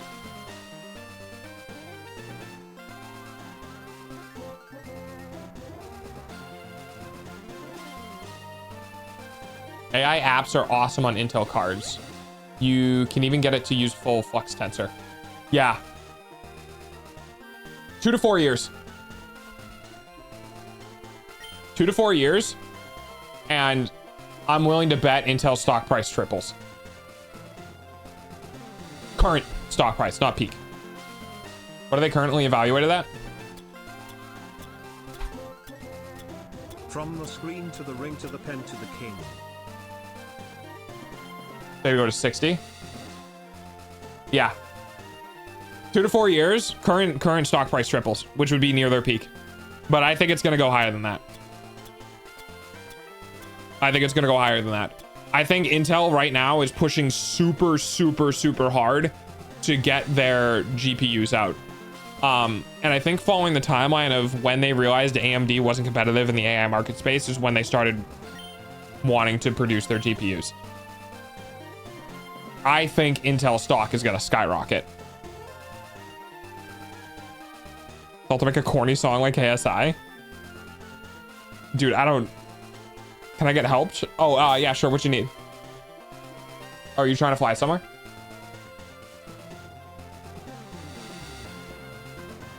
Two to 4 years is still a terrible investment. 2 to 4 years for tripling your 300% investment versus a safe 5% year over year. I don't think that bad of an investment.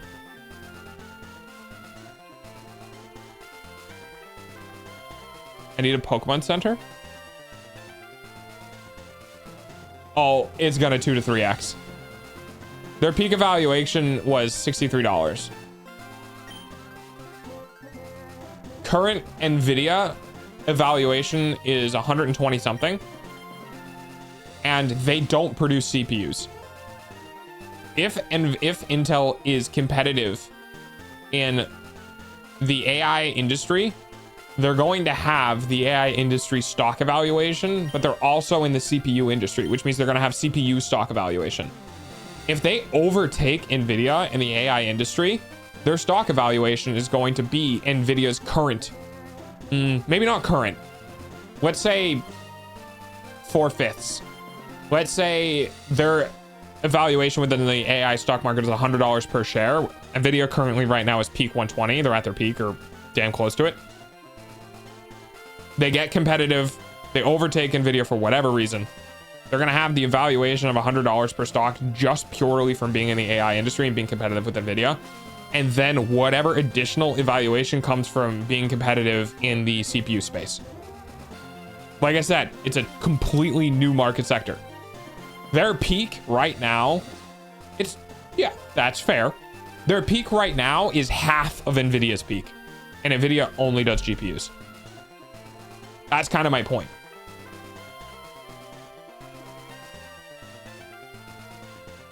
Where do you need to go? Just any Pokemon Center? Where are you? Oh. Are you sure you want to back travel and not just push through this and try to get to Fuchsia?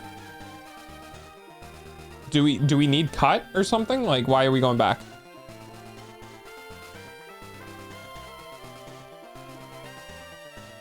Yes. Oh, fuck. Yeah, I'll get you to, we'll go to Vermilion then. All right. That sucks. So yeah, my prediction is I'm willing to guess Intel will get 80% of Nvidia's evaluation if they're competitive in the AI space on top of whatever evaluation they currently have. And if they get half of the evaluation that Nvidia currently has, they'll still blow past their market cap.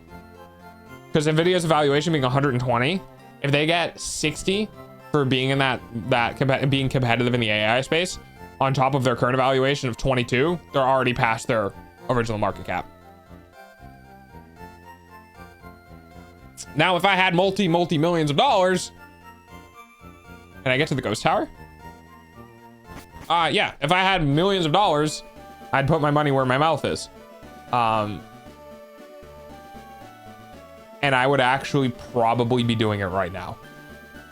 20. This is a 10-year low for Intel. I'd be buying right now. Need more hyper potions. Gotcha. I would be buying under information of what's happening in Intel's GPU division. That's the important part right now. I would not be investing if I didn't know what's going on in Intel's GPU division. If Intel's GPU division was like, fuck yeah, we're going hard, we're going fast, and we're going into AI, I'd be like, dude, all of my money, take all of my money, because you're going to be competitor number 2 for a person right now who's strangling the market with their GPUs. And Nvidia's stock evaluation is going to go down the second Intel gets into the market.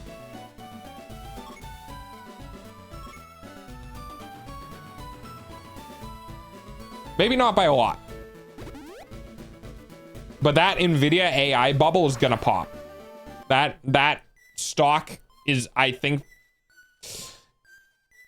not very overblown, but it is a monopolistic stock. It is the evaluation of the company that has a monopoly in the AI industry, which is a huge industry right now. Mundago doesn't read messages. Wait, I thought you said Ghost Tower. Is this not where you wanted to be? Oh, the department store. Oh shit, sorry, I didn't, yep. Oh, sorry, Coco, take care.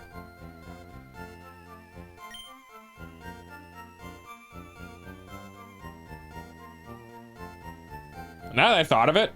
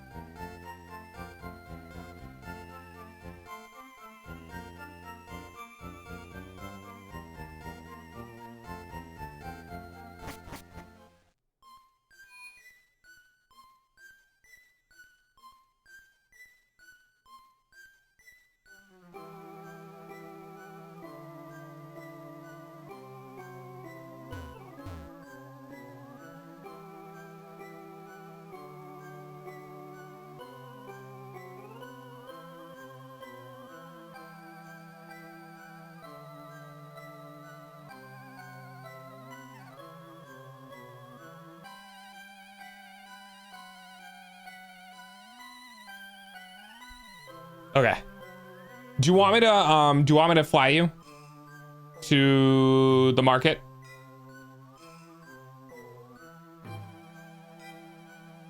Get some ether, get some revives, get some other things, or do you want to check this mart out? Well, I guess we could, because like the other one is just after this, so we'll see what this has.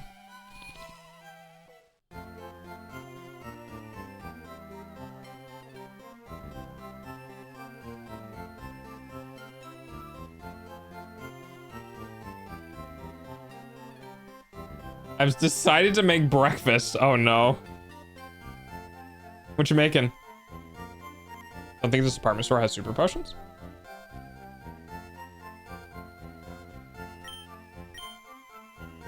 Great ball, super potion, revive, antidote, ice heal. Yeah, they have revives and super potions, but they don't have ethers. Mac and cheese. Is that breakfast? Wait, oh wait, when did you wake up?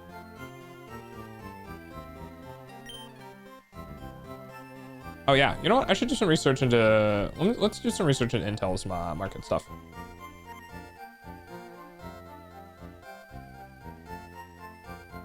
Are they on an upswing right now? What's their 1 month?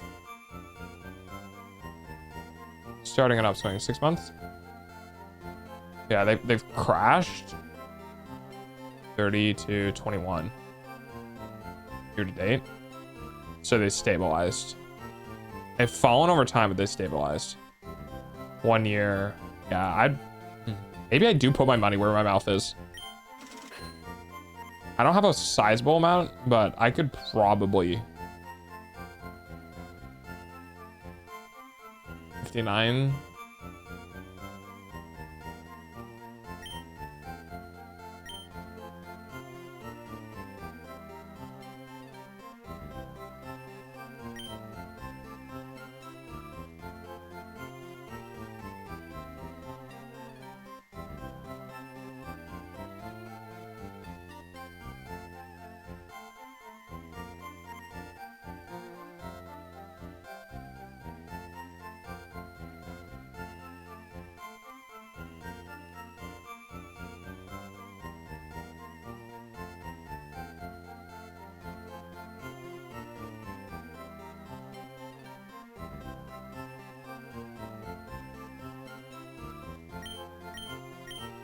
And you're wrong, Delta. Breakfast does not inherently consist of breakfast foods.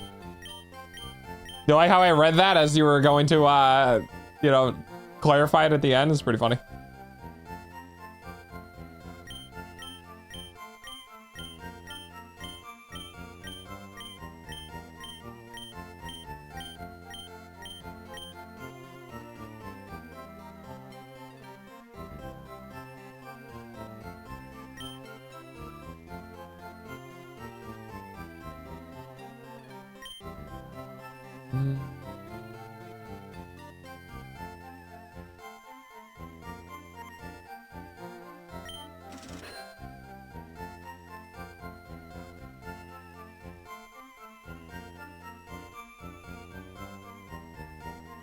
Mere existence of the concept of break fast food simply means we've fallen victim to marketing.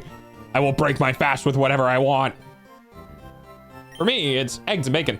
No, I'm kidding. It's eggs and chicken. Sausage. There we go.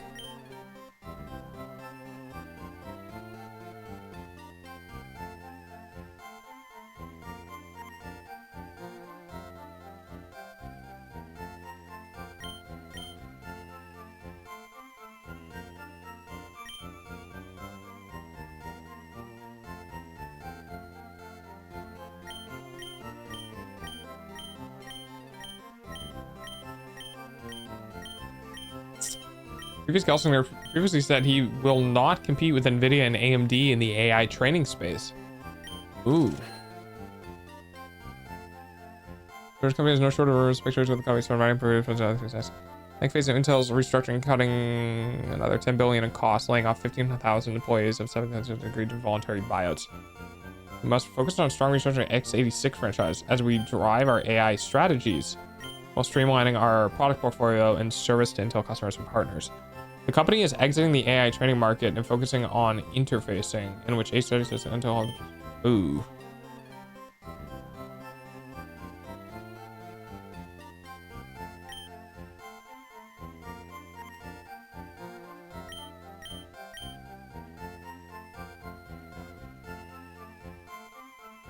Where is your intel god now?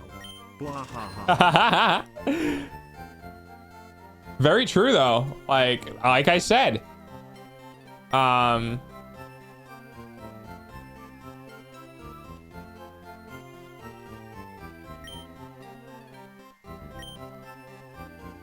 Like I said, if they do it, that was a bad fucking move.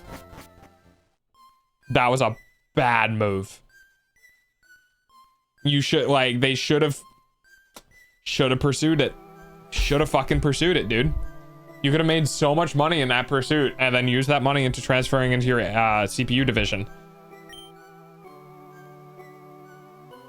This is an area where our strengths are more substantial, where the role of the CPU, even as you think about some of the evolutions that we're seeing in the architecture of AI systems. Desire to cut costs and acts of relevant products can impact Falcon Shores, a discrete GPU data signed for data centers that have already been delayed until recently. It is the successor of a GPU called Ponte video was discontinued after the Aurora supercomputer. Gone or reassigned.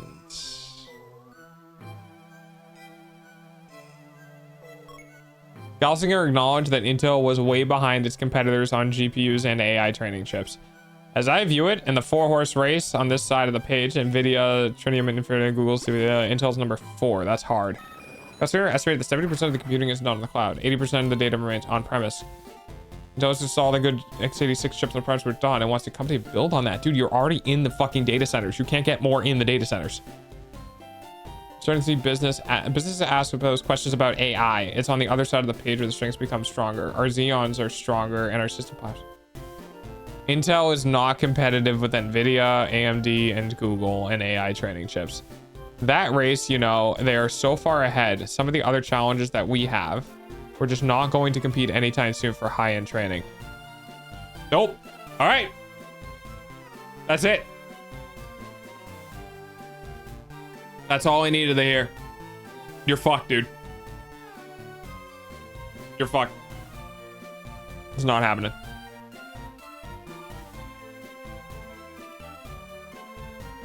You needed to do that. You actually needed to do that.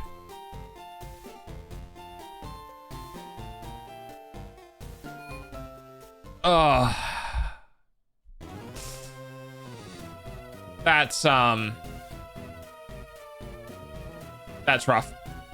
What's your favorite kid show? Ooh, that's a good question.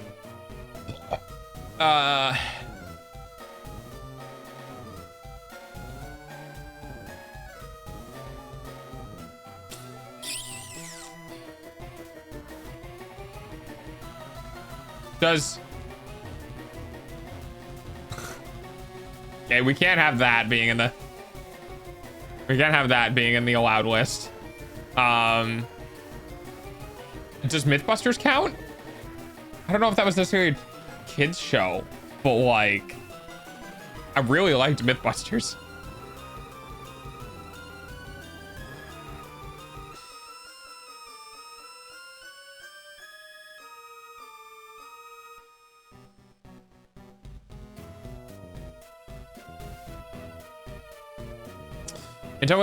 Intel was expecting a stronger server cycle, but the quote AI build market is depressing the server CPU market.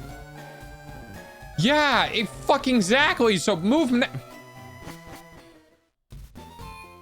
I'm so angry. My fucking tracking stopped.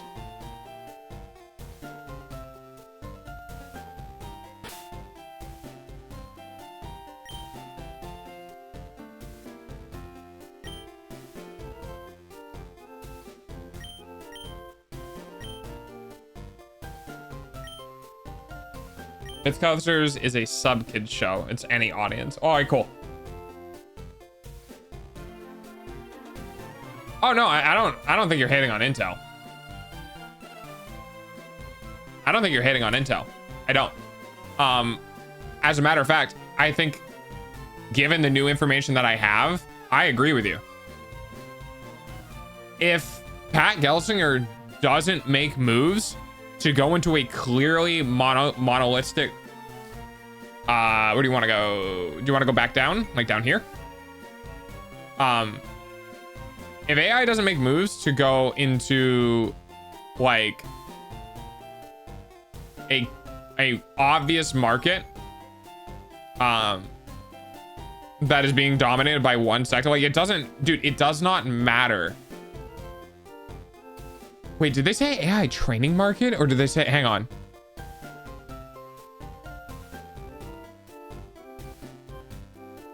AI training market? Yeah, so they're not gonna make GPUs for AI training purposes.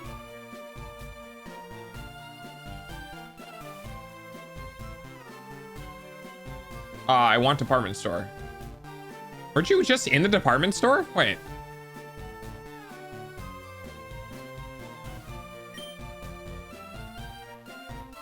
Oh.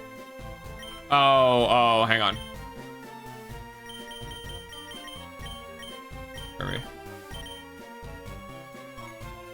Yeah, I think it's Celadon City. Yeah, you went to Team Rocket's hideout thing, I think, right?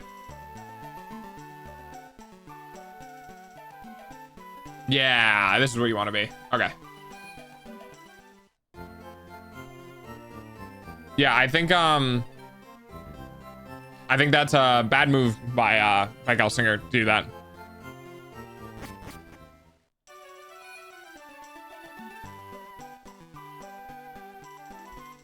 Put a Delta skin on there too. My brain committed seppuku. Well, to be fair, we did that. We had to go through that a lot the other day.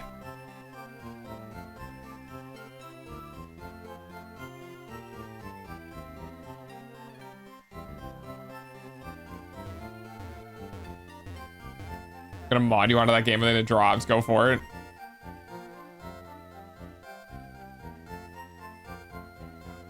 A lot of server competition is coming from ARM-based chips. Yeah, so actually, get on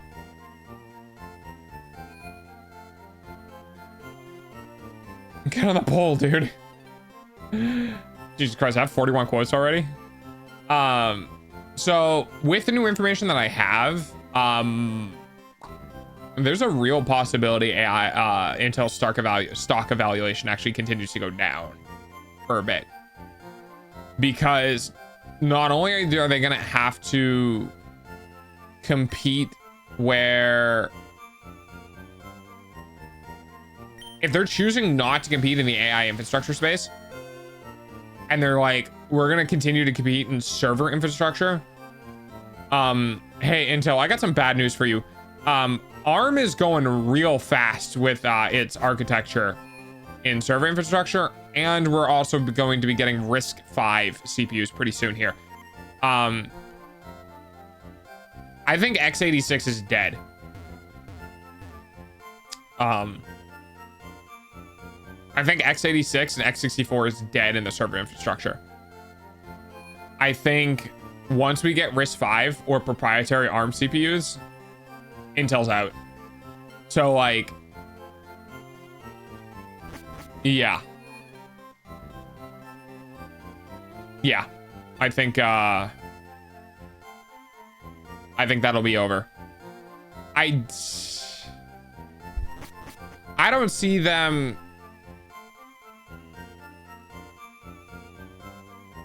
I can see them potentially growing if their plants take off. Like, I think Intel's still building fabrication plants, and if they can move partially into the fabrication industry for CPUs and they become a single stack company where they're making their own CPUs through fabrication, it could get much better.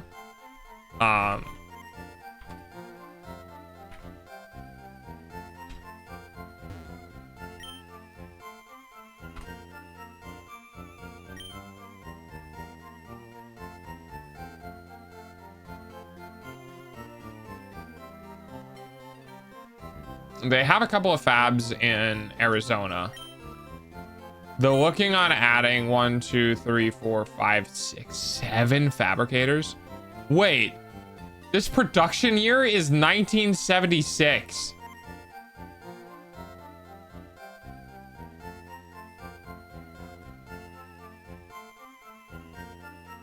All right. Oh, it's a development. It's okay. It's not a production. It's not a production. Sorry, my bad, my bad.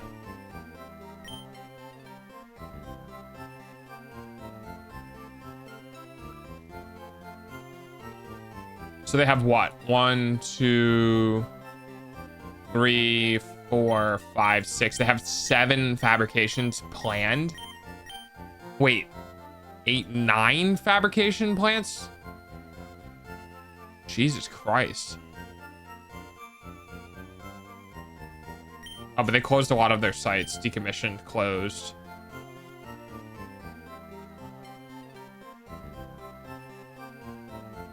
Makes sense. So if their fabrication takes off, then like maybe. But that'll be interesting to see.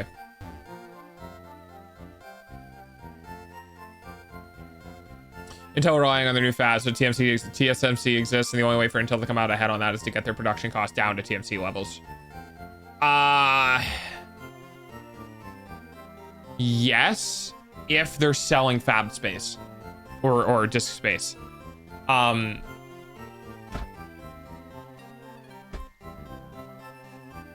Intel could potentially transition one of their fabrication manufacturing facilities into an ARM space. Apparently you can't buy ethers. Oh, that's unfortunate. Pro tip, don't let your friends play with skin markers on your arms without putting it in. Haha, that's pretty funny. The problem is that I don't think their business decisions are going to support the fabrications. Like, yeah, you have all these fabs, which is great, but you're trying to take the products of these fabs and put them in a location that is way too competitive, and you're losing in that competitive space. Especially if, like what's happening more recently, companies are looking to create custom chips. So like they're looking to create custom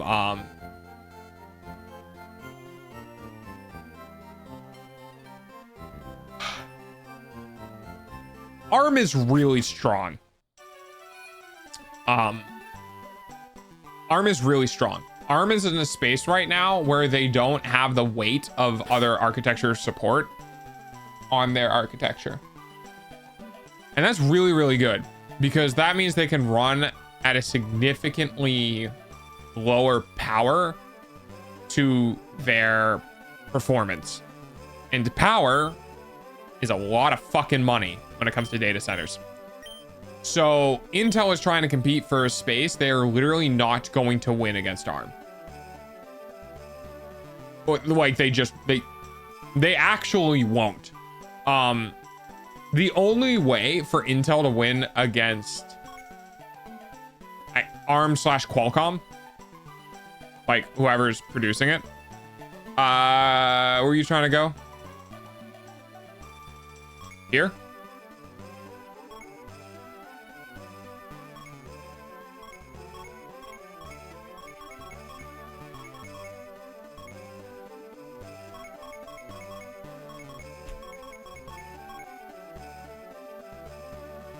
Is that a yes? I need to progress. Oh, so we need to go this way. All right. Can you go south out of Lavender Town? I guess we're about to find out. But yeah, I think that was a bad call on Pat Gelsinger's part. I think they needed to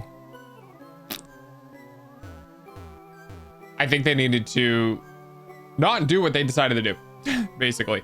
I genuinely think the evaluation for the company could have gone up if they actually competed with Nvidia in that space. But now that they're not, that's not good. I think they should have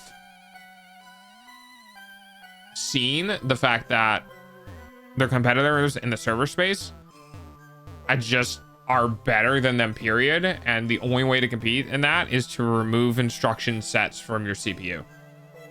And they won't do that.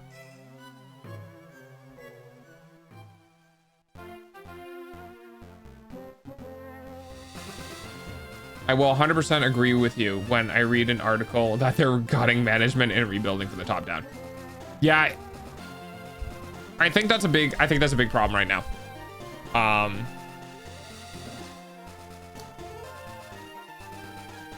I think their current business decisions mean that I am much more inclined to agree with you. I think their business opportunities with what they should be doing are literally just sitting right there. And they're just like, we're not going to do that. And it's like, dude, it's right fucking there. It's right there. You can get so much money if you just do this, and they won't.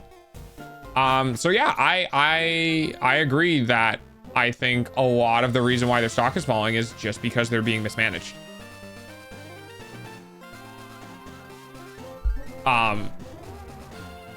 And unless that management ideology changes, like they don't need to change people, but the ideology needs to change. There's no sector for them to go into. If they're not going into the AI training sector and they're digging their heels in the server sector, it's like, dude, you're not going to win in the server sector. ARM Qualcomm is going to fucking take that over. And whatever ARM / Qualcomm doesn't take over, RISC-V is going to take over. You and AMD are both going to get pushed out of servers pretty fucking fast.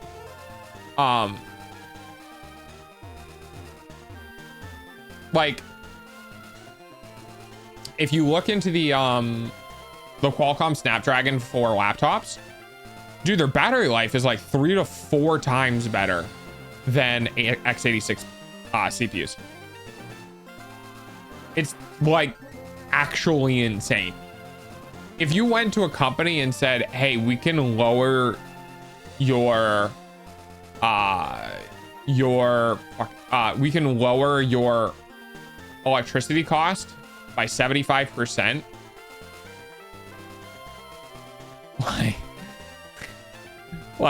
yeah, they're gonna take that. They're gonna take that deal real fucking fast. They just, if Qualcomm starts making, like, honestly, I know Qualcomm right now, Qualcomm and ARM are currently in a licensing fight right now. If Qualcomm starts making server grade CPUs, I think Intel is going to have a very big problem. Let's actually let's look into it. Let's go find out. Let's find out together.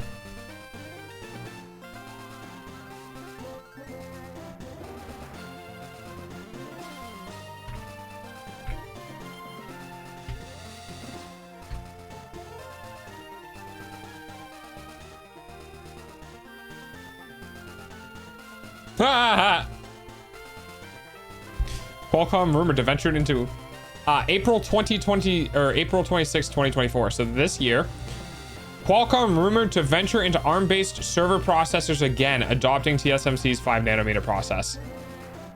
Following the recent launch of the ARM-based PC platform processor Snapdragon X Elite, which received high market acclaim, Qualcomm is reportedly doubling down by venturing into server processors. This expansion is expected to further intensify the competition amid the traditional server processor giants Intel and AMD. According to reports from the global tech media Android Authority, following the launch of the Snapdragon processors, Qualcomm is internally developing a server processor with the codename SD1, featuring their custom Orion cores.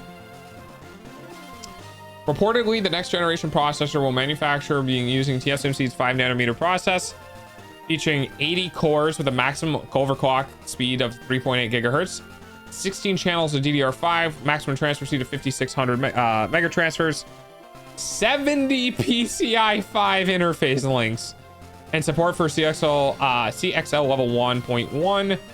It will use a 9470 pin LGA socket and support dual socket server configurations. Furthermore, the status of this project is currently unconfirmed, where Qualcomm partners reportedly received briefings about it at the end of 2021 and early 2022, aligning with previous rumors.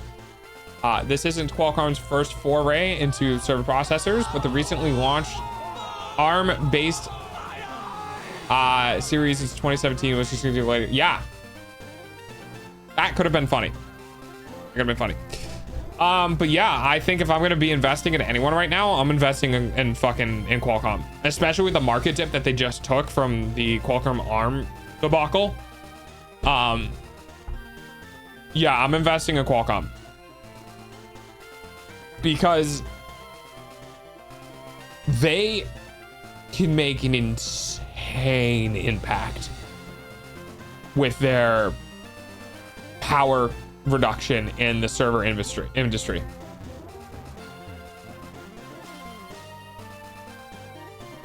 Do it then? Are they? Hang on, let me check.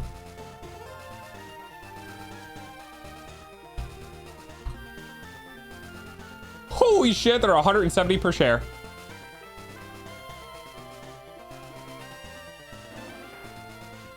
Oh, they're not 212 per share, but they're definitely fucking climbing, that's for sure. 170 per share. Wait, their market valuation is higher than Nvidia?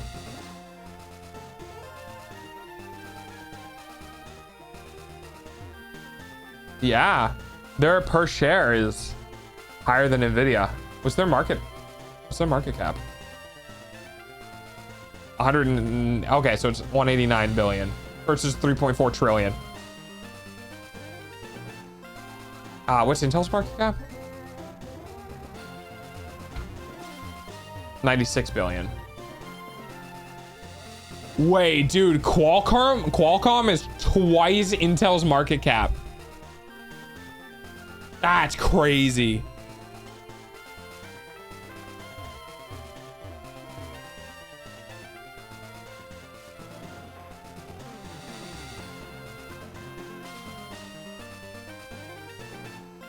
Oh man, I could have bought them when they were 164.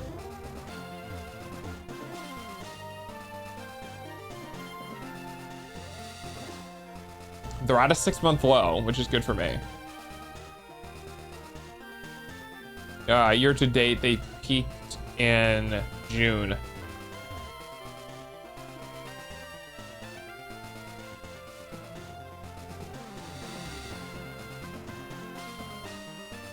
Wow, they were, dude, what the fuck happened to them?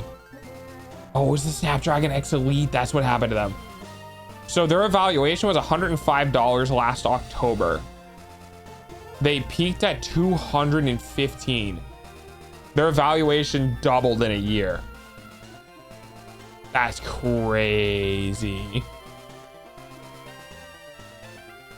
They fell back down.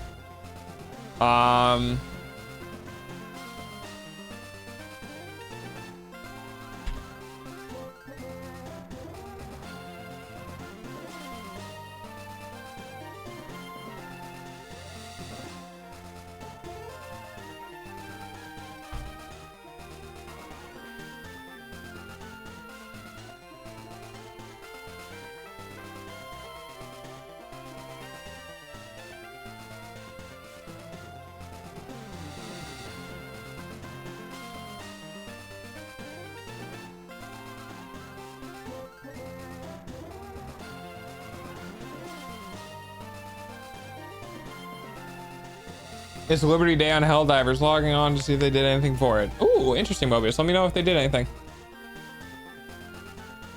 Dude, there's no way. There's no fucking way ARM walks out Qualcomm. There's no way.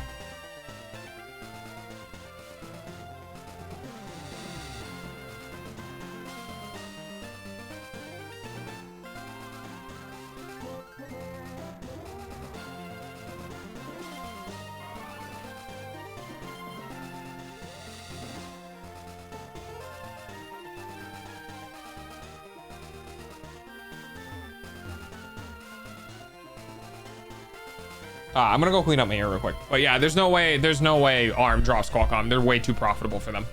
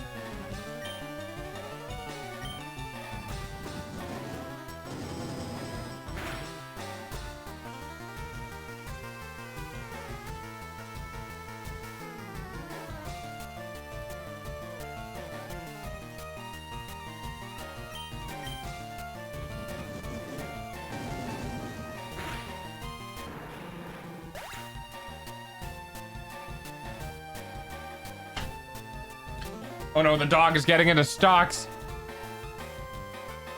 It's fine.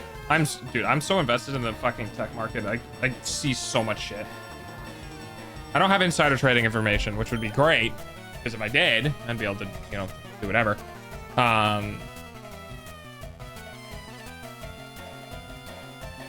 Qualcomm has explored acquiring pieces of Intel's chip design business.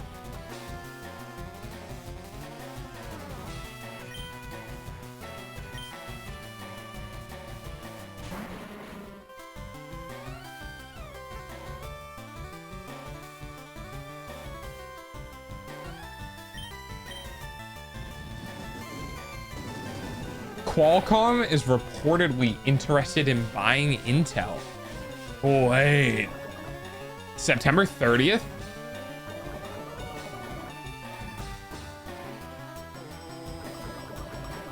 Yeah, I mean, Qualcomm's fucking evaluation is twice. They added a more modern version of the M264 to the RC. More modern version of the... What's the M2016 Constitution?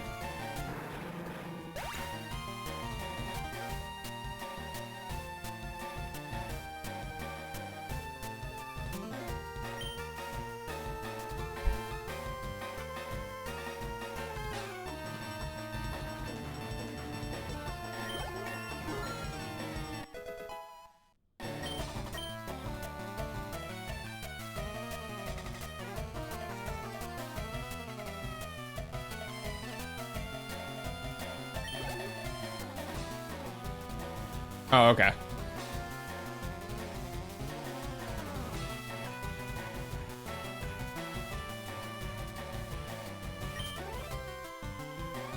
I think they can go higher.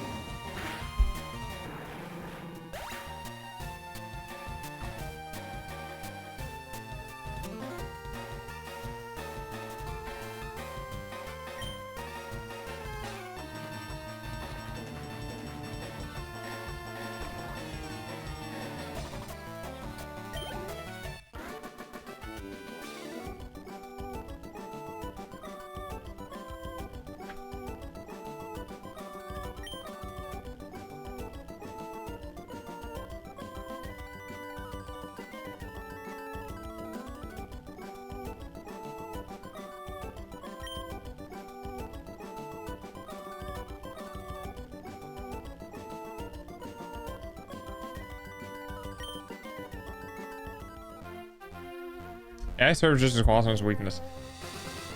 I still think if Qualcomm went into server chips, they'd be able to make so much fucking money.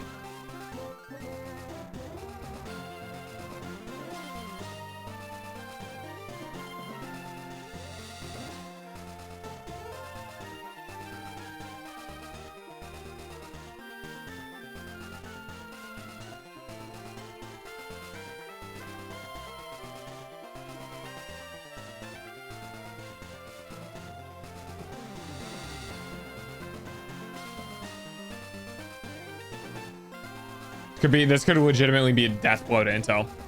If Qualcomm takes over the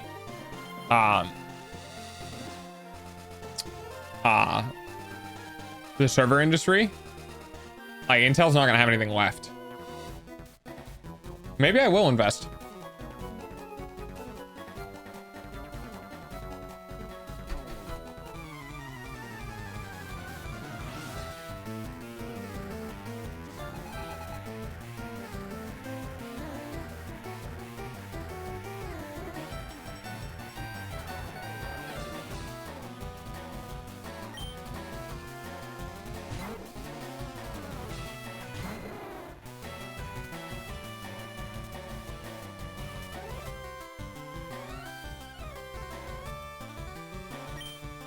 Oh, interesting. Pre-democratic times. It is traditionally gifted to every citizen upon turning 16 to encourage service. That is hilarious.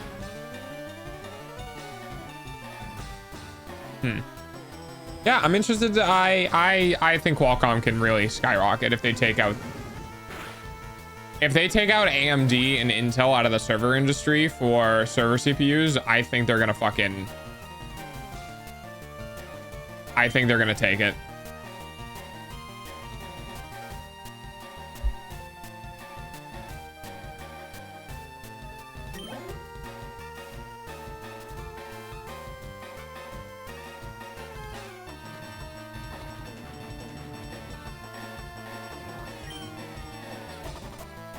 I mean, you could probably get into Nvidia, and I still think they're gonna grow. I actually don't know, dude. I don't know if anyone's gonna compete with Nvidia in the GPU space, but their valuation is so high right now. It's like, is it even worth it? A $3 trillion market cap. It is insane. Like, I don't even know if that's sustainable.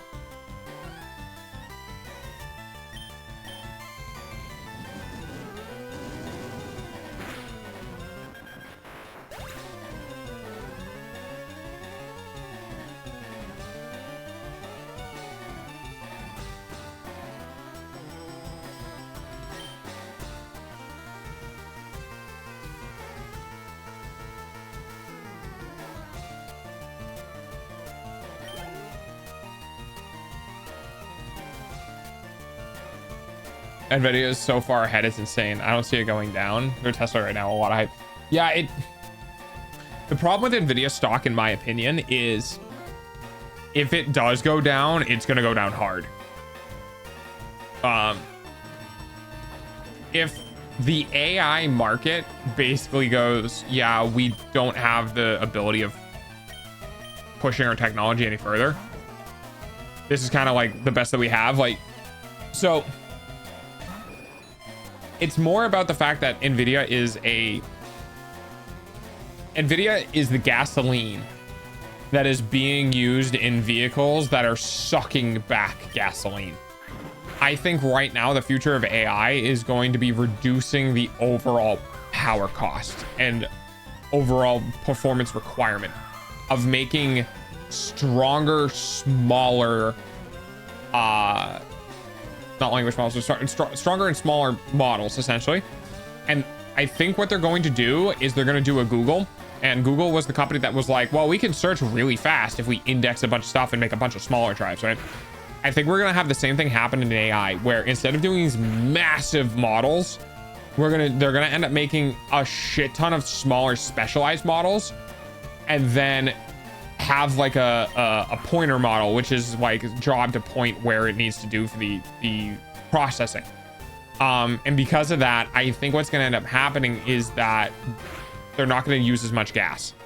And when that happens, when the demand for the GPUs wanes because the AI models become more performant, that's when Nvidia is going to get a hit.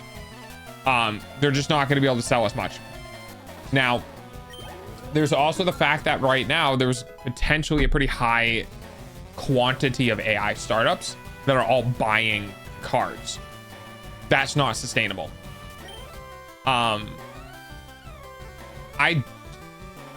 don't think Nvidia's evaluation is going to stay this high for more than a year or two. I could be wrong. Year's a bit too short. Maybe like 3 years, 4 years. I think the movement in the AI market, like if Nvidia didn't have the AI market, they would not be evaluated this high. So in my opinion, their stock is very connected to how AI goes.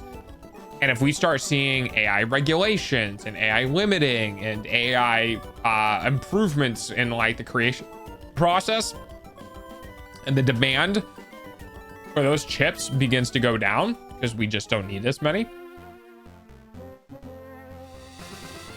Yeah.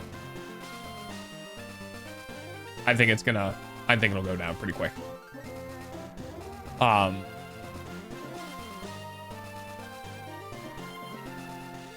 I feel like it's a lot like Dogecoin or cryptocurrency in general right now. I think this boom for Nvidia is a combination of when they fell off of the cryptocurrency train, they immediately got onto the AI train. I think the room for them to grow is relatively small. I think they still have the possibility of growing, but I think they've accelerated too fast for their stock evaluation. I think their evaluation is too high.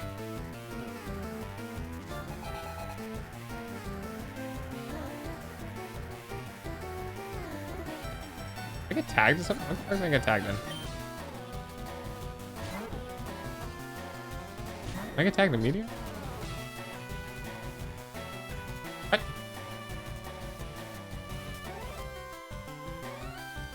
Oh no, it's over here. Wait, is very going? Oh, look at that.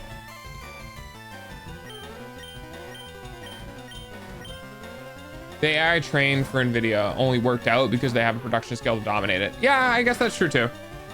That's true. I think, I just think that AI train is going to get scaled back. That's my biggest concern, is that Nvidia doesn't have CPUs, so they can't compete in the CPU market. Nvidia has GPUs to compete in the AI market, which they're doing very well at. I think what augmented reality, if they start doing like SoCs, if they start doing like augmented reality SoCs, where they have like GPU acceleration processors for like wearables, then I think their valuation could keep going up. But I don't think their evaluation is going to hold for very much longer, because I still think we're in the AI honeymoon phase. And I think because AI modeling is relatively new, we're using a lot of power for it. I think once our AI models begin to get more mature, the demand for the GPUs are going to go down. I don't know though. It's one of those things where like, how big does it get, right? I don't know.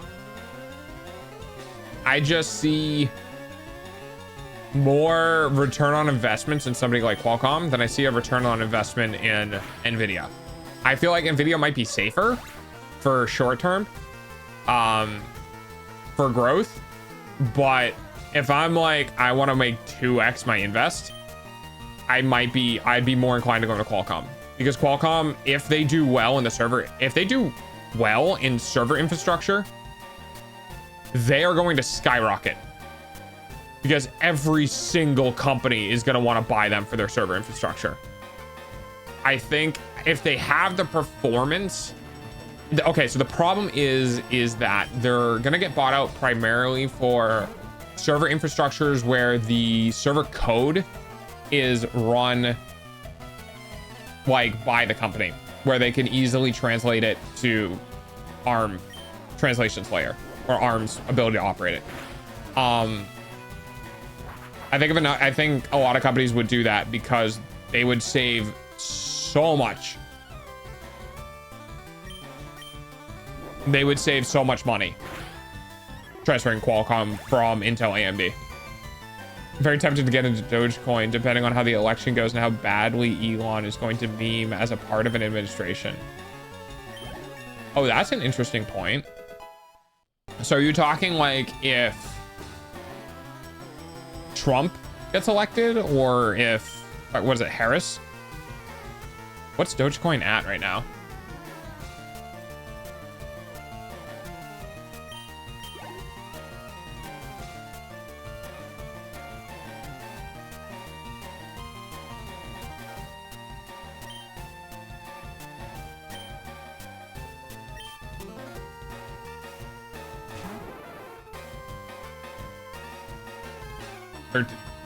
Wait, it's at fucking 0.13 per if Trump wins. What's the outlook looking like? Do we know?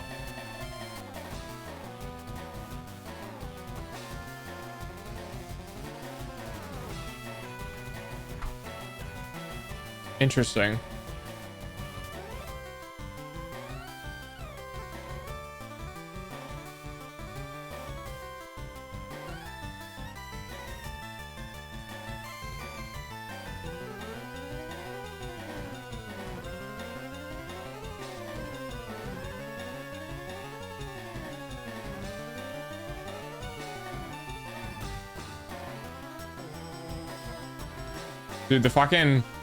Dude, the price in 2016, getting in Dogecoin with where it was less than a penny per.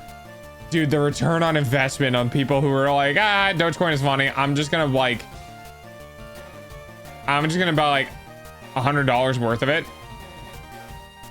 10, 20. You go to 20x your investment. That's so funny. It's very close though. Dog Pokemon is broke. Oh wait, what?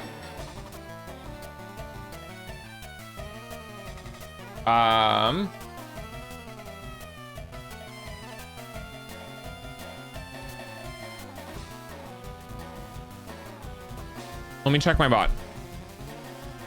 Oh wait, the bot happened. Hang on. Something happened with the bot.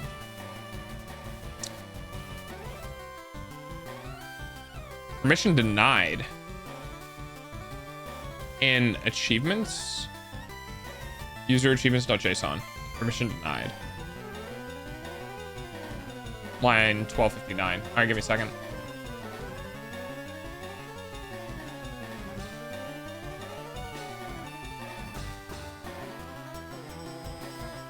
Oh no, not there. Yeah, give me a second. I gotta fix a problem.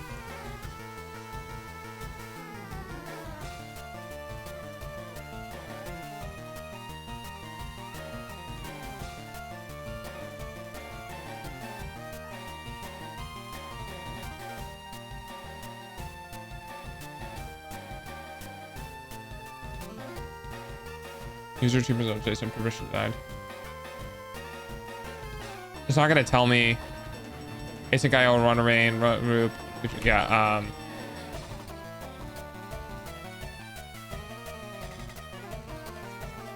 User achievements.json.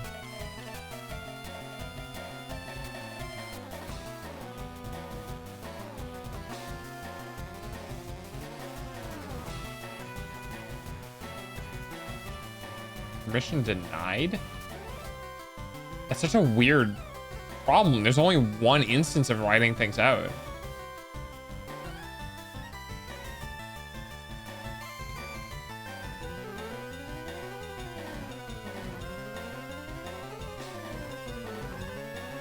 Something got stuck for longer than a second. Wait, they didn't sell it? That's so sad.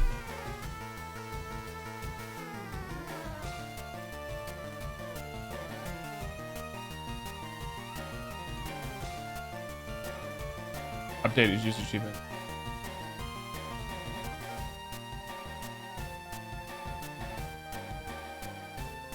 Chat.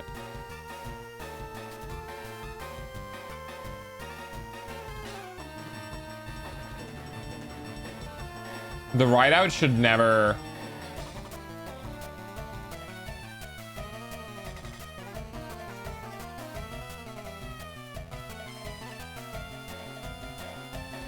The write out should never. It should never fucking fail. It doesn't make any sense because it has a 1 second loop. 1 second is more than enough time to write out to a file.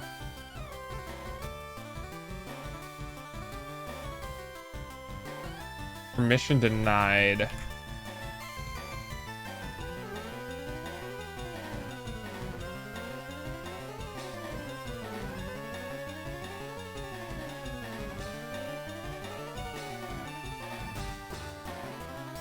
Error number 13. Hang on.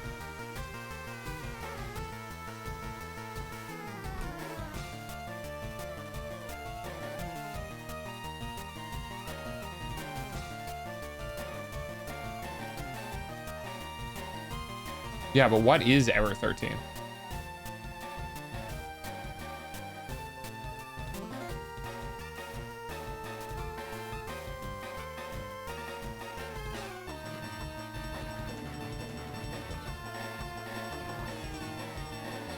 All right. I mean, I'm not exactly sure why.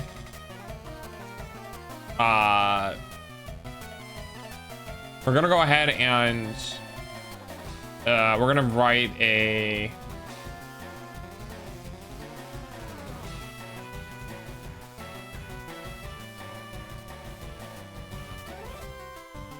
We're gonna head and write a try for this.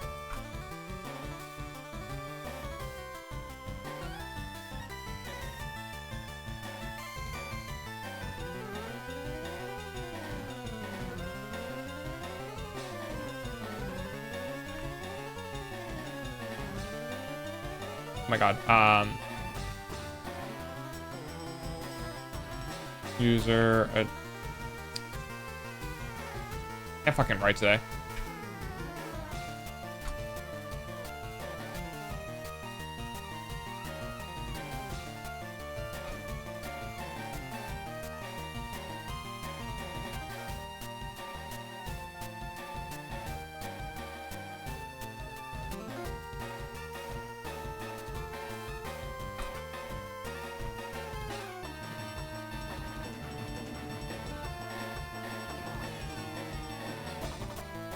All right, I'm gonna go ahead and restart the bot.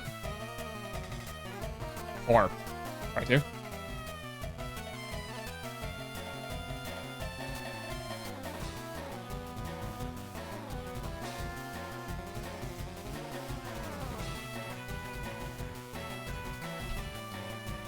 It might have been locked for syncing. That's why. No, you didn't break the system. I think what ended up happening with that one is the achievement had tried writing out to I need to check on that.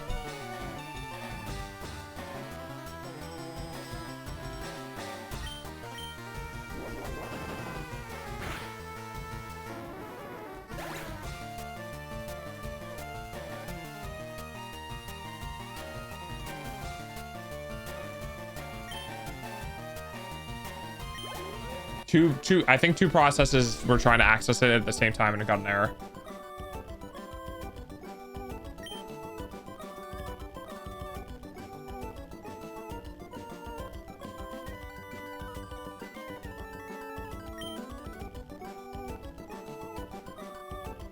Something earn an achievement?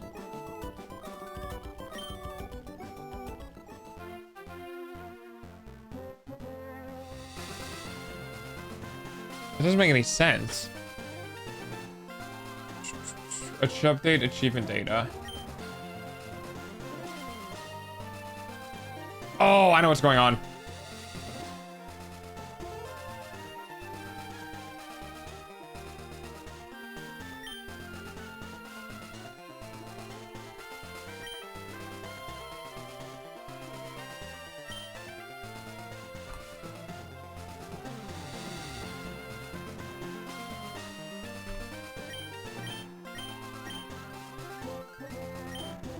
I know what happened. All right, hang on. I gotta kill the bot one more time.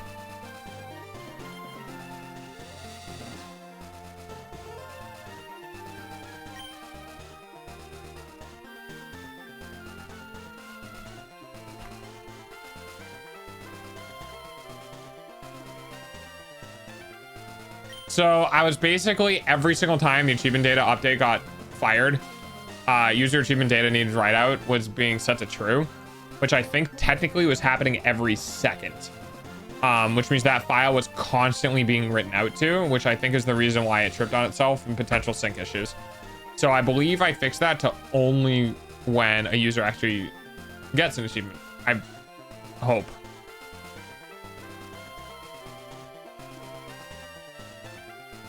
So hopefully it should be good now.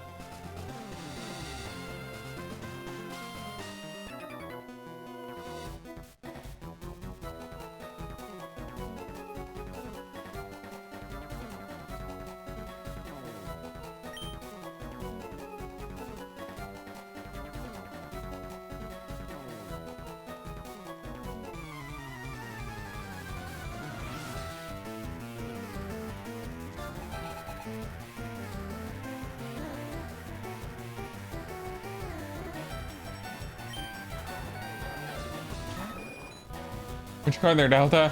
Oh, nothing now. I'm just gonna close that out. It's nothing now. I was helping somebody.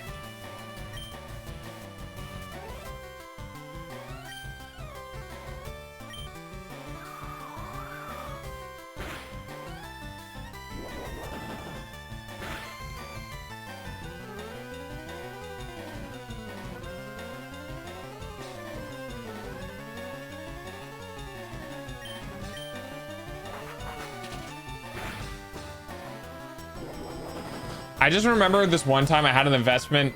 So fun fact, I invested $100 into a cryptocurrency called Raven coin, and it three-folded, and I got $300 out, and I was like, wow, this is easy. And I tried doing it again with another $100, and it didn't move for like 4 months. And I was like, oh, all right.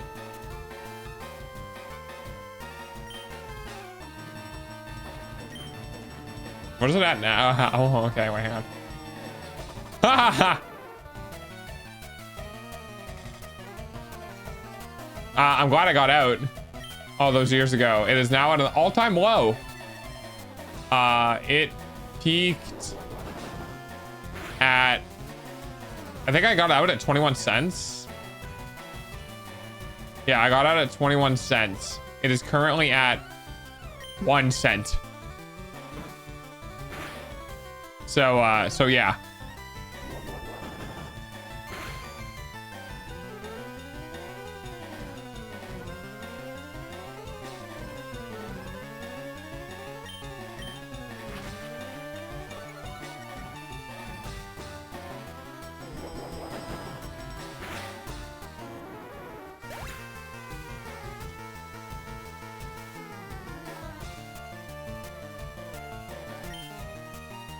A 12x TRX coin to 28k and rode it all the way back down to where I bought it love.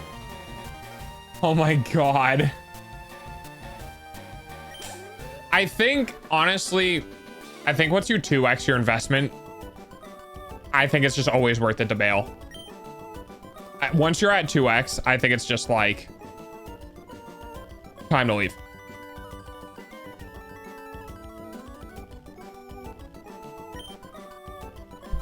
I don't know if that's 2x or not, but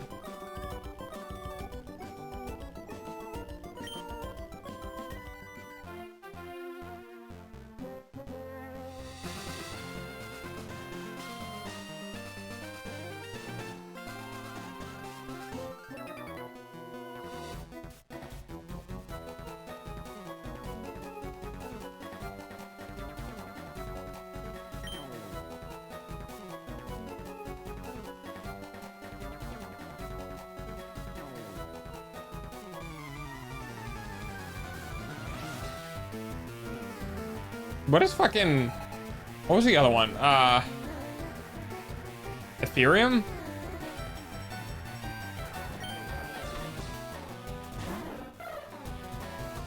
Oh wow, Ethereum's still up there, huh?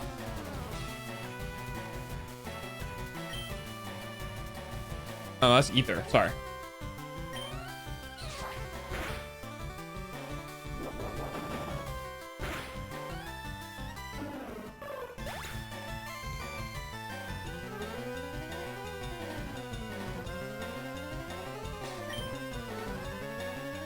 Holy shit, they tanked in fucking 2022. Came back up in 2024, huh?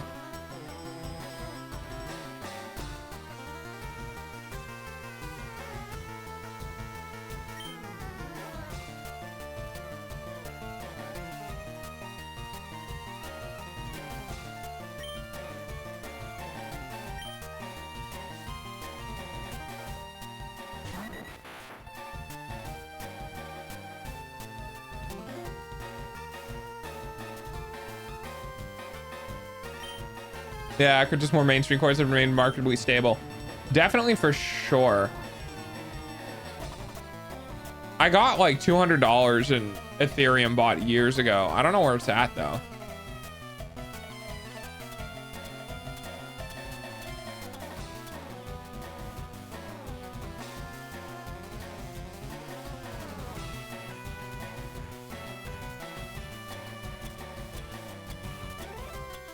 I could have 2 grand sitting in an account somewhere right now.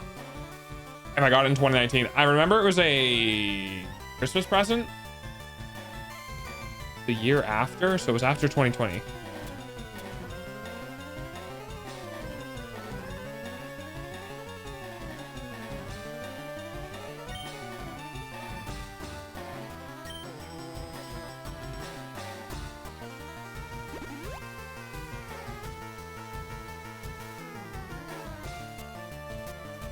So I could have gone 600 to 4x. I should check in on that. I could have 4x'd my valuation. It was like 200 something dollars in Ethereum years ago. I don't know if it upswung more, but yeah.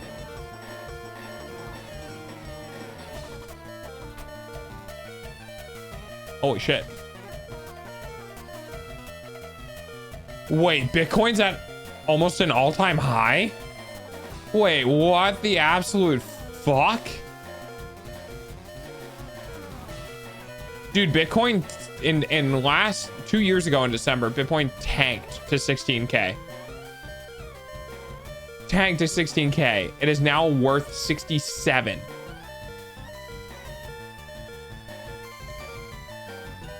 What the fuck happened? Veteran caught mission pissed me off. I got shot. Oh, that sucks.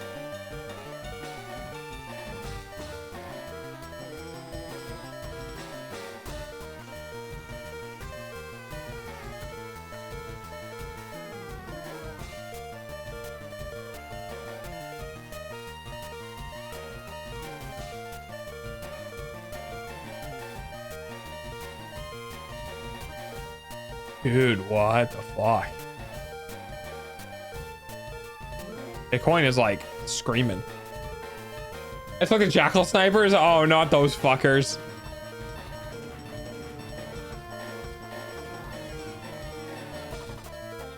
Wait, it seriously hit an all-time high recently. That's crazy. So what do you think? What do you think, Tardbark? Do you think we should invest in Dogecoin?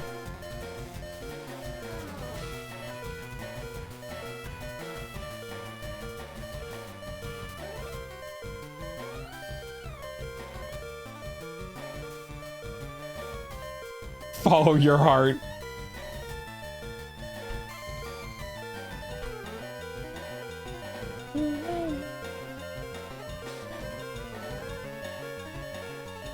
Analysis forecast an 1800% rally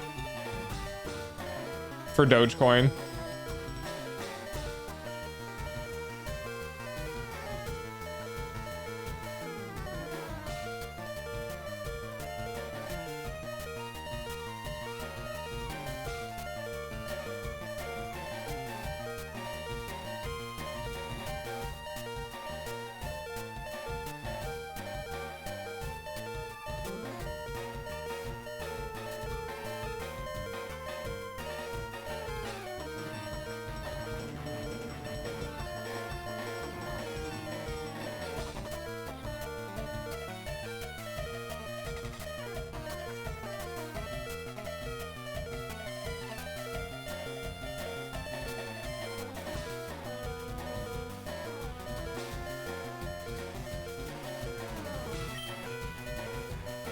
I could probably mine some Dogecoin right now, not gonna lie.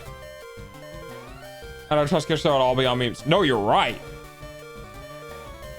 The cost analysis is, do I get a return on my investment?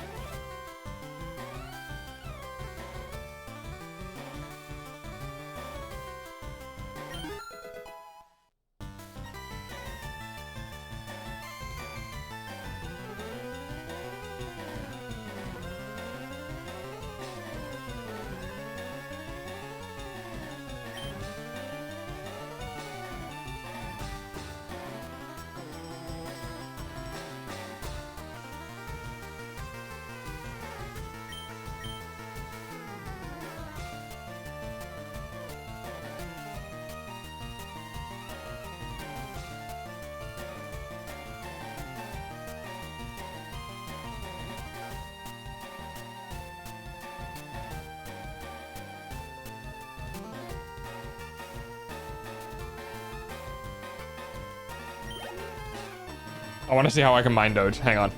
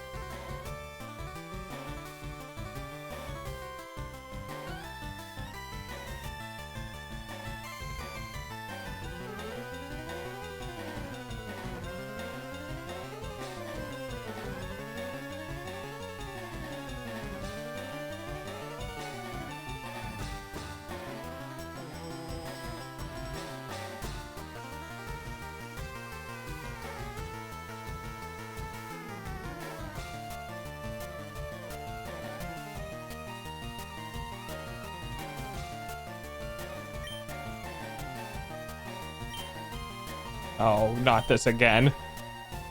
God damn it.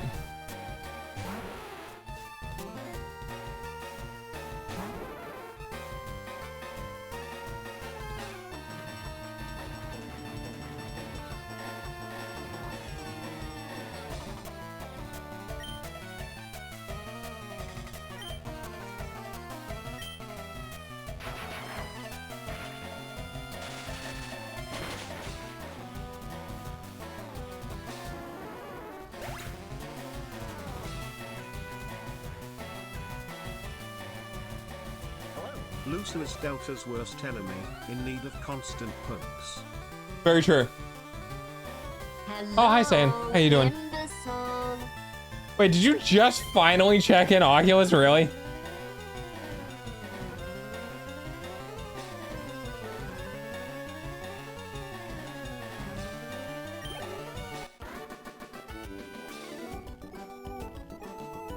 Aww.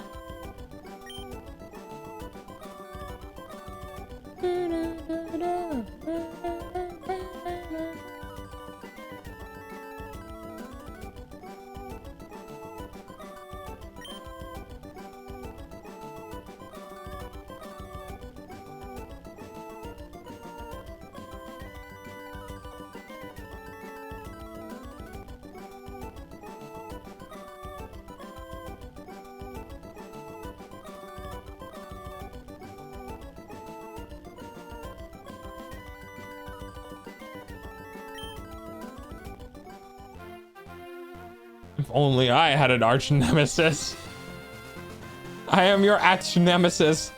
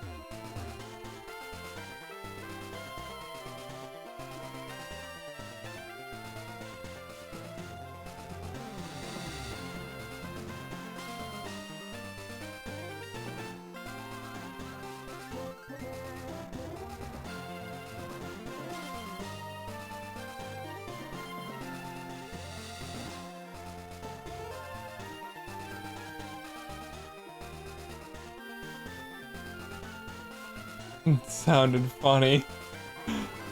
Ah.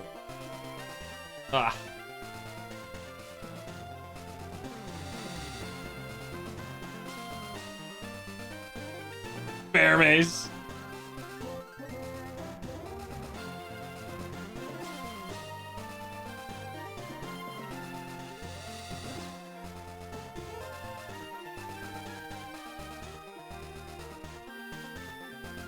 Ah. Get bear mace. God, it would be funny to put like $100 into Dogecoin though.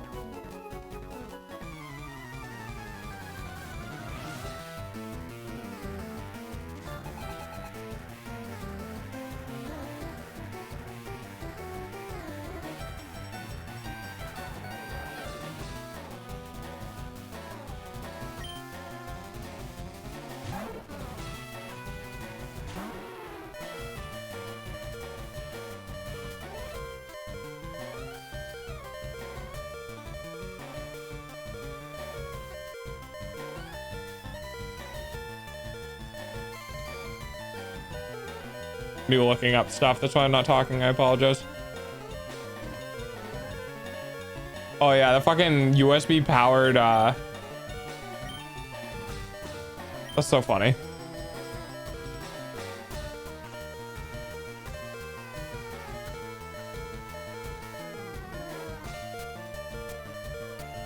Brother, it's trainer battle.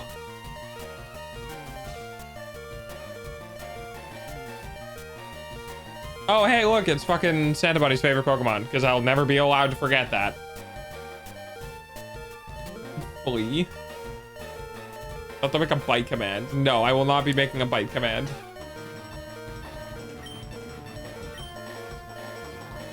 Please, live your lives!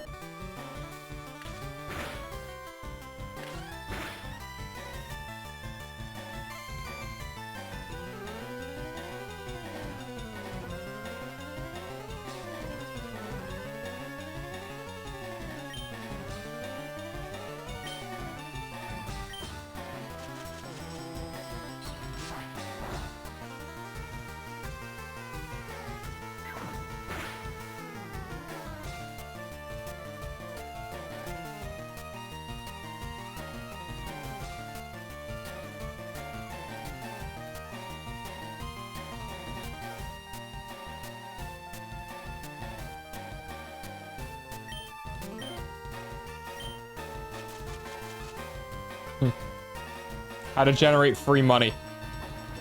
Ride on an electric bike. Delta, hi Liz. Ride on an electric bike until you can power a ASIC miner and then have the ASIC miner mine coins, and then just keep riding that bike and don't ever stop. Bitch, sleep. Be looking in a mirror at 2 o'clock in the morning.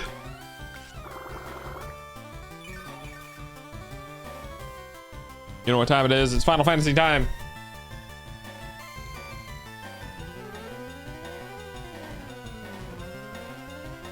Banana. How you doing, Liz?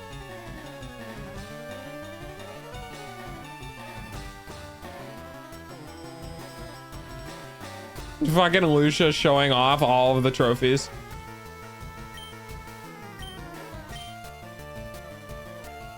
It's right down, left, right, B, A, start. Oh.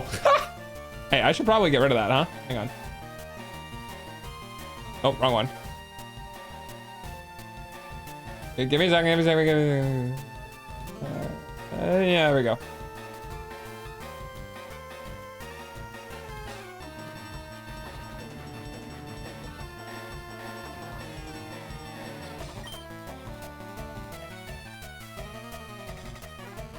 I've had a long but happy day. Oh, really?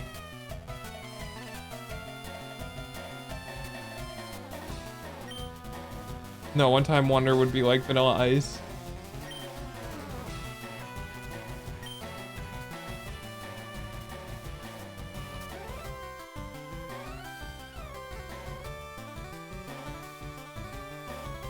The single bitty one is pretty good though. Oh, Oculus, I forgot to tell you. I put in 70 achievements for bit specific numbers, by the way.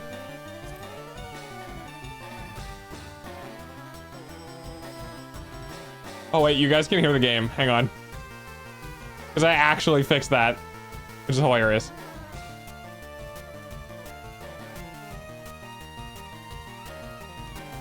There we go. No, you can't. Work, but when I got home, my fiance was sitting on.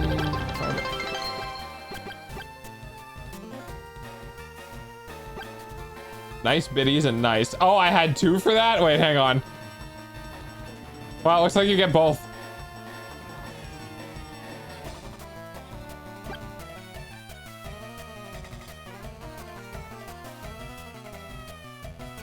Oops.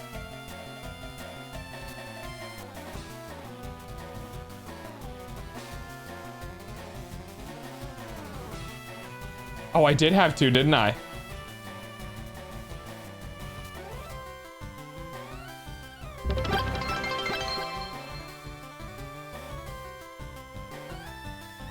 God damn it. I'm farming.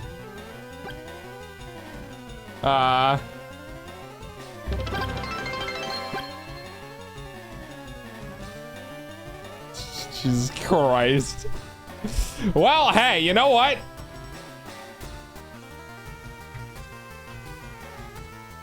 So yeah, I guess my fiance decided to surprise me today. That's awesome. I'm glad. Yeah, you found them on the bed. That's awesome. They come back?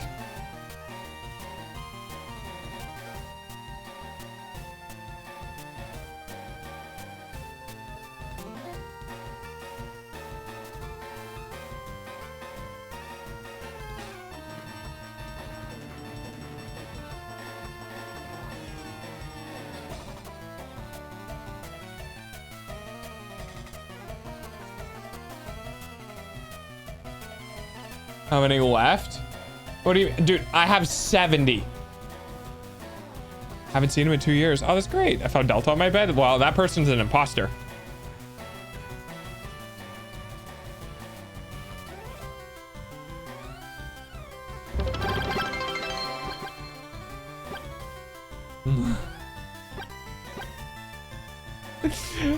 I mean, yeah. Oculus is out achievement hunting. You were drunk? I don't drink though. So it definitely still wasn't me.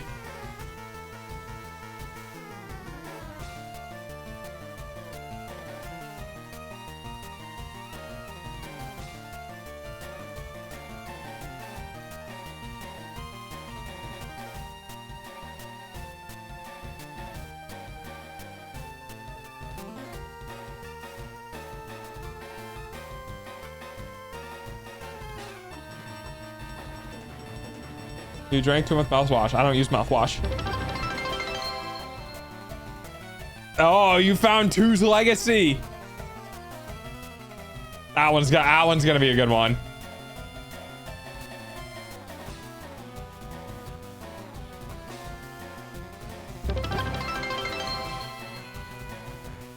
A slice of pie. Stop denying everything. I don't know. What do you want from me?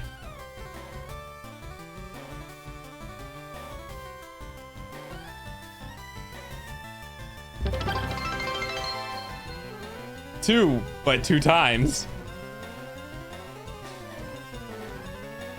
Oculus is fucking farming these achievements. Not 1 for 5. There's not 1 for 5. Nope, not 1 for 6. Oh, thanks for checking in. Oh, you got the lucky one. Dude, Oculus is hunting for these. 2, but grown up. I found out how to make Oculus give me all of the pennies. Nope, nothing for 9.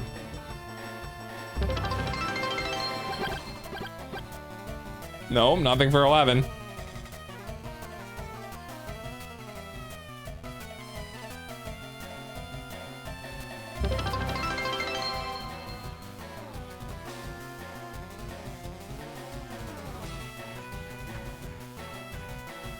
Rigged.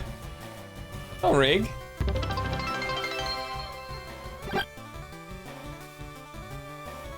One first, then 2. Yeah, I put in a lot of achievements. Unlucky. Got both lucky and unlucky.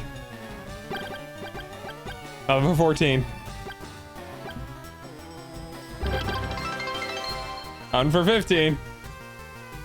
I foresee many bits. 11 in a row? Ah! 15, 16. Oculus is like, I will find them. Nothing for 17. If anyone wants to compete for this, now would be the time to start cheering and trying to hit numbers before fucking Oculus finds all the founder achievements for because the founder achievements only happen once, by the way, guys. So once Oculus finds them, the founder achievement is no longer available. You can still get the achievement, you just can't get founder. 18 million, then lost 11 gambles. Oh wow. I'm not spending money on these. Then you won't have founder achievements in my channel.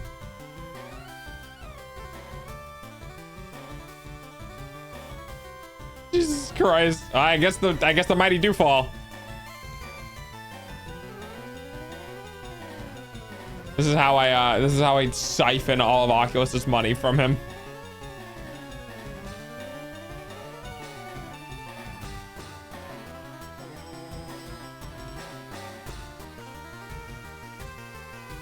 You all right there? Okay.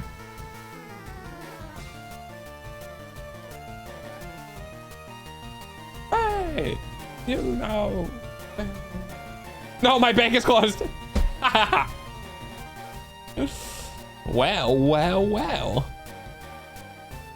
Thanks for the $1 of bits. They closed 4 minutes ago. Wait, you can't buy things after your bank closes? I feel like that's kind of weird.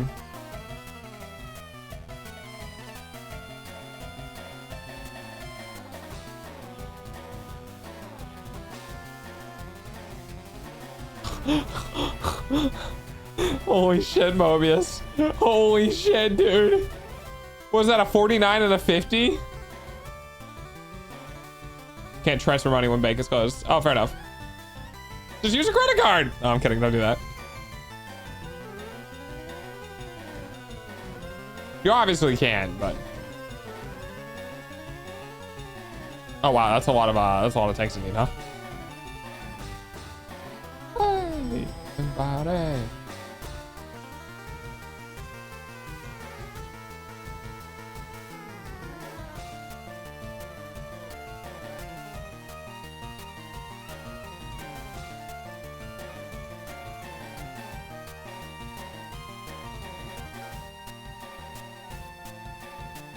I am using one. Wait. Oh, your credit card's from a bank? It's not like from a national institution? Clean the litter box, the cat runs down to power dump in it. Every time. Every time. Well, yeah, that's what cats do. It's like using fresh bed sheets. Aren't you excited for fresh bed sheets?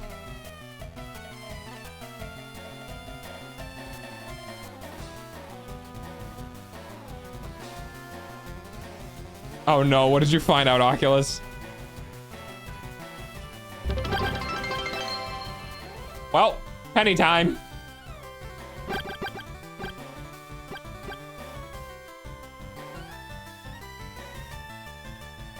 Trick or treat.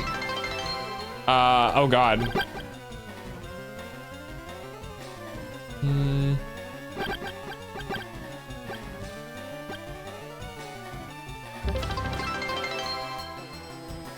I think you've done something to the gambling system. I don't think I have.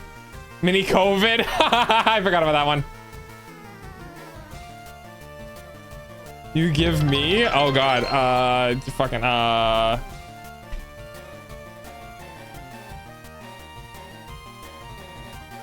what do I have?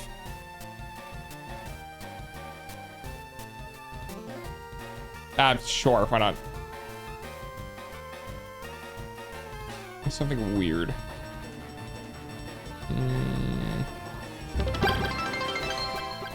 Oh.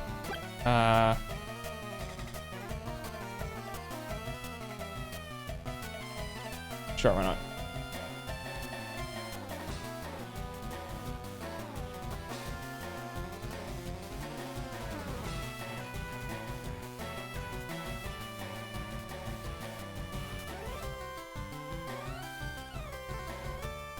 Kinda disappointed you didn't make a 21 joke. No, there was a joke for 21. You already got it. It was the drinking.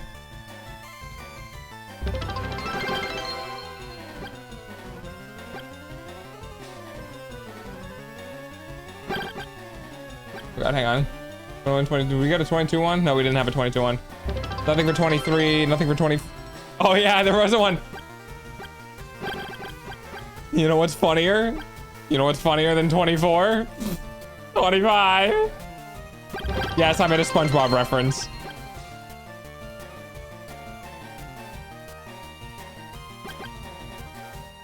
This is gonna add a quick. Hey Patrick, what's funnier than 24? What? 25?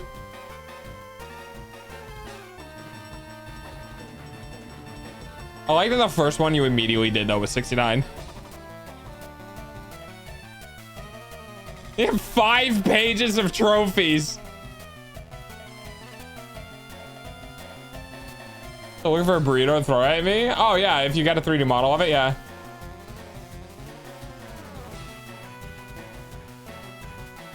I don't have any good sites, I'm sorry. I'm just Mobius. Mobius, what are you at? 4 million? Dude, how are you this unlucky? You gotta win this next one, right? Like, I should make a badge. Nice. I should make a fucking badge for having founder badges. Cheer 28. No, nothing for 27 or 28. 27, 28, 29, 30, 31. I wonder if this is like pissing off Twitch's systems, or if like, oh wow, this channel is getting a lot of weird amounts of cheers.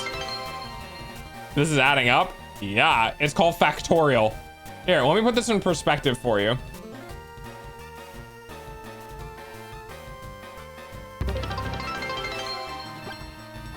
Oh no, what's a factorial for addition?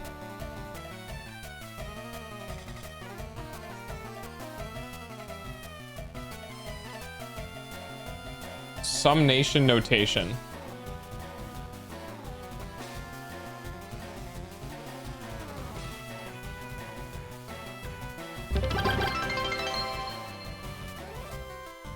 Uh, 5,050. So you will have to pay me $50 to get the first 100. Start of the modern age. Yeah, you got the 32 bits. You got 32 bits. Get it, Oculus, 32 bits. This is going to be a $50 investment.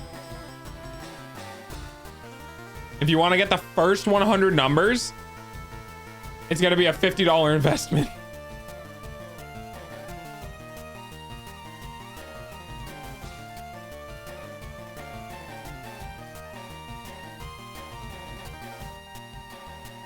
Uh, 32 as in 32-bit for PCs.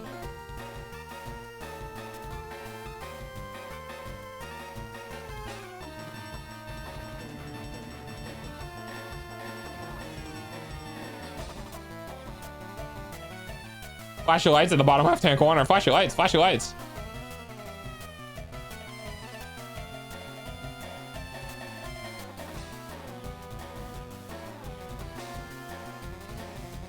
I don't have ACT up.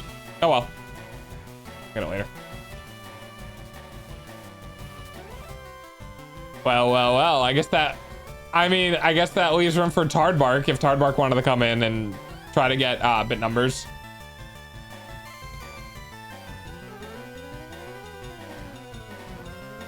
Depends if Tardbark wants to give Doggo food money or not. Or money for structure.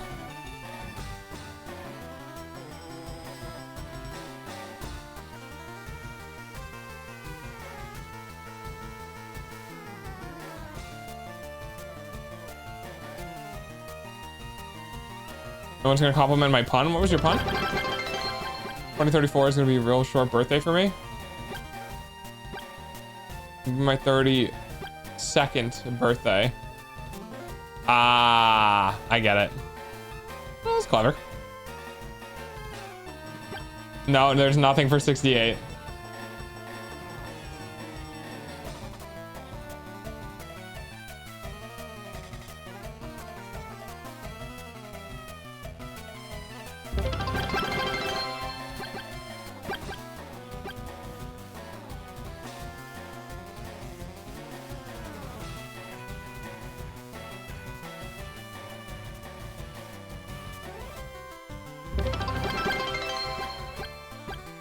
It's the, oh no. It's the rules. No. You found the rule number.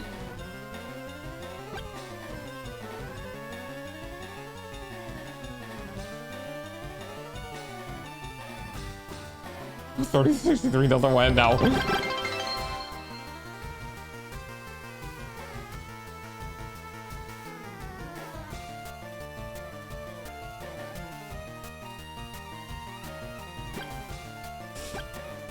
Oh, I should have announced this when we were in like just chatting or something so I could make a fucking recording out of it. Just one chatter goes through all of the rules. I hate Twitch's bit exchange. Oh yeah, it's costly. It's kind of obscure in the places I forget. Isn't that a gender bend rule? Wait, hang on.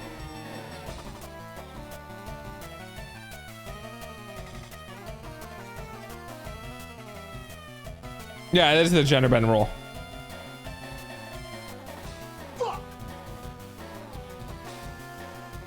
Dude, holy shit. Whoa, hi boys. Immediately does slots.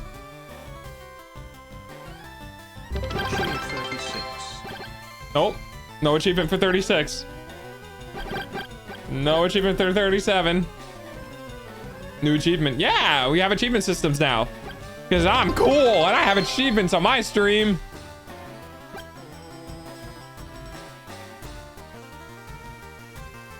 You're still here, Liz? Are you gonna hang out with your fiance? Or did you is it post hanging out fiance time?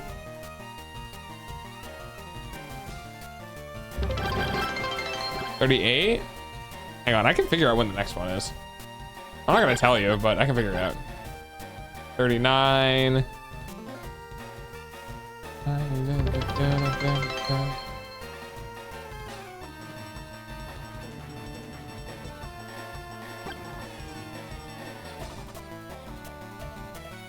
Oh, there's. No!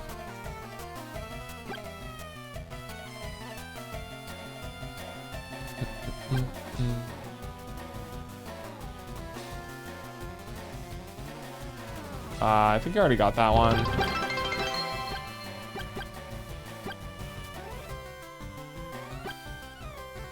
Holy shit, Moist. Boy, I don't have the achievements in for fucking gifted subs yet.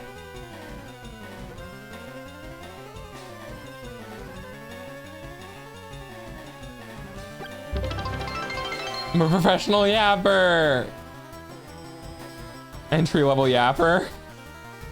Big sub moments. Hi, Moist. How you doing, buddy? The wettest of bushes is now here. Oh, there are achievements now? Yeah, there's achievements. They're currently in founder state. Oculus is trying to find all of the different funny number achievements that I have for cheering exact amounts. Oh, that was not an interrupt. And so yeah, Oculus is hunting for the exact amount of achievements. And so far has gotten to, what, 30, 40 something?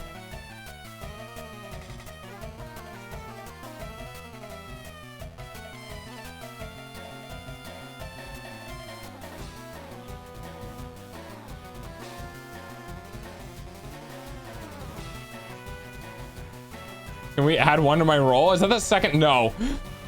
Cheer 40.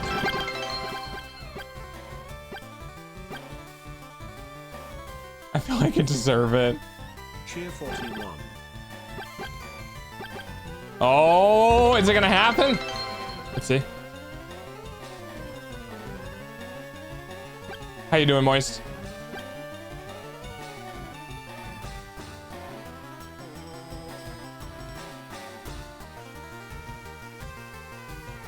Oh shit, we're on a hype train.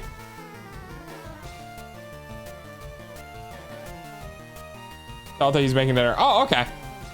I see. Our tech does not know how to interrupt, so that's very unfortunate. That's gonna hurt a lot.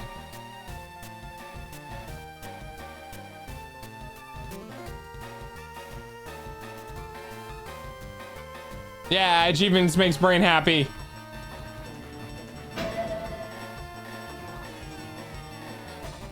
Didn't I get 42? I don't know. Did you? You probably did.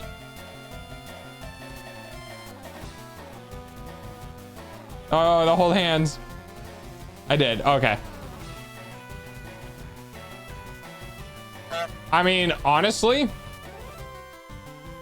Moist can probably find. So Moist, to explain what's going on, there are achievements currently of like, if you cheer a specific amount, you get, if you cheer a specific amount and it's a funny number, like some nutter, you have a chance of getting an achievement, right?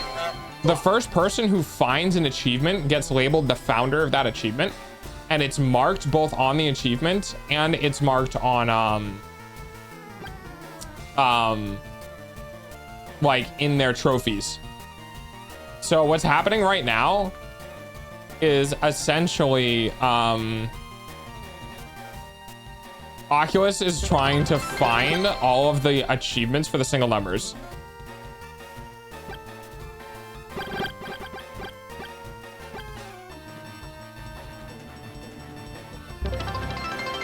Ah, I got clipped.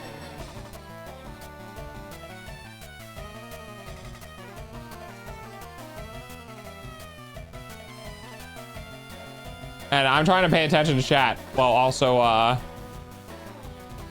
playing one of the harder dungeons that came out in Shadowbringers. 37? Oh, is that all you had left?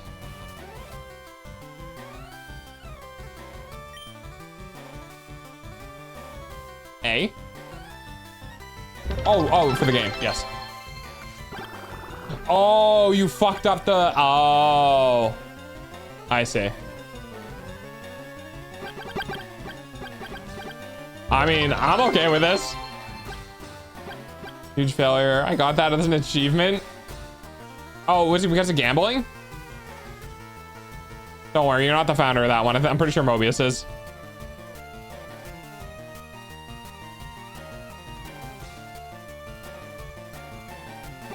Cheer 49.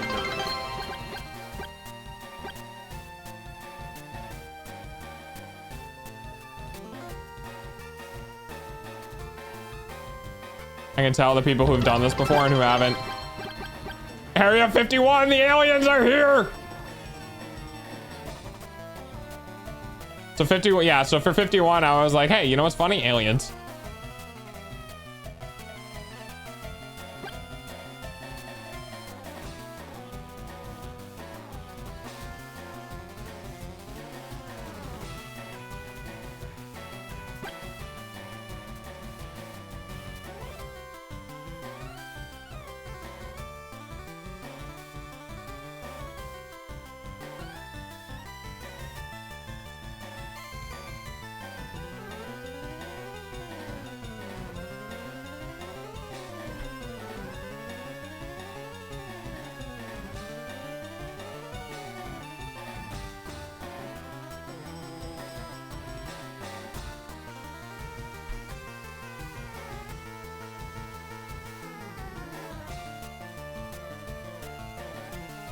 Trying to fucking... Oh no, not Moist too.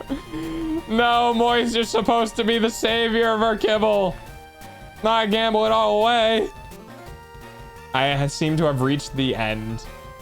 Yeah, it adds up, huh? Because like 100 bits plus 99 bits plus 98 bits plus 97 bits is like $4.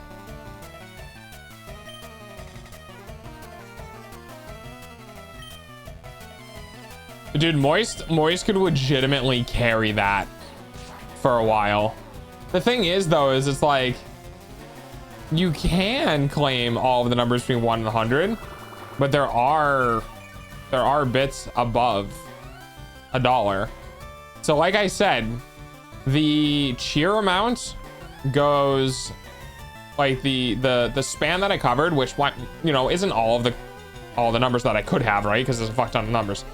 But all the numbers I did cover or try to cover was between 1 penny and $1,000.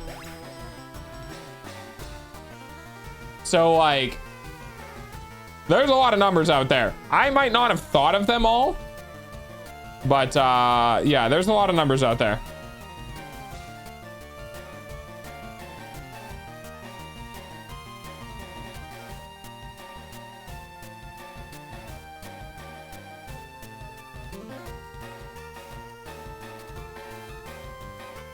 I'll give you 1,000 just to say I did. You're gonna give me $1,000 just to say that you gave me $1,000?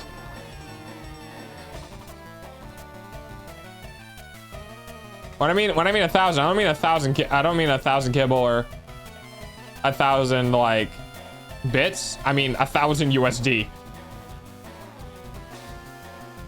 Oh, I'm fighting 2 targets. I should be doing this. Oh, okay. I mean, also, it's a shit ton of money, and I don't know what your living situation is. I don't think you should do that. Oh, thank you, boys. Thank you for the kibble. I will give you $1,000. You definitely shouldn't. That would feed me for, what, like 5 months?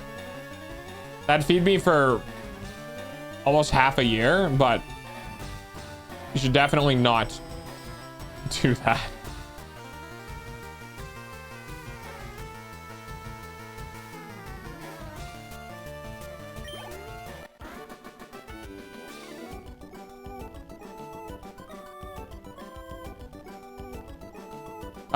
Is it broken again? So I give him now a tire. That makes sense. No, I don't think it is, right? No, it's not. Okay.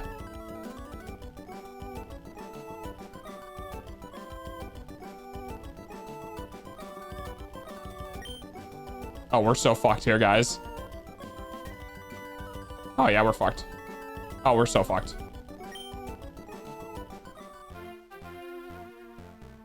Well, everyone but the tank got it. The tank did not understand the assignment. 1,000 you, 1,000 for me.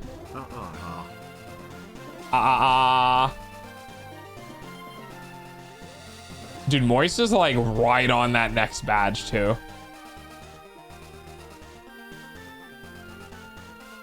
Wait, holy shit, I have the Halo ODST playing in my ears? I think.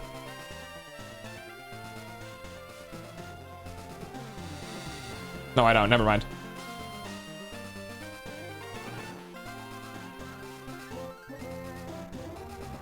Yeah, my trophies. That'll show you. I think Oculus has like what, 6 pages of trophies now.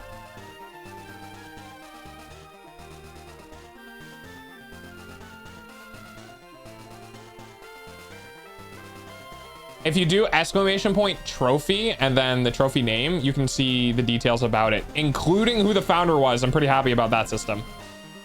Although I don't think I updated that for... Ooh, I need to keep that in mind. So I didn't make that system to update after people get a founder trophy. Like it doesn't put them in the list. So I might need to fix that. So it might break.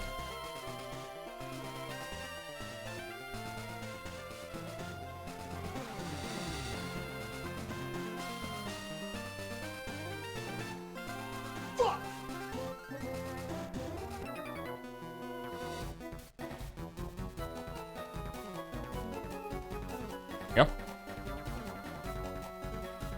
Oh, Moist, have you looked into the PC video stuff? Do you have any questions? I can't do easy slots. Are you broke? Oh, did you forget about easy slots? I actually do not like geese. Those fuckers are mean. True though.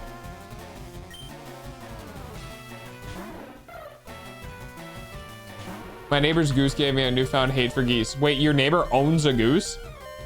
It turns out though, by the way, apparently geese are like amazing protection animals. Like for livestock. Because yeah, you're right. They are assholes.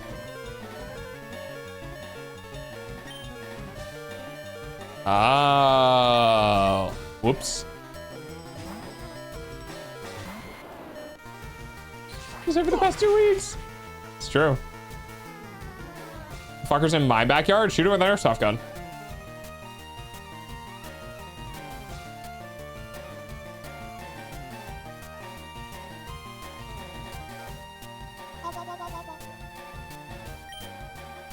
Flew away and died. Ow, ow, ow, ow, ow. Moist, it's 1 gamble per minute. It's on a cooldown. Hi Delta, hi Baka, how you doing, bud? Hello.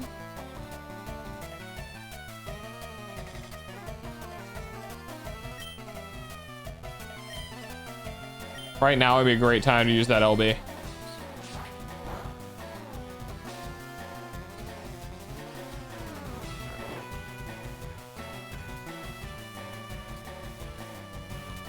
I work on a farm, I know how geese are. Why are they so full of hate and spite?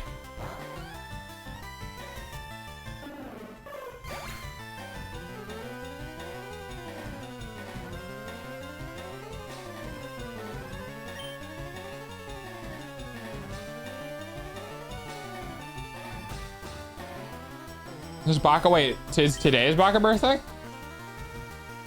Today is Baka, is today your birthday?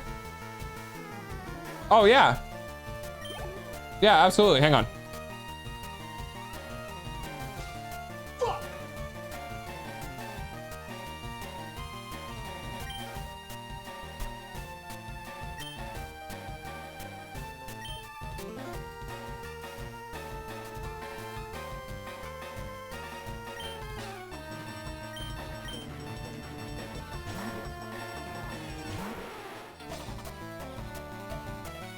Worth. Immediately gambles it. Hey, you know what? He doubled it.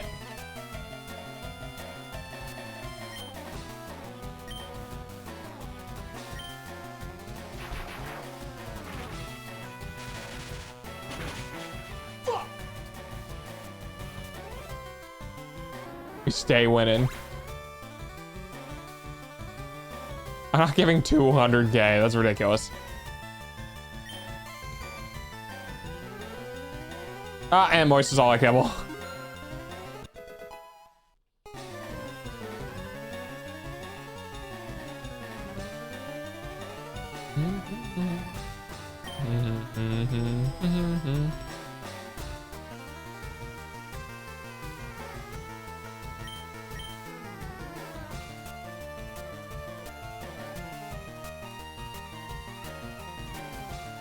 I'm slowly gaining again.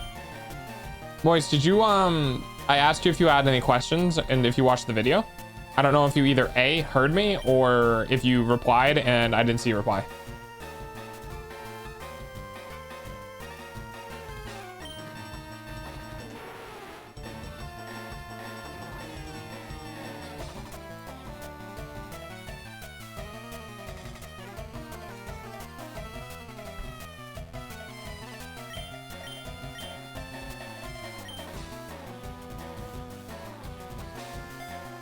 What vid?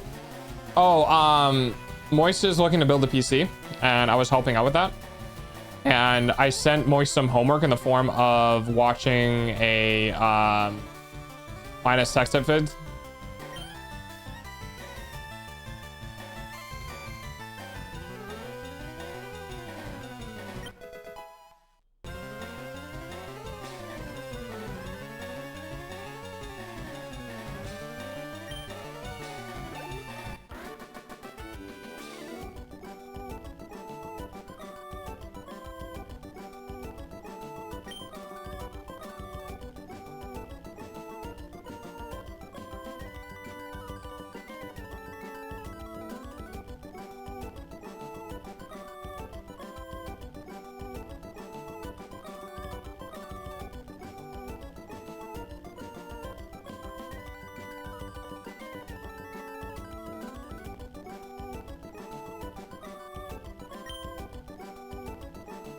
A Linus Tech Tips video.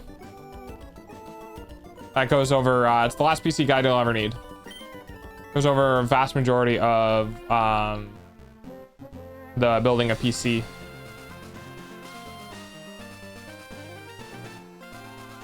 I haven't watched the long one yet, but I've been watching videos on your part suggestion and reading the endless forums of general do's and don'ts and hell reviews. Oh, yeah, all right. I mean, for the most part, it's relatively self-explanatory.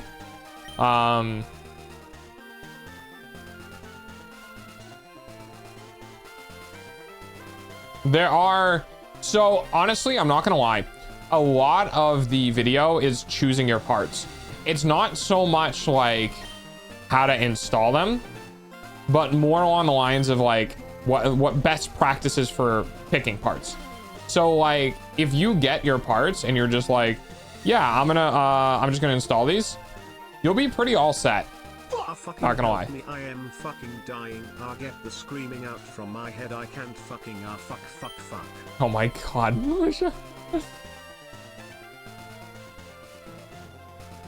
I'm gonna sit down outside on my cool new chair and watch it. Wait, you got a cool new chair?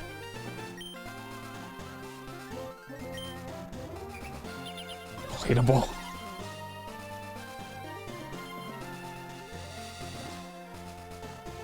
If only it actually screamed.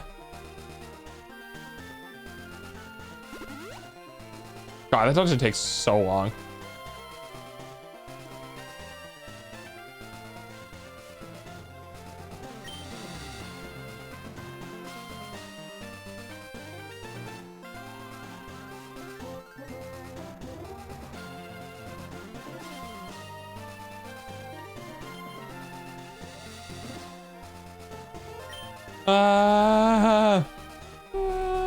What the fuck? I'm getting like a notification like I have something to look at. Is it mail? I don't think so.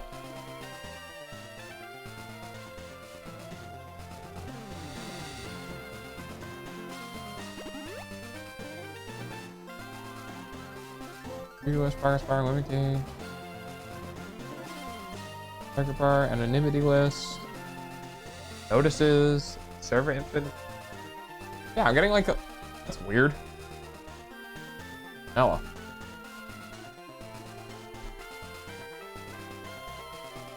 well. Boys, this is pretty funny.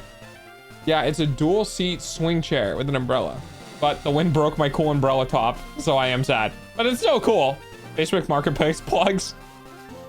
Dude, I'm in such a rural area that Facebook Marketplace is basically pointless. Never gonna give you up, never gonna There it let is. you down, never gonna run around and desert you, never gonna make you cry, never gonna say goodbye, never gonna tell a lie and hurt you. I was waiting for that. Oh my god, Clock is all grown up. Yeah. We've been getting some good progress, although the last couple of weeks have been debatable, but you know. First time I've used channel points. Wait, really? Even for check-ins? Oh, you do check-ins. That's okay. Yeah, hellos are first. Yeah, that makes sense. Because there was only one.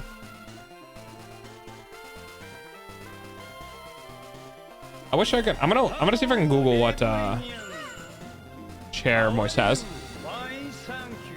Why? Thank you. I didn't check in. Yeah. Shit. I lost the message. Dual seat swing chair. Oh wait, is it one of those? Wait, hang on.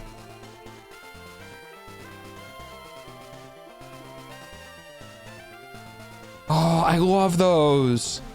I gotta get one of those again. My neighbors had one and I loved sitting on it, dude. My autism, so happy when I sit on swing chairs. Dude, I should get a swing too. Can I just go back to being 7? Can I go back to a time when I didn't have disabilities and like didn't have responsibilities and shit? That'd be great. Can I do that? Because my brain is just like, I want a swing, I want a swing chair, I want a jungle gym, I want a sandbox, I want to be a kid again. Wants to be adult. An adult fucking sucks. The only cool thing about being an adult is you can eat 3 tubs of ice cream and no one can yell at you. But when you're an adult, you can't eat 3 tubs of ice cream because you'll shit your brains out. And it's just like, I had a responsibility to 7. It's called farm work. Yeah, but you didn't have to pay for your own food and shit. I still do farm work. Is it your farm? Now you are here. These foolish dreams will never come to pass. Sad.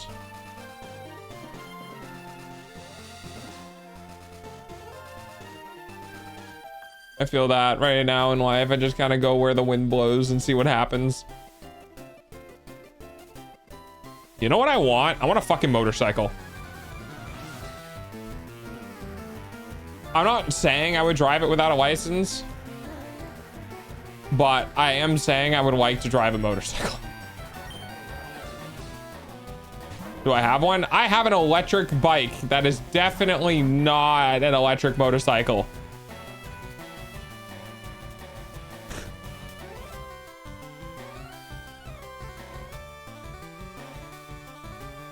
Yeah, exactly, Mobius. I really just want like a nice beat. Honestly, I want a KLR 650. They're super fucking, they're like dirt cheap. But they're kind of super heavy. But lighter bikes carry their weight way higher because they're like all try to be dirt bikes. There's no like low weighted bikes.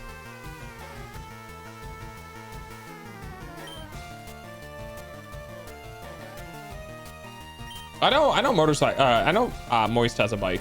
I think he had him what? An R600 or something?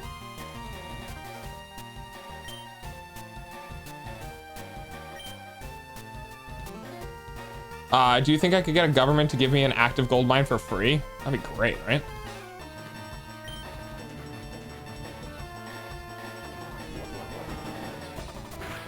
Hello?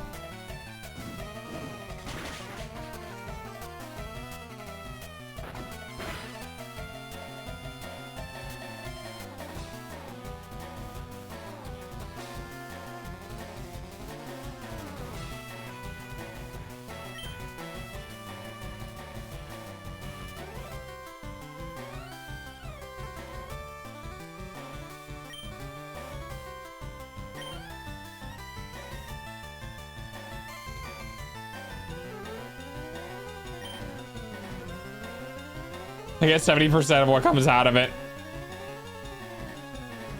I mean, if you're willing to mine it, I guess, but you gotta pay people with the other like 30%.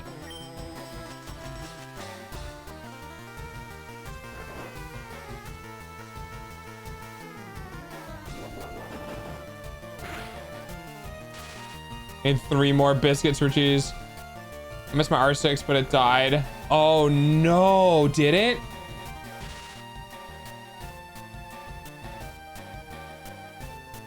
So what are you gonna do now? Like for me personally, where I live, I really want an ADV bike. Like I really want an ADV.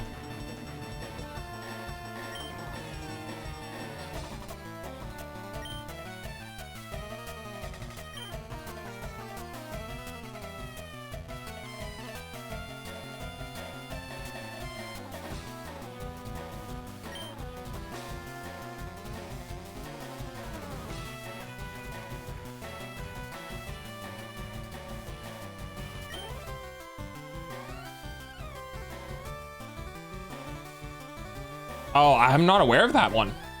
What bike type is it?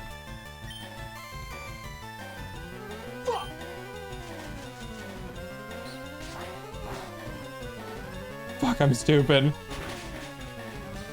Sorry, we're all a little stupid. Bank privilege.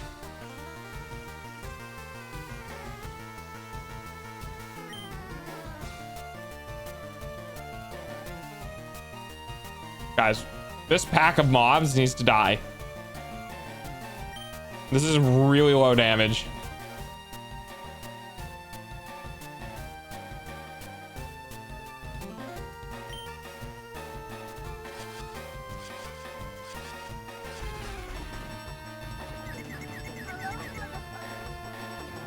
Oh, thanks for checking in, Liz. Oh god, it's Liz. Hi, Liz.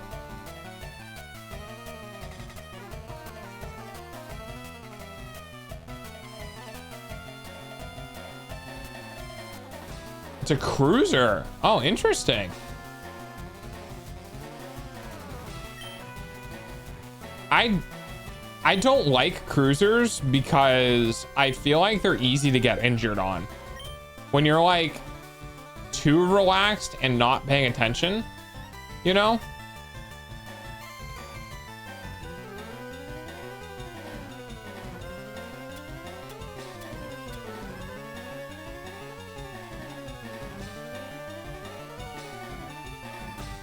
Little yapper. Yeah, little yapper.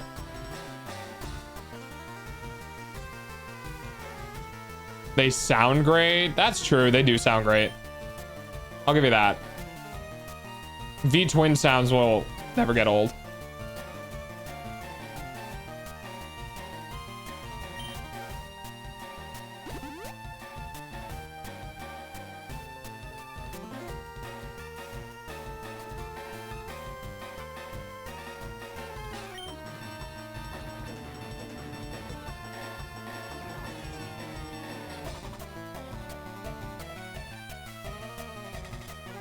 Wait, what do you mean? Oh, it's Liz.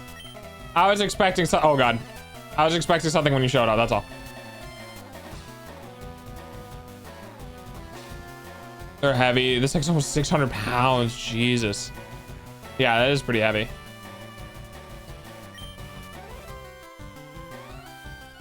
I like my ADV bikes. I keep getting like notifications of shit.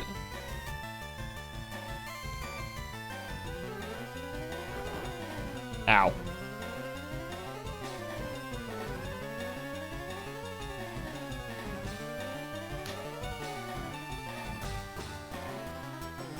Dude, I was nowhere near that. I hate this game.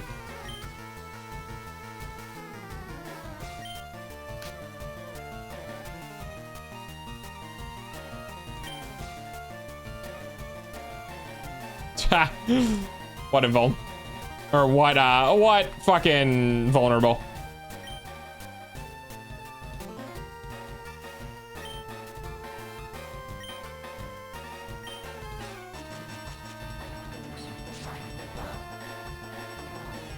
Oh, she died. Shit, I probably should have covered her, but oh well.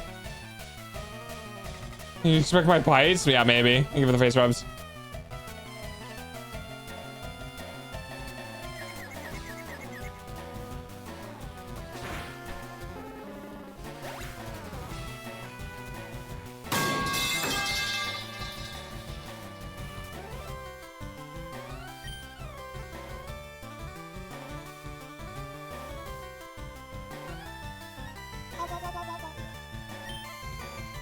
been trying so hard not to get hit. There's my daily pipes. Yeah, I was about to say, there it is.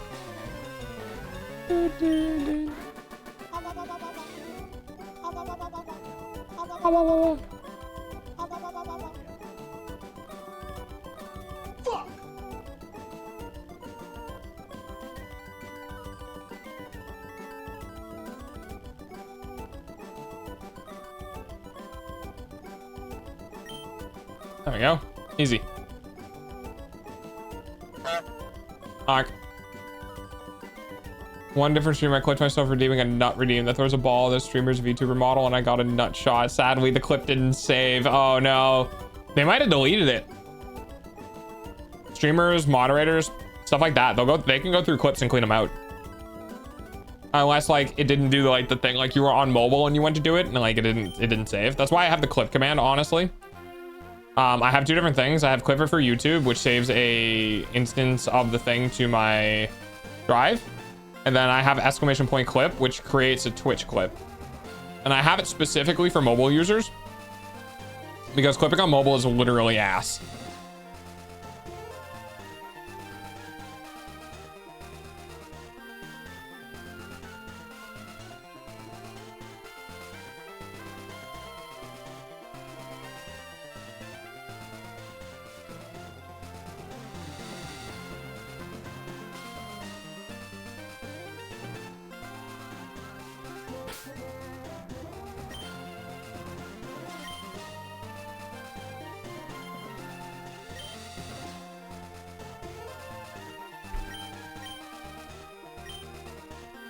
Apparently someone put a locking gas cap on my mom's car.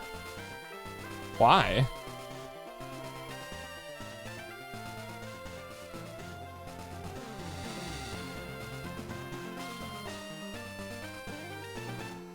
Don't know. Weird. Does she owe money? Does she owe someone named Frank money?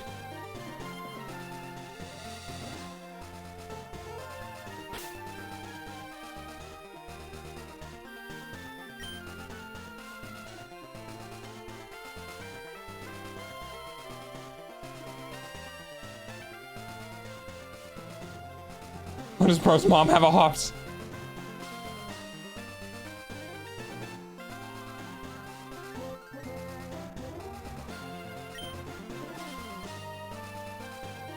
That is super. Uh-oh.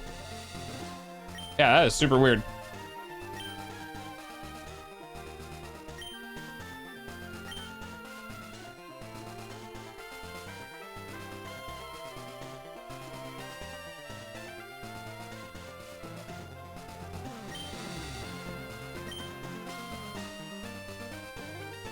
Hi, Hana. Welcome back.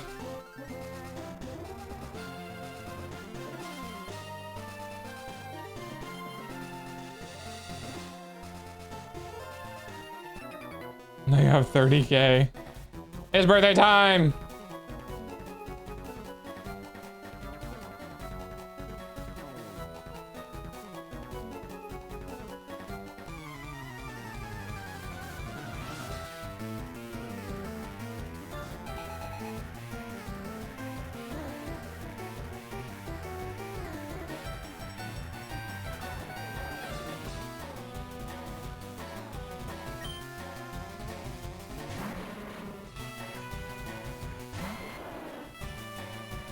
Oh, okay, bye. I totally understand. It's okay.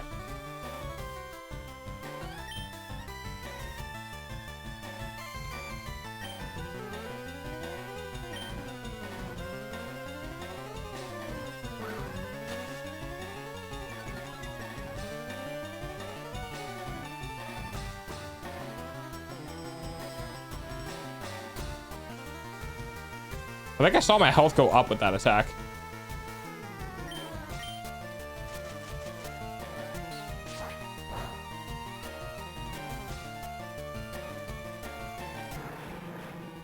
I feel like my DPS is really bad right now. Not my personal DPS, but my party's DPS is not doing the best. We're 12 minutes in the dungeon and we haven't even gotten to the second boss yet.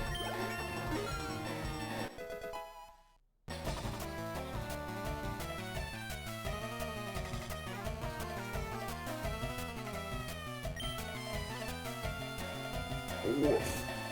Woof.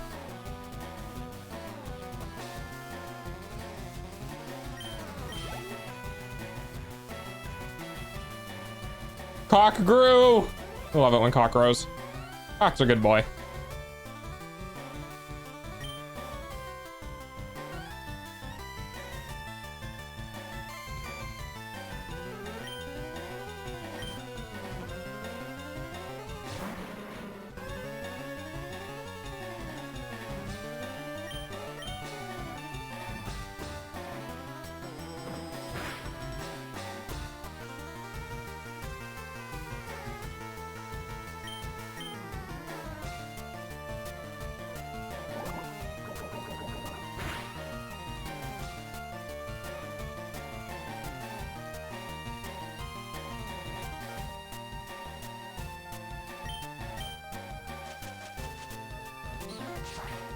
I'm gonna have to go look at it. Yeah.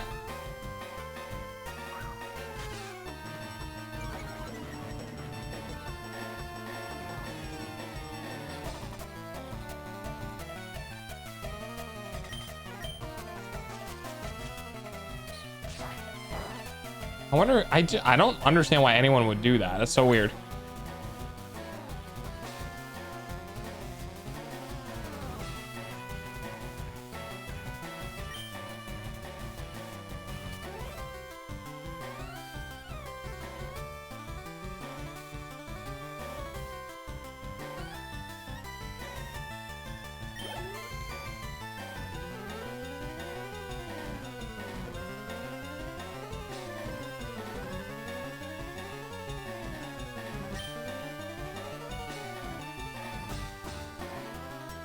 Oh my god, Lucia. I just saw your message. I'm busy trying to beat up a boss in Final Fantasy. Oh, my track is gone. Okay, that's cool. No, it's fine. I didn't want it anyway.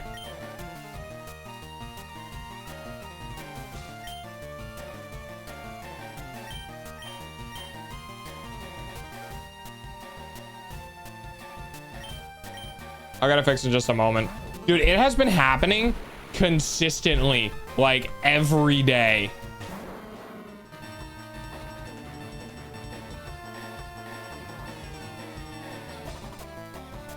I have no idea what's happening.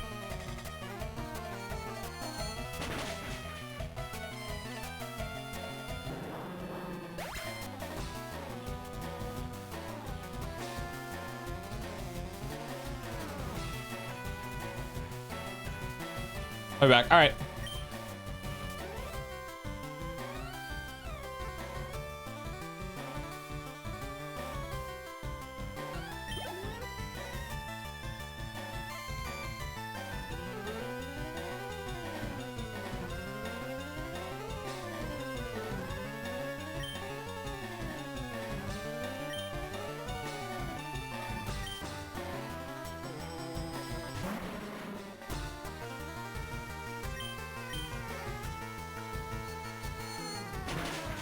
There we go. 185 hours. That's a good amount.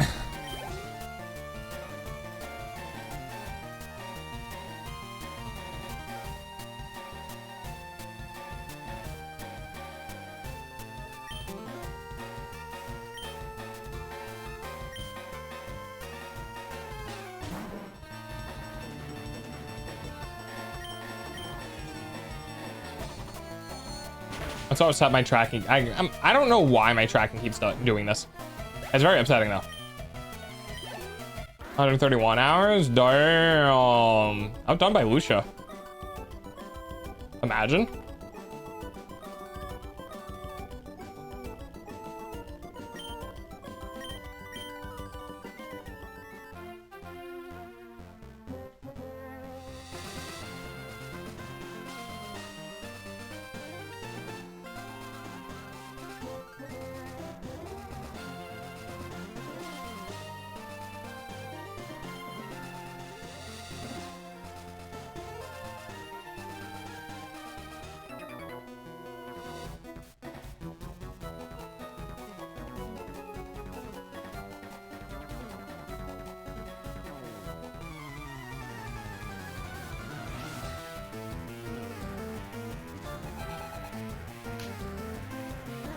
Oh, what? That's weird. There's a command that shows how many times you've yapped. Chat stat. I'm pretty sure I have it in.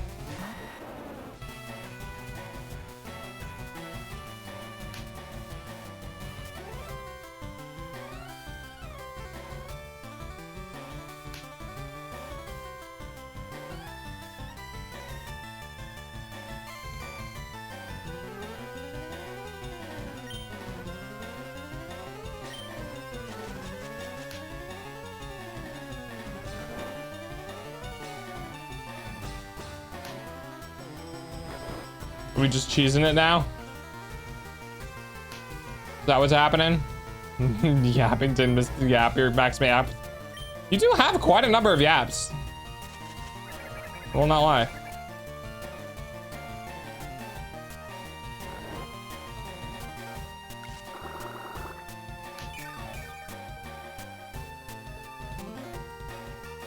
Oh, it didn't reset. Oh, that's good to know.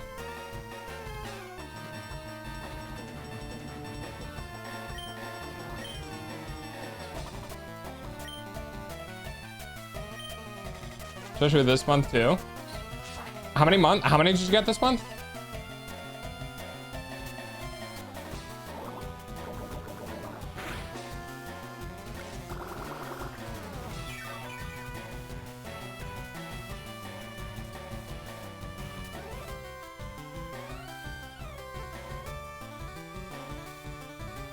Damn, that's a lot of yaps. Bro, I've been going in and out a lot. Oh, of stream? Yeah, that's true. It's okay though. I mean, I have people who followed me literally months ago who I've never seen outside of the one raid they came in, which is really confusing me. It's like, why are you following me if you're never gonna come back? Just don't follow me, it's fine.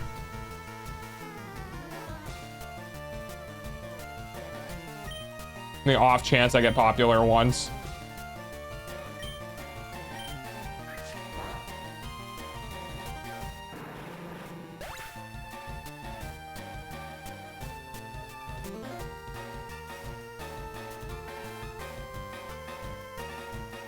Look at this tiny punchy monk. Look at this shit. Look at the size of that fucking hat, dude. I can't see anything about her with that hat on. This is crazy. Me here following 20 people watching too, yeah. All right, we're gonna go.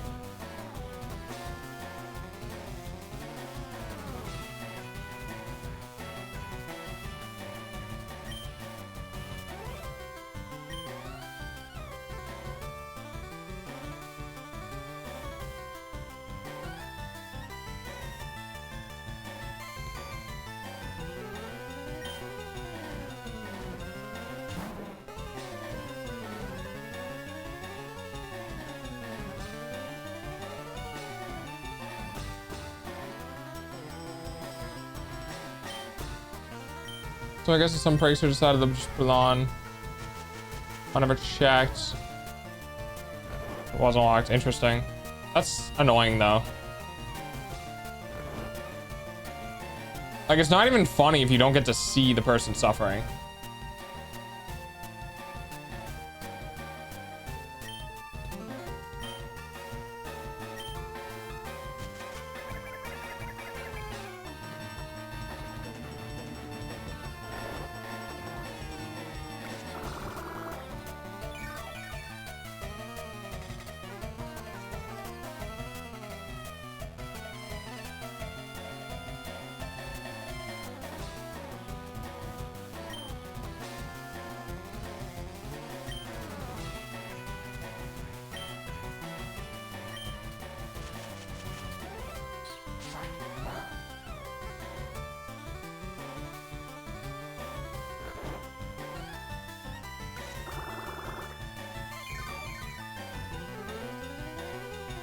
Zero damage. I love to see it.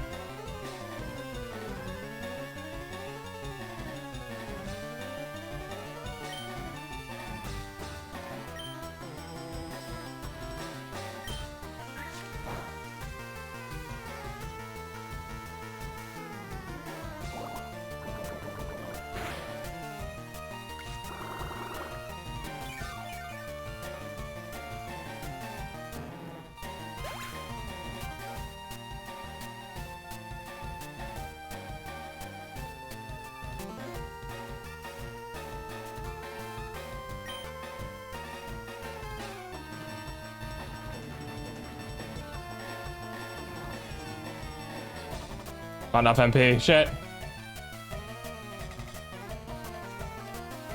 It's okay. Oh, that's not okay.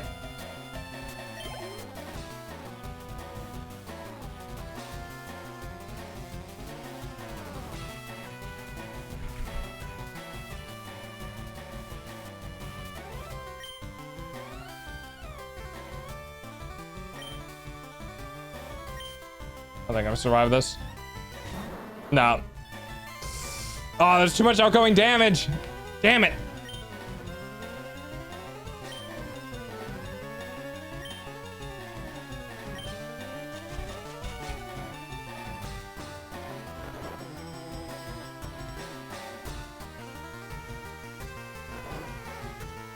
I was like, so should I just put it back in? And I went, did you magically attain the key?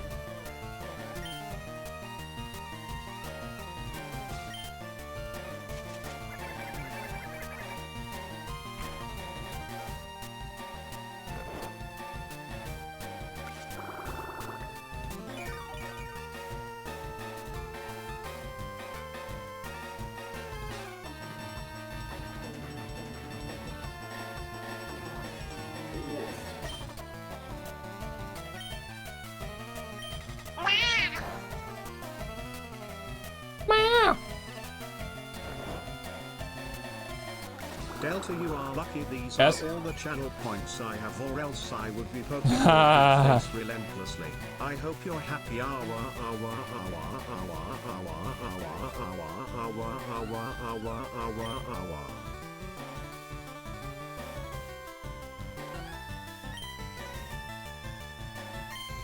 Don't. Cock did not use that, no.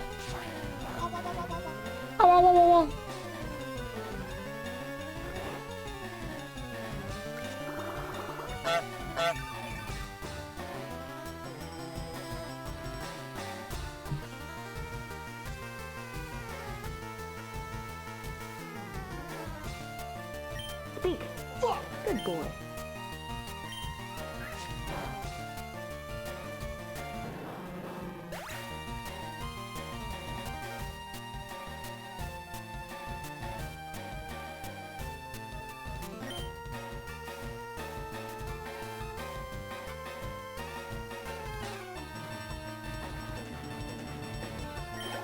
She's dead. Oh, she's not dead. Interesting. Oh, I did not pay attention to stream time. Oh yeah, we're over stream time. All right. Well, once I beat this boss, we'll go ahead and close out stream. Whenever that happens. But until then, we guys can keep playing.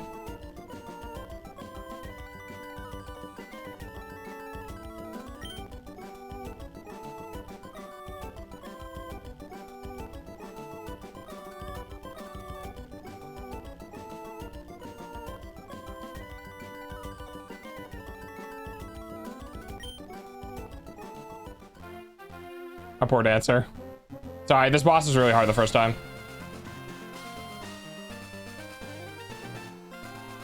I will stay exactly as long as I need to, and not a moment longer.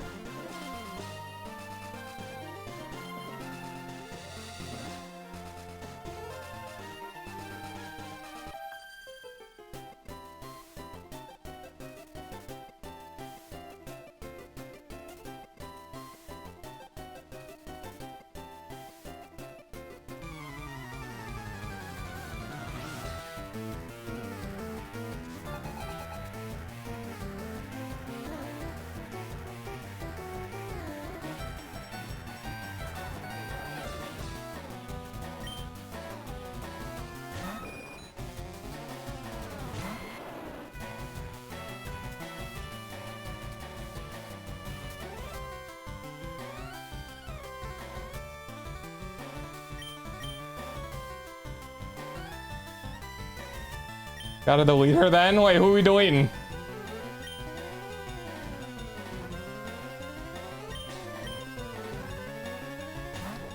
Too late. Well.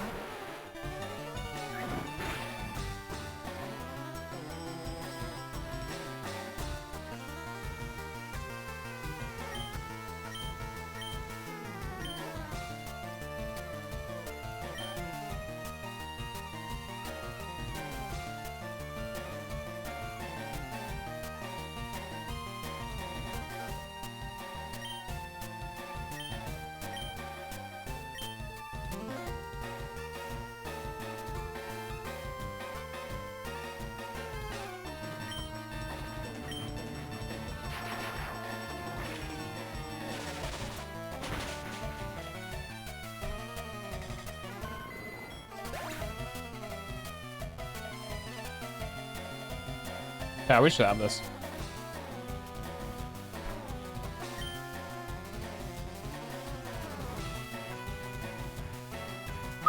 Almost a 30-minute dungeon run.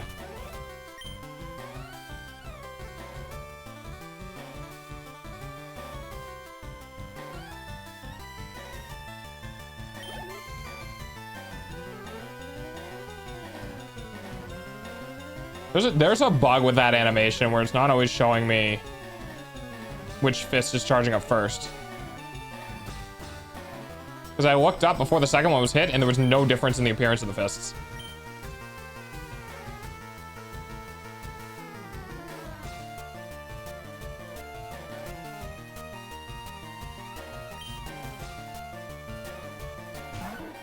Okay.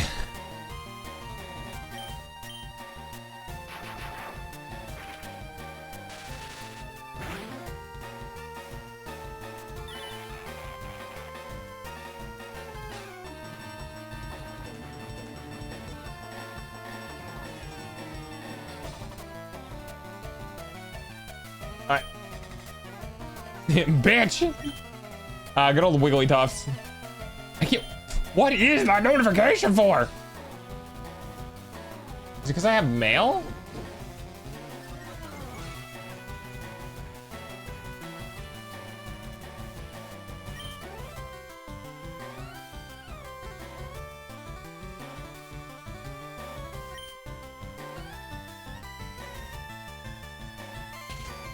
Ah. Yeah, that makes sense.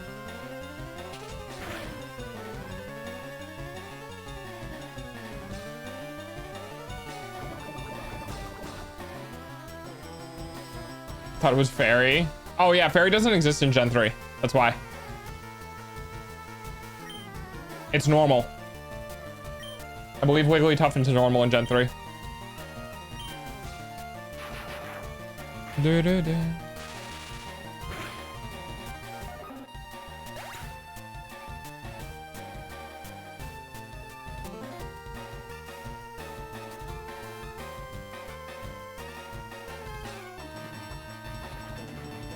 Yeah, I believe it's normal. I don't think it becomes fairy until Gen 4 or 5.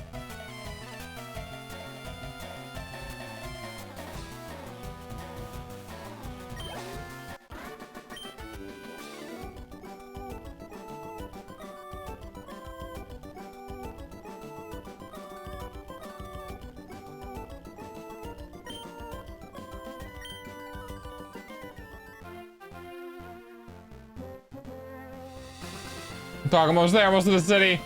All right, I'll let you keep going. I'll let you get this bag.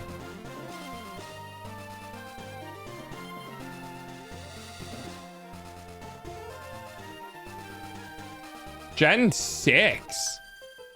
Wow.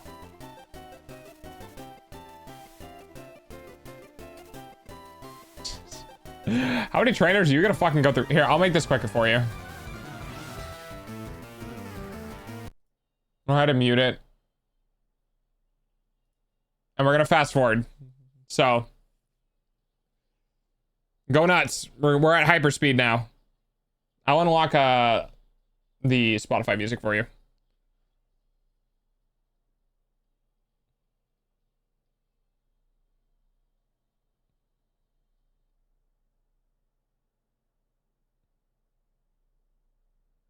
Fucking weird seeing shit go fast, huh?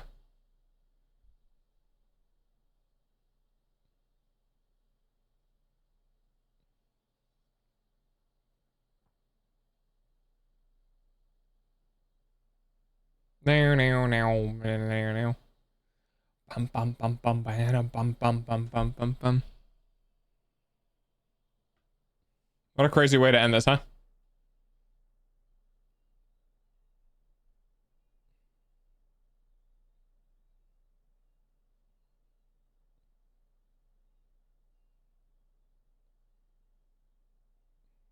Oh no, not the already in battle.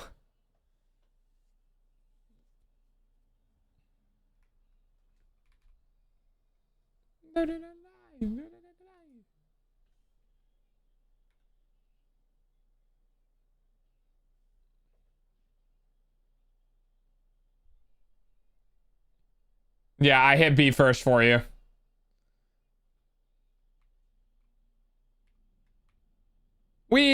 There was a lot more trainers. There you go. There were a lot more trainers.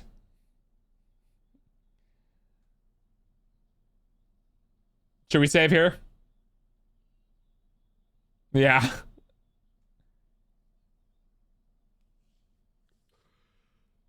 I don't...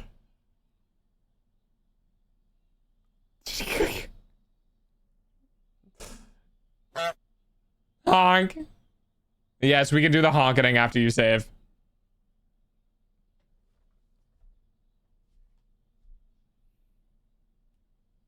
All right, there you go. Oh my god.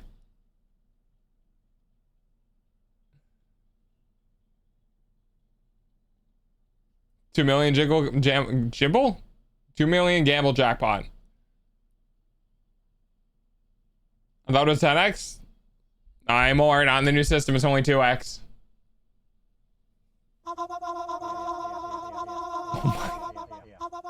Yes, yes. Okay. Have fun. Go nuts with the honks. Go nuts with the fucks. Go nuts with the awas. It's the end of stream. Come on. Have fun. Go ahead.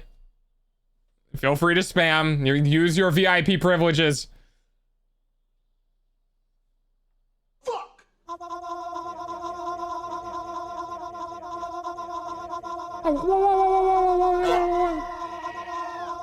I'll even pause music. There you go. Now you can just enjoy it. Oh, there it is. Oh, yeah, there it is. Oh, that's the good stuff. Oh, yeah. Oh, yeah. Oh, that's the good stuff. Oh, I'm getting covered in rainbows. Oh, okay. Yeah. I'm pretty sure I changed those to WebP, so it shouldn't crash anymore, but I'm not entirely sure. Anyway. Oh, yeah, it died. Anyways, good stream. Thanks for hanging out. I'm gonna go eat food, and yeah, we crashed the bot again. All right, bye.